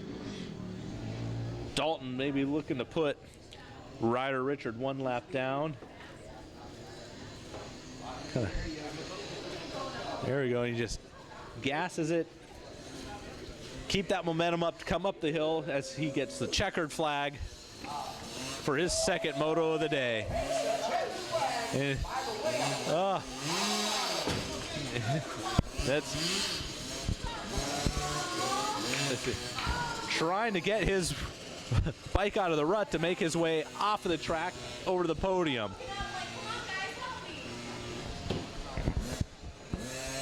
So I think these little guys they're not gonna be able to hop out of the rut. They're just gonna have to take the rut all the way down and around, down to the bottom, then off the track, then back up to the podium.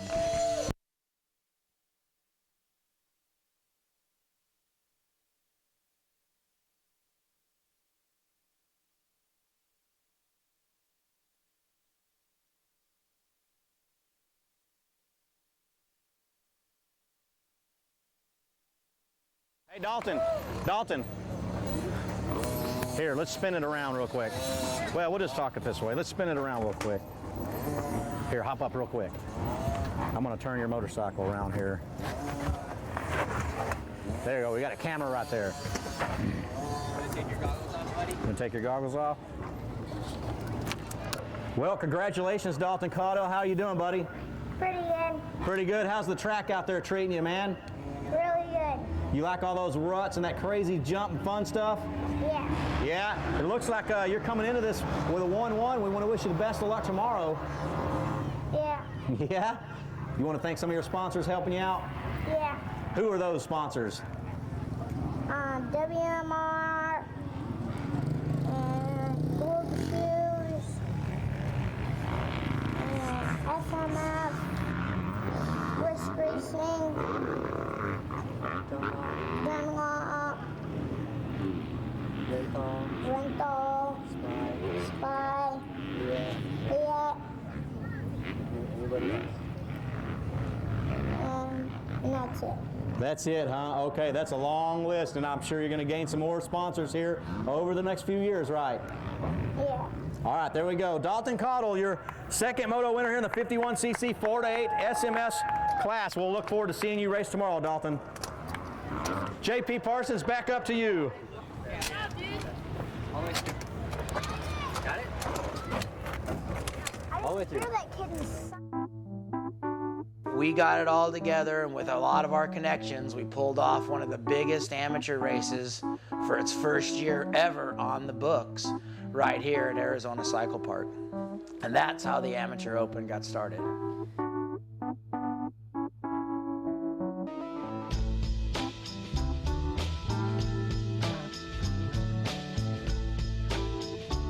The Amateur Open has been one of the first races because, you know, Loretta's kind of ends the season and everybody switches bikes, switches brands, moves up to B, moves up to A.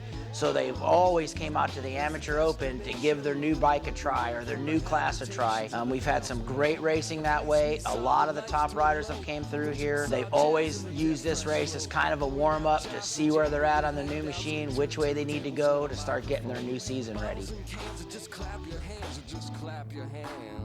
The years of the Amateur Open, we've had a lot of top riders come through here in their amateur ranks. Riders like Eli Tomac, Trey Kennard, Jason Anderson, Weston Pike, Blake Wharton. Many famous riders have came through the Amateur Open, cut their teeth out here in the Arizona dirt, and made it on through their pro careers.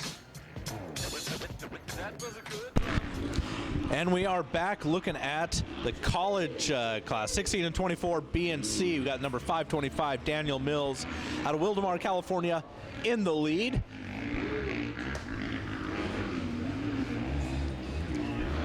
with that sun out, portions of this track are going to be a little tough. Sun's getting a little lower in the sky. Fortunately, there's no dust to speak of. Mother Nature and the rain and the track prep that Bobby White and his crew have done have kept this track in primo condition all day long. We haven't had to put a drop of water on it at all. Just now, you're starting to see some dust pop up, but hardly any.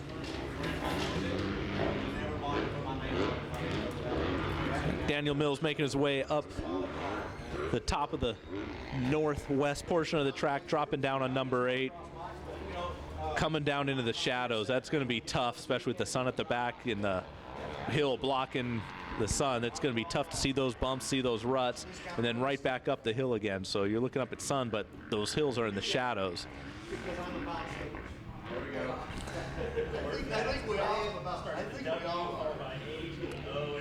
Getting ready to see Daniel Mills, number 525 on the Yamaha, make his way down into the front rhythm section.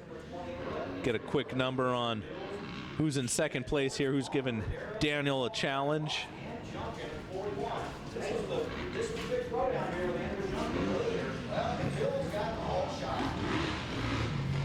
Daniel Mills coming up, in the lead, completing lap number 2, and it's a 684 of Michael Wichter out of Plano, Texas. And in third place is number 215, Price Sandoval, local Arizona rider. But right now it's all about Daniel Mills in the lead and Michael Wichter in second. Oh, and Michael getting a little topsy-turvy in the whoops there, almost went over the bars, giving Daniel Mills some breathing room. Michael Wichter's gonna try and reel him back in.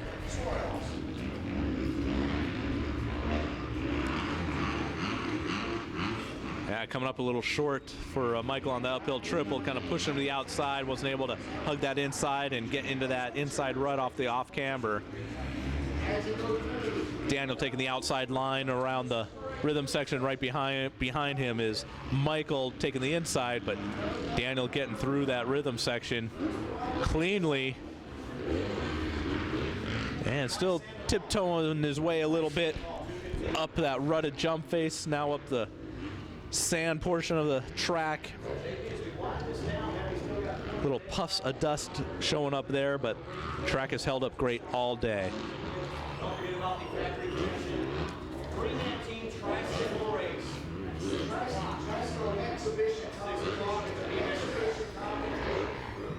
Daniel making his way around the outside while Michael staying to the inside. Looks like Michael is closing up on him there, but that left-hand turn, if you're on the left side, you got to slow way down to make sure you get it, where Michael was on the right side. Where Daniel's on the right side, able to sweep around, maintain his speed. He probably opened up another bike length or two. They're coming down to the front rhythm section now. And it looks like Michael is starting to reel him in a bit. That mistake in the whoops cost him a bit, but looks like he's able to erase it. Now it's back to chasing him down, trying to find a place to pass, going outside, inside. Line choices here. Get an idea of the size of the ruts as they're making their way back down onto the main part of the track.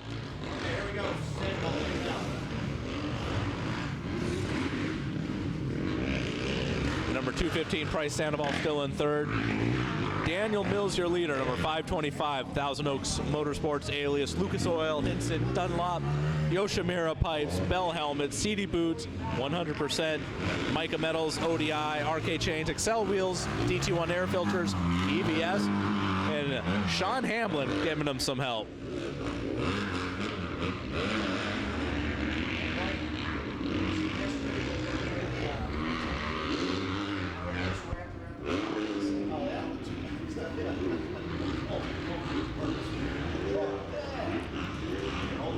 Lead has stayed about the same now. Daniel Mills still leading. A little bit of a mistake there. May open the door for Michael Wichter. Come through that rhythm section. Yeah, just kind of follow the leader through there, but he's right on Daniel's rear tire. Bike stepping out on Daniel a little bit. Michael trying to maybe find that inside line.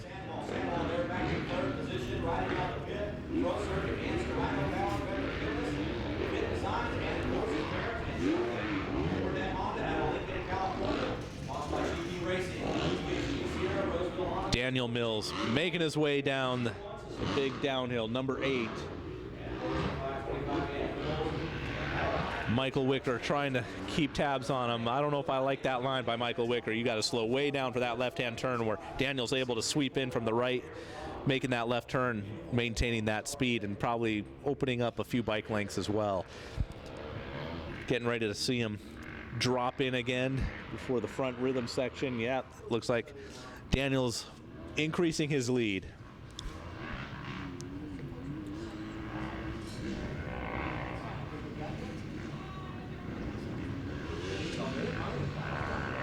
Back over the little hip jump. Both of them choose that line. Getting the white flag for Daniel Mills, number 525. Second place, Michael Wicker, and they have opened up quite a lead on third place.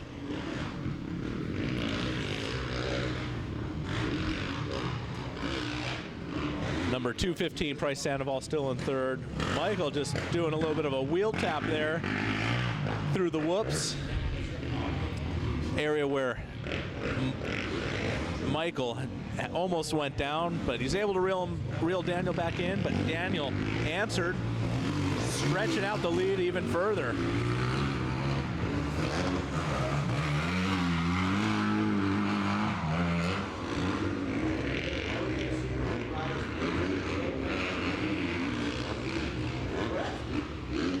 Here we go into the rhythm section again.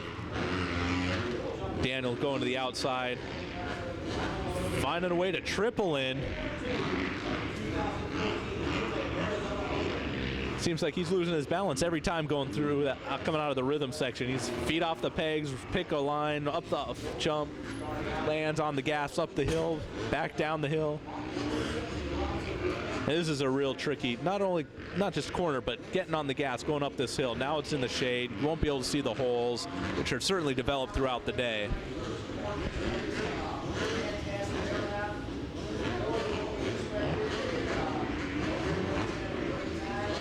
Now it looks like Daniel Mills has this in control. He's opened up the lead even further on Michael Wicker. Coming up the top part of the track.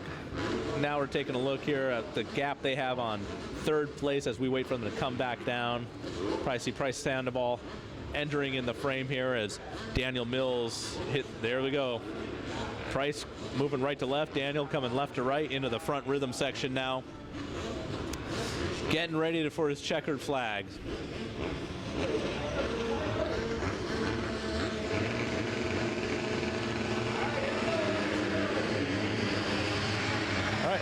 Daniel Mills taking the checkered for the college 1624 B&C class with Michael Wicker just behind him. They're making their way to the podium.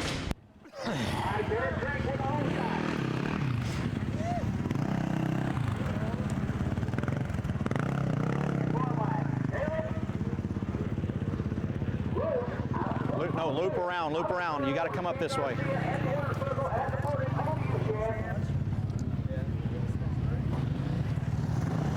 Thank you there, my thickest thieves partner in crime, JP Parsons. We got Daniel Mills out there out of Wildomar, California, the 525. Daniel, how'd that moto go, man? Went well. Sun was in my eyes, but I mean, track's really good, and I just tried to not go down. I've had a rough day, so just wanted to be consistent and have a good time, so that's what I went out there and did. You got Mikey Witcher, 684, on your rear end the whole time. Did you know how close he was at some points? Oh yeah, I tried to keep a good gauge on him. Didn't want him to get around me, but I wasn't too stressed about trying to just go all out. The track was just gnarly, so just wanted to stay in front. Put together a game plan, get through till tomorrow. Exactly. I've had a couple close calls today. I hit my head really good early this morning, so just wanted to stay safe. There we go. That's what it's about, man. Congratulations on this moto win. We look forward to watching you race tomorrow. How about the sponsor rundown? Thank you so much, man. I appreciate it. I just want to thank my mom and my dad and my mechanic, Ty Bybee, and his buddy Dell for helping me out this weekend, and Alias and Dunlop and Henson, Thousand Oaks, Make Metals, EBS Sports, CD Boots, RKXL, W. And we're back with the gate already dropping on the Super Mini, 12 to 15 years old. It looks like the number 33 of Derek Drake out in the lead on his KTM with number 64, Caleb Grotus in second place. 69, Rene Garcia in third. But it is Derek Drake out front, skimming those whoops.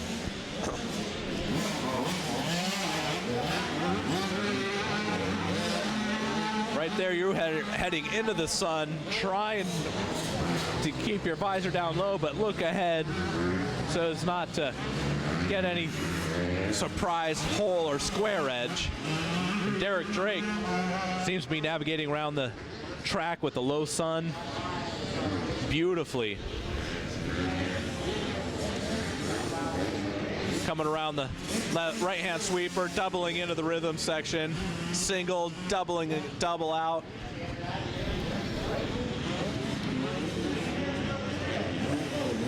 This on the gas uphill, number 6, up into the sand. He is extending his lead.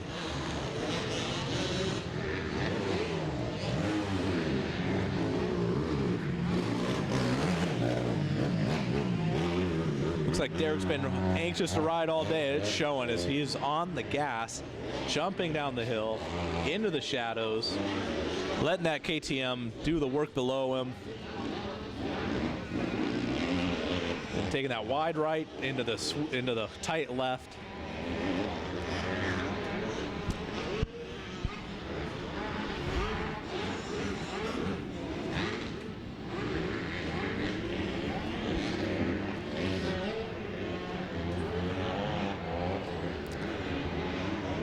Number 33, Derek Drake from San Luis Obispo on his KTM Troy Lee designed Spy Pro Taper Orange Brigade rider. Styling over the little hip jump on the gas, so he's just hugging the inside around up through the finish line. Then it's pick a rut on your way back down. And 64, Caleb out of Perth, Australia, putting in a good showing here in the Southwest United States. Looking at third place, number 53, McCoy Bro out of Kaysville, Utah. 69, Rene Garcia. 43 of Danny Murray. 88 of Connor Mullenix. But back to Derek Drake.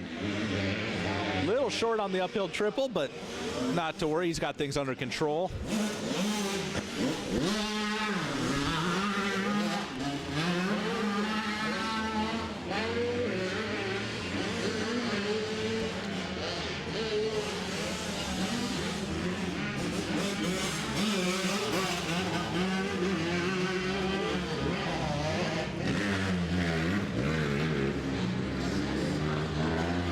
Got the green foliage in the desert. Desert definitely in bloom after the rains we've got, and even about a month and a half ago, the desert's still living off that water. Looks like Derek Drake in first, Caleb Grotus in second. A few seconds off of the pace. Derek Drake just putting in a clinic right now on the Super Minis.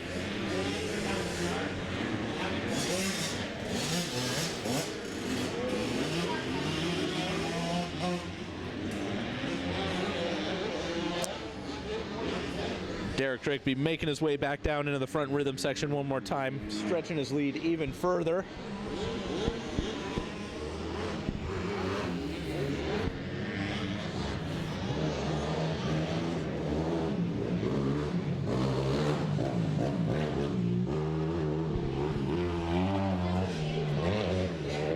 Here we go, looking at the finish line.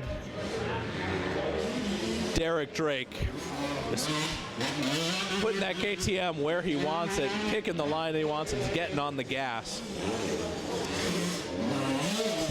Caleb making his way around the finish line in second place. There's Derek up and over. Watch him go through this whoop section. He's actually getting on top and skimming him. As we take a look back at the gap to Caleb in second place.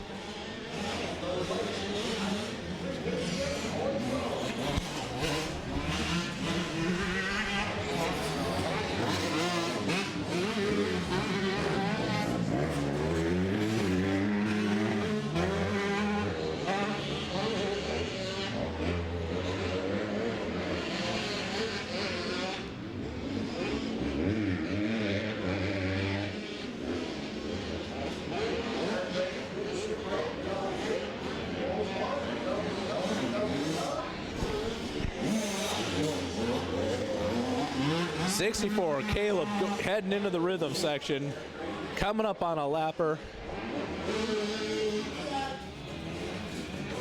Yep.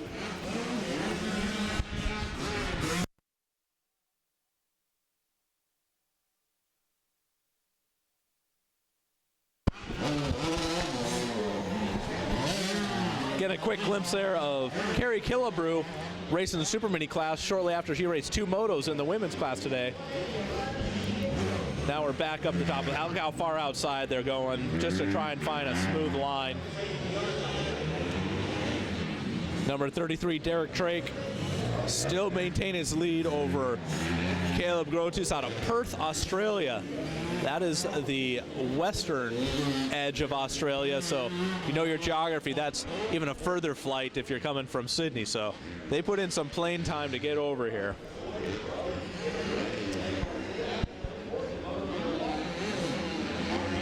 There we go. Derek just entering in the front rhythm section, getting ready to come around for the white flag lap. Last lap for Derek Drake. Now coming through Caleb Grotus, Perth, Australia.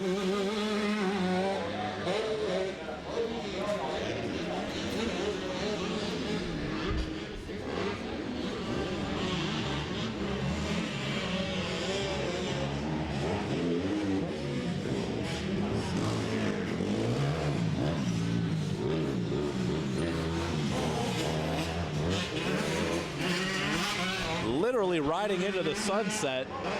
You can see how the sun is just putting the track in a nice glow. You know, Caleb just jumping up and over number 4 before making that right-hand turn into the rhythm section.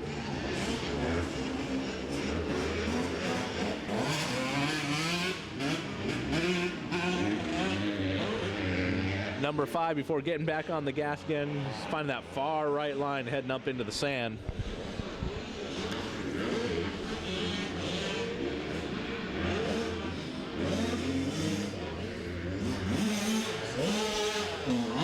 Out of the shadows into the sunlight, trying to keep that front end light over that sand. No problems for Derek Drake.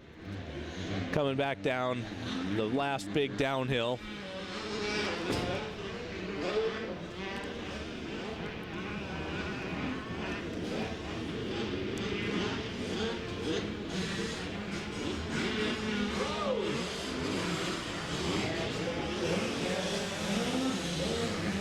Derek Drake making his way down to the final rhythm section here. That's still on the gas, getting through a few of the lappers. Little up, a little down, quick right, back up the hill.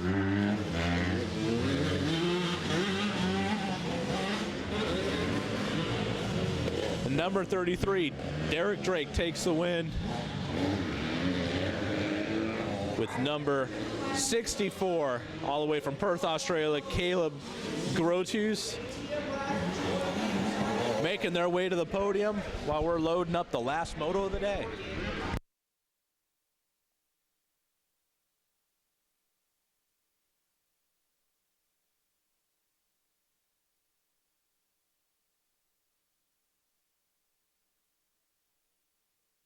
Shan Garcia down here on the podium. Thank you there, JP Parsons. Derek Drake, welcome back to the podium. 1-1, heading into Moto number 3. Hopefully with the championship secured. What are your thoughts on going in tomorrow? You know, I think it's going to be a rough one tomorrow, just like it is today, and I felt comfortable on the track, and it should be good. You got everything dialed in, the bike working just fine? Happy with the suspension settings? Yeah, very happy. The boys at Factory Connection got me all dialed. Happy. How about some sponsors? You want to thank everybody that's helped you out, get you here so far? Yeah, I thank my mom and dad, my whole family, Orange Brigade, 2X Promotions, FMF, Trolley Designs, Pro Taper, and yeah, thank you. All right, Derek Drake, ladies and gentlemen, we'll see you back here tomorrow for Moto number 3 and hopefully secure that championship. Thank you. JP Parsons, back up to you guys up at the tower.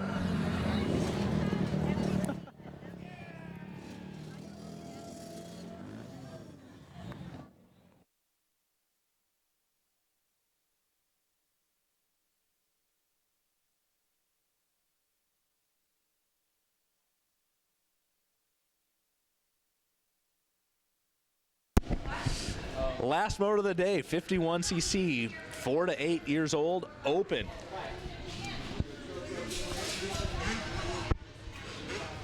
And it is going to be tough heading into the sun, and then with the sun at your back, those shadows casting on the ruts, dark holes.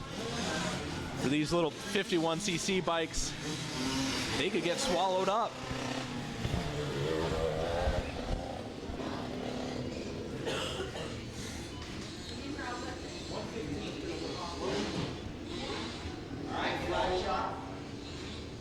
Number 112, Brazen Deaver. Looks like out of Fraser Park, California, number 112, Brazen Deaver, taking the lead, making his way up the hill, up into the sand. And you can see the dust starting to fly off this little 51cc bikes.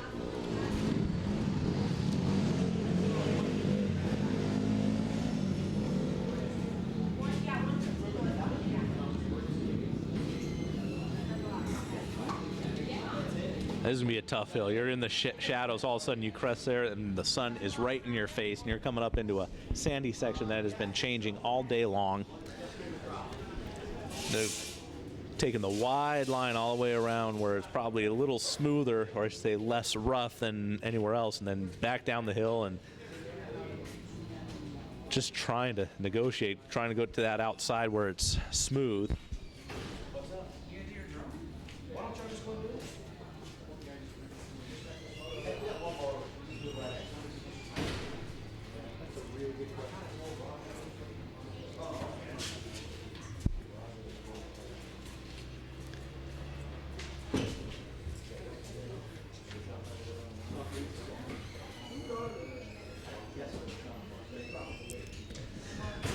Yeah, anyone looking to the west right now, holding their hands up to their forehead, blocking that sun.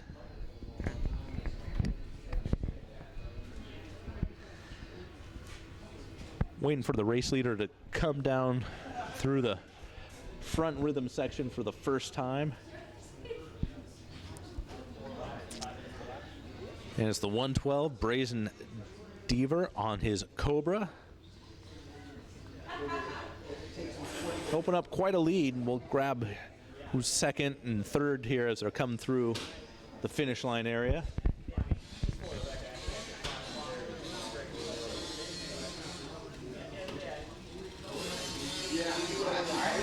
Completing lap 1, the number 112, Brazen Deaver. Coming up in second here, looks like the number 218 of Devin Cook out of Mesa, Arizona. And not far behind, the 191 of Austin Camden, coming down from Las Vegas, Nevada. So that's your top 3 right now.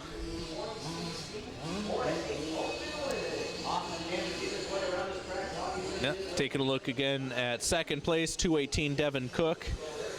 Riding out of the Church of Dirt, 2X Motorsports, 518 Designs.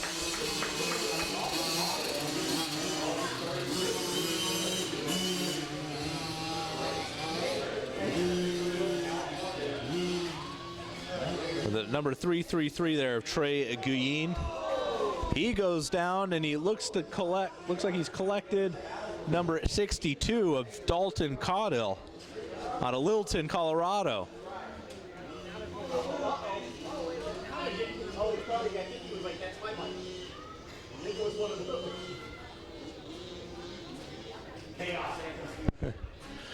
Meanwhile, 218 or the 112 of Brazen Dever is out front, oblivious to everything that's going on behind him. The naysayers were doubting me up here. I don't know who the naysayers were.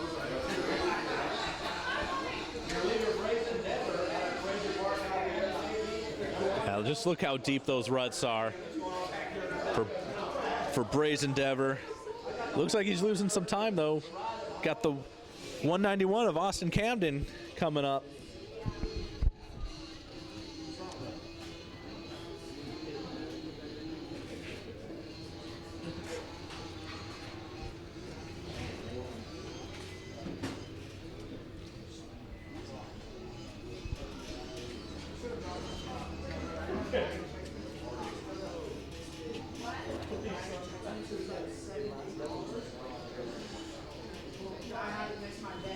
Making their way to the west side of the track, northwest side.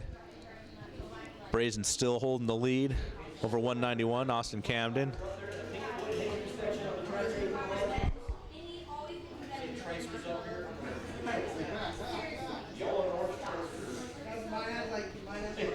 Now taking a look at the number 333 of Trey Geen, as well as the 62 of Dalton Caudill. They're getting together again after crashing together about a half a lap ago.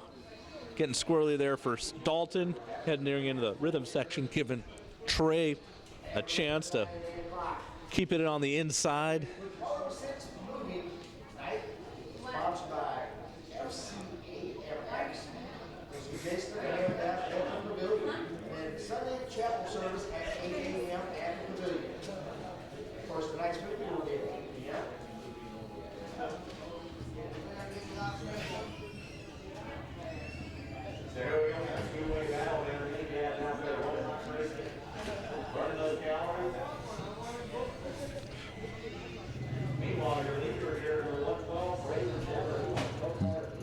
Brazen Dever still maintaining the lead.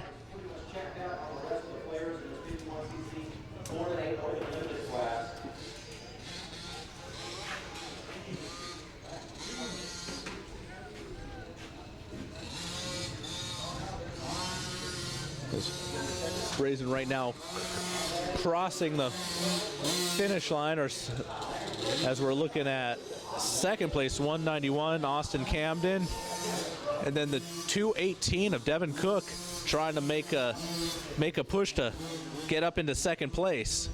But these three holding first, second, third, no problems. It just a matter what order are they going to finish in.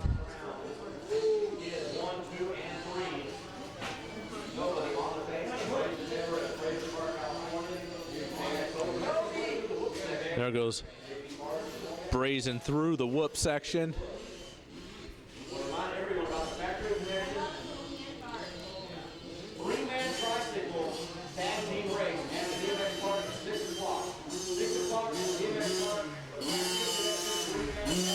Fourth place, 33, Trayson Payne from Victorville, California, just coming through the finish line section as we're taking a look at Brazen Dever as he is leading this race pretty much from start to almost finish now.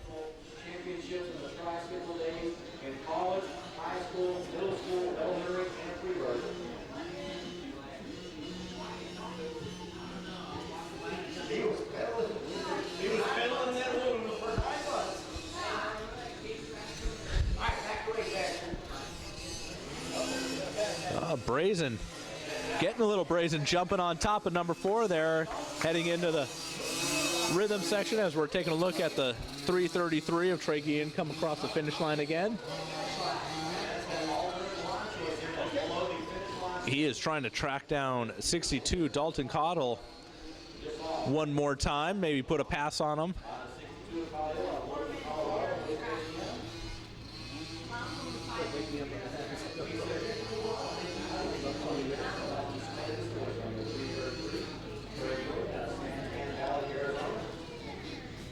Looking at the south-facing side of Arizona Cycle Park, awash in the setting sun. Off in the distance, got some mountains. Truly gives Arizona Cycle Park a unique view, being in a desert, but with all the greenery around, especially after those rains.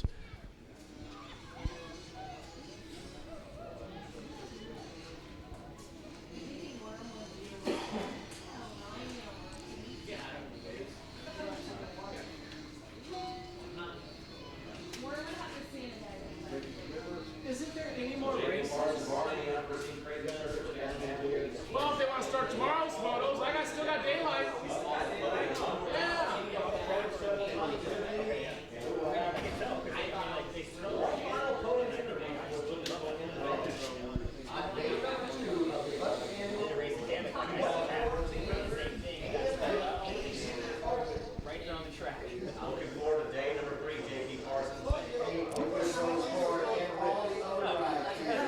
At the far northwest side of the track. Oh, it looks like Brazen may have gone down, picking up his bike. Does he have enough of a lead where he's not going to be losing a position, but is certainly losing a lot of time?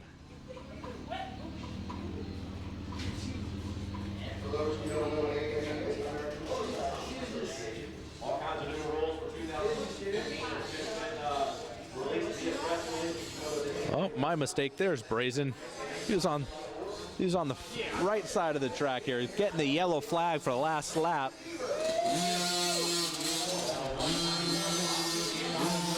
With the 191 of Austin Camden still behind in second. But it's Brazen from wire to wire so far. The 218 of Devin Cook coming up in third place. All over the place, really. Put thought into this. Remember, guys, 5 miles an hour in the pits.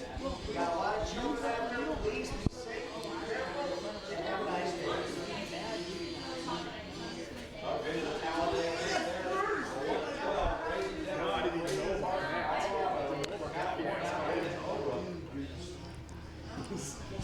Brazen with some speed around Talladega, down into the kind of single jump before making that right turn into the step-up triple. I didn't even realize it happened. She is doubling up on, and once you make that left turn coming down, that's off camber, coming into jump number 4. See Brazen get on the gas and double up on top. It's never boring. Downsides it perfectly, coming into the inside line here before the rhythm section for the last time of the day for him.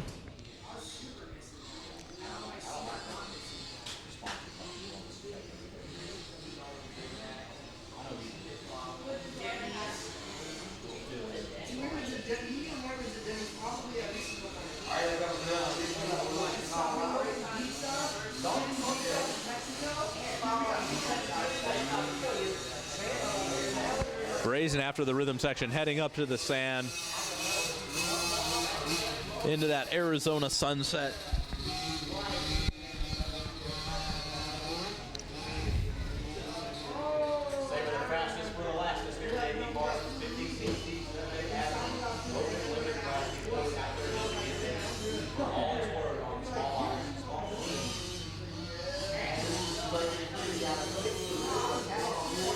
Brazen Dever making his way down.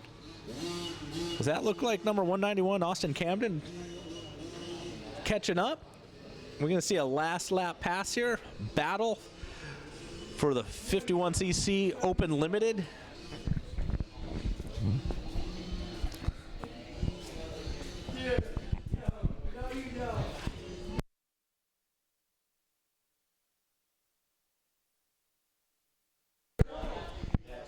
Yeah. Factory connection. Three-man tag team tricep warriors are Bobby White and J.P. Parsons. And Humpty Dumpty were all three going to... Waiting to see who emerges after the last downhill before making their way into the front rhythm section here. It looks like Brazen has maintained his lead, but Camden, Austin Camden, 191, trying to make a last-ditch effort here, but it may be a little too late as Brazen Dever coming back down into the little hip jump.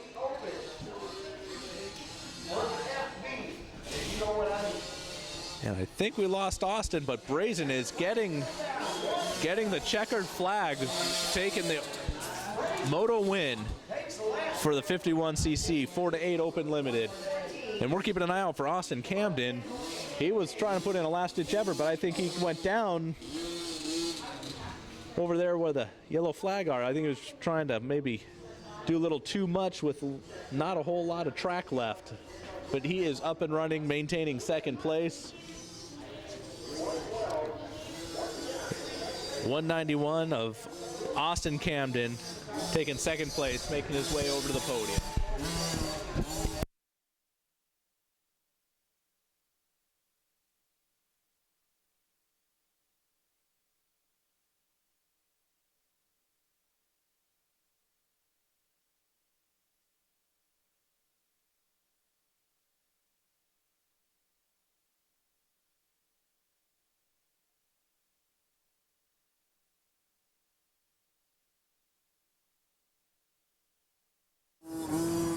Path racing, GT1 Ilfil, Michael Medal. That's awesome, man. A lot of folks helping you out, huh? Getting you to where you are. And who else? Paul Cycle UA, Path racing, Dr. Henson. Here we go. Let's smile right here for the camera. Get a bullet head. All righty, we'll let you go on to your pit, Brazen Dever. Congratulations on your moto win. We look forward to seeing you tomorrow, okay, buddy? Okay. J.P. Parsons, bring it on home, bud. All right, ladies and gentlemen,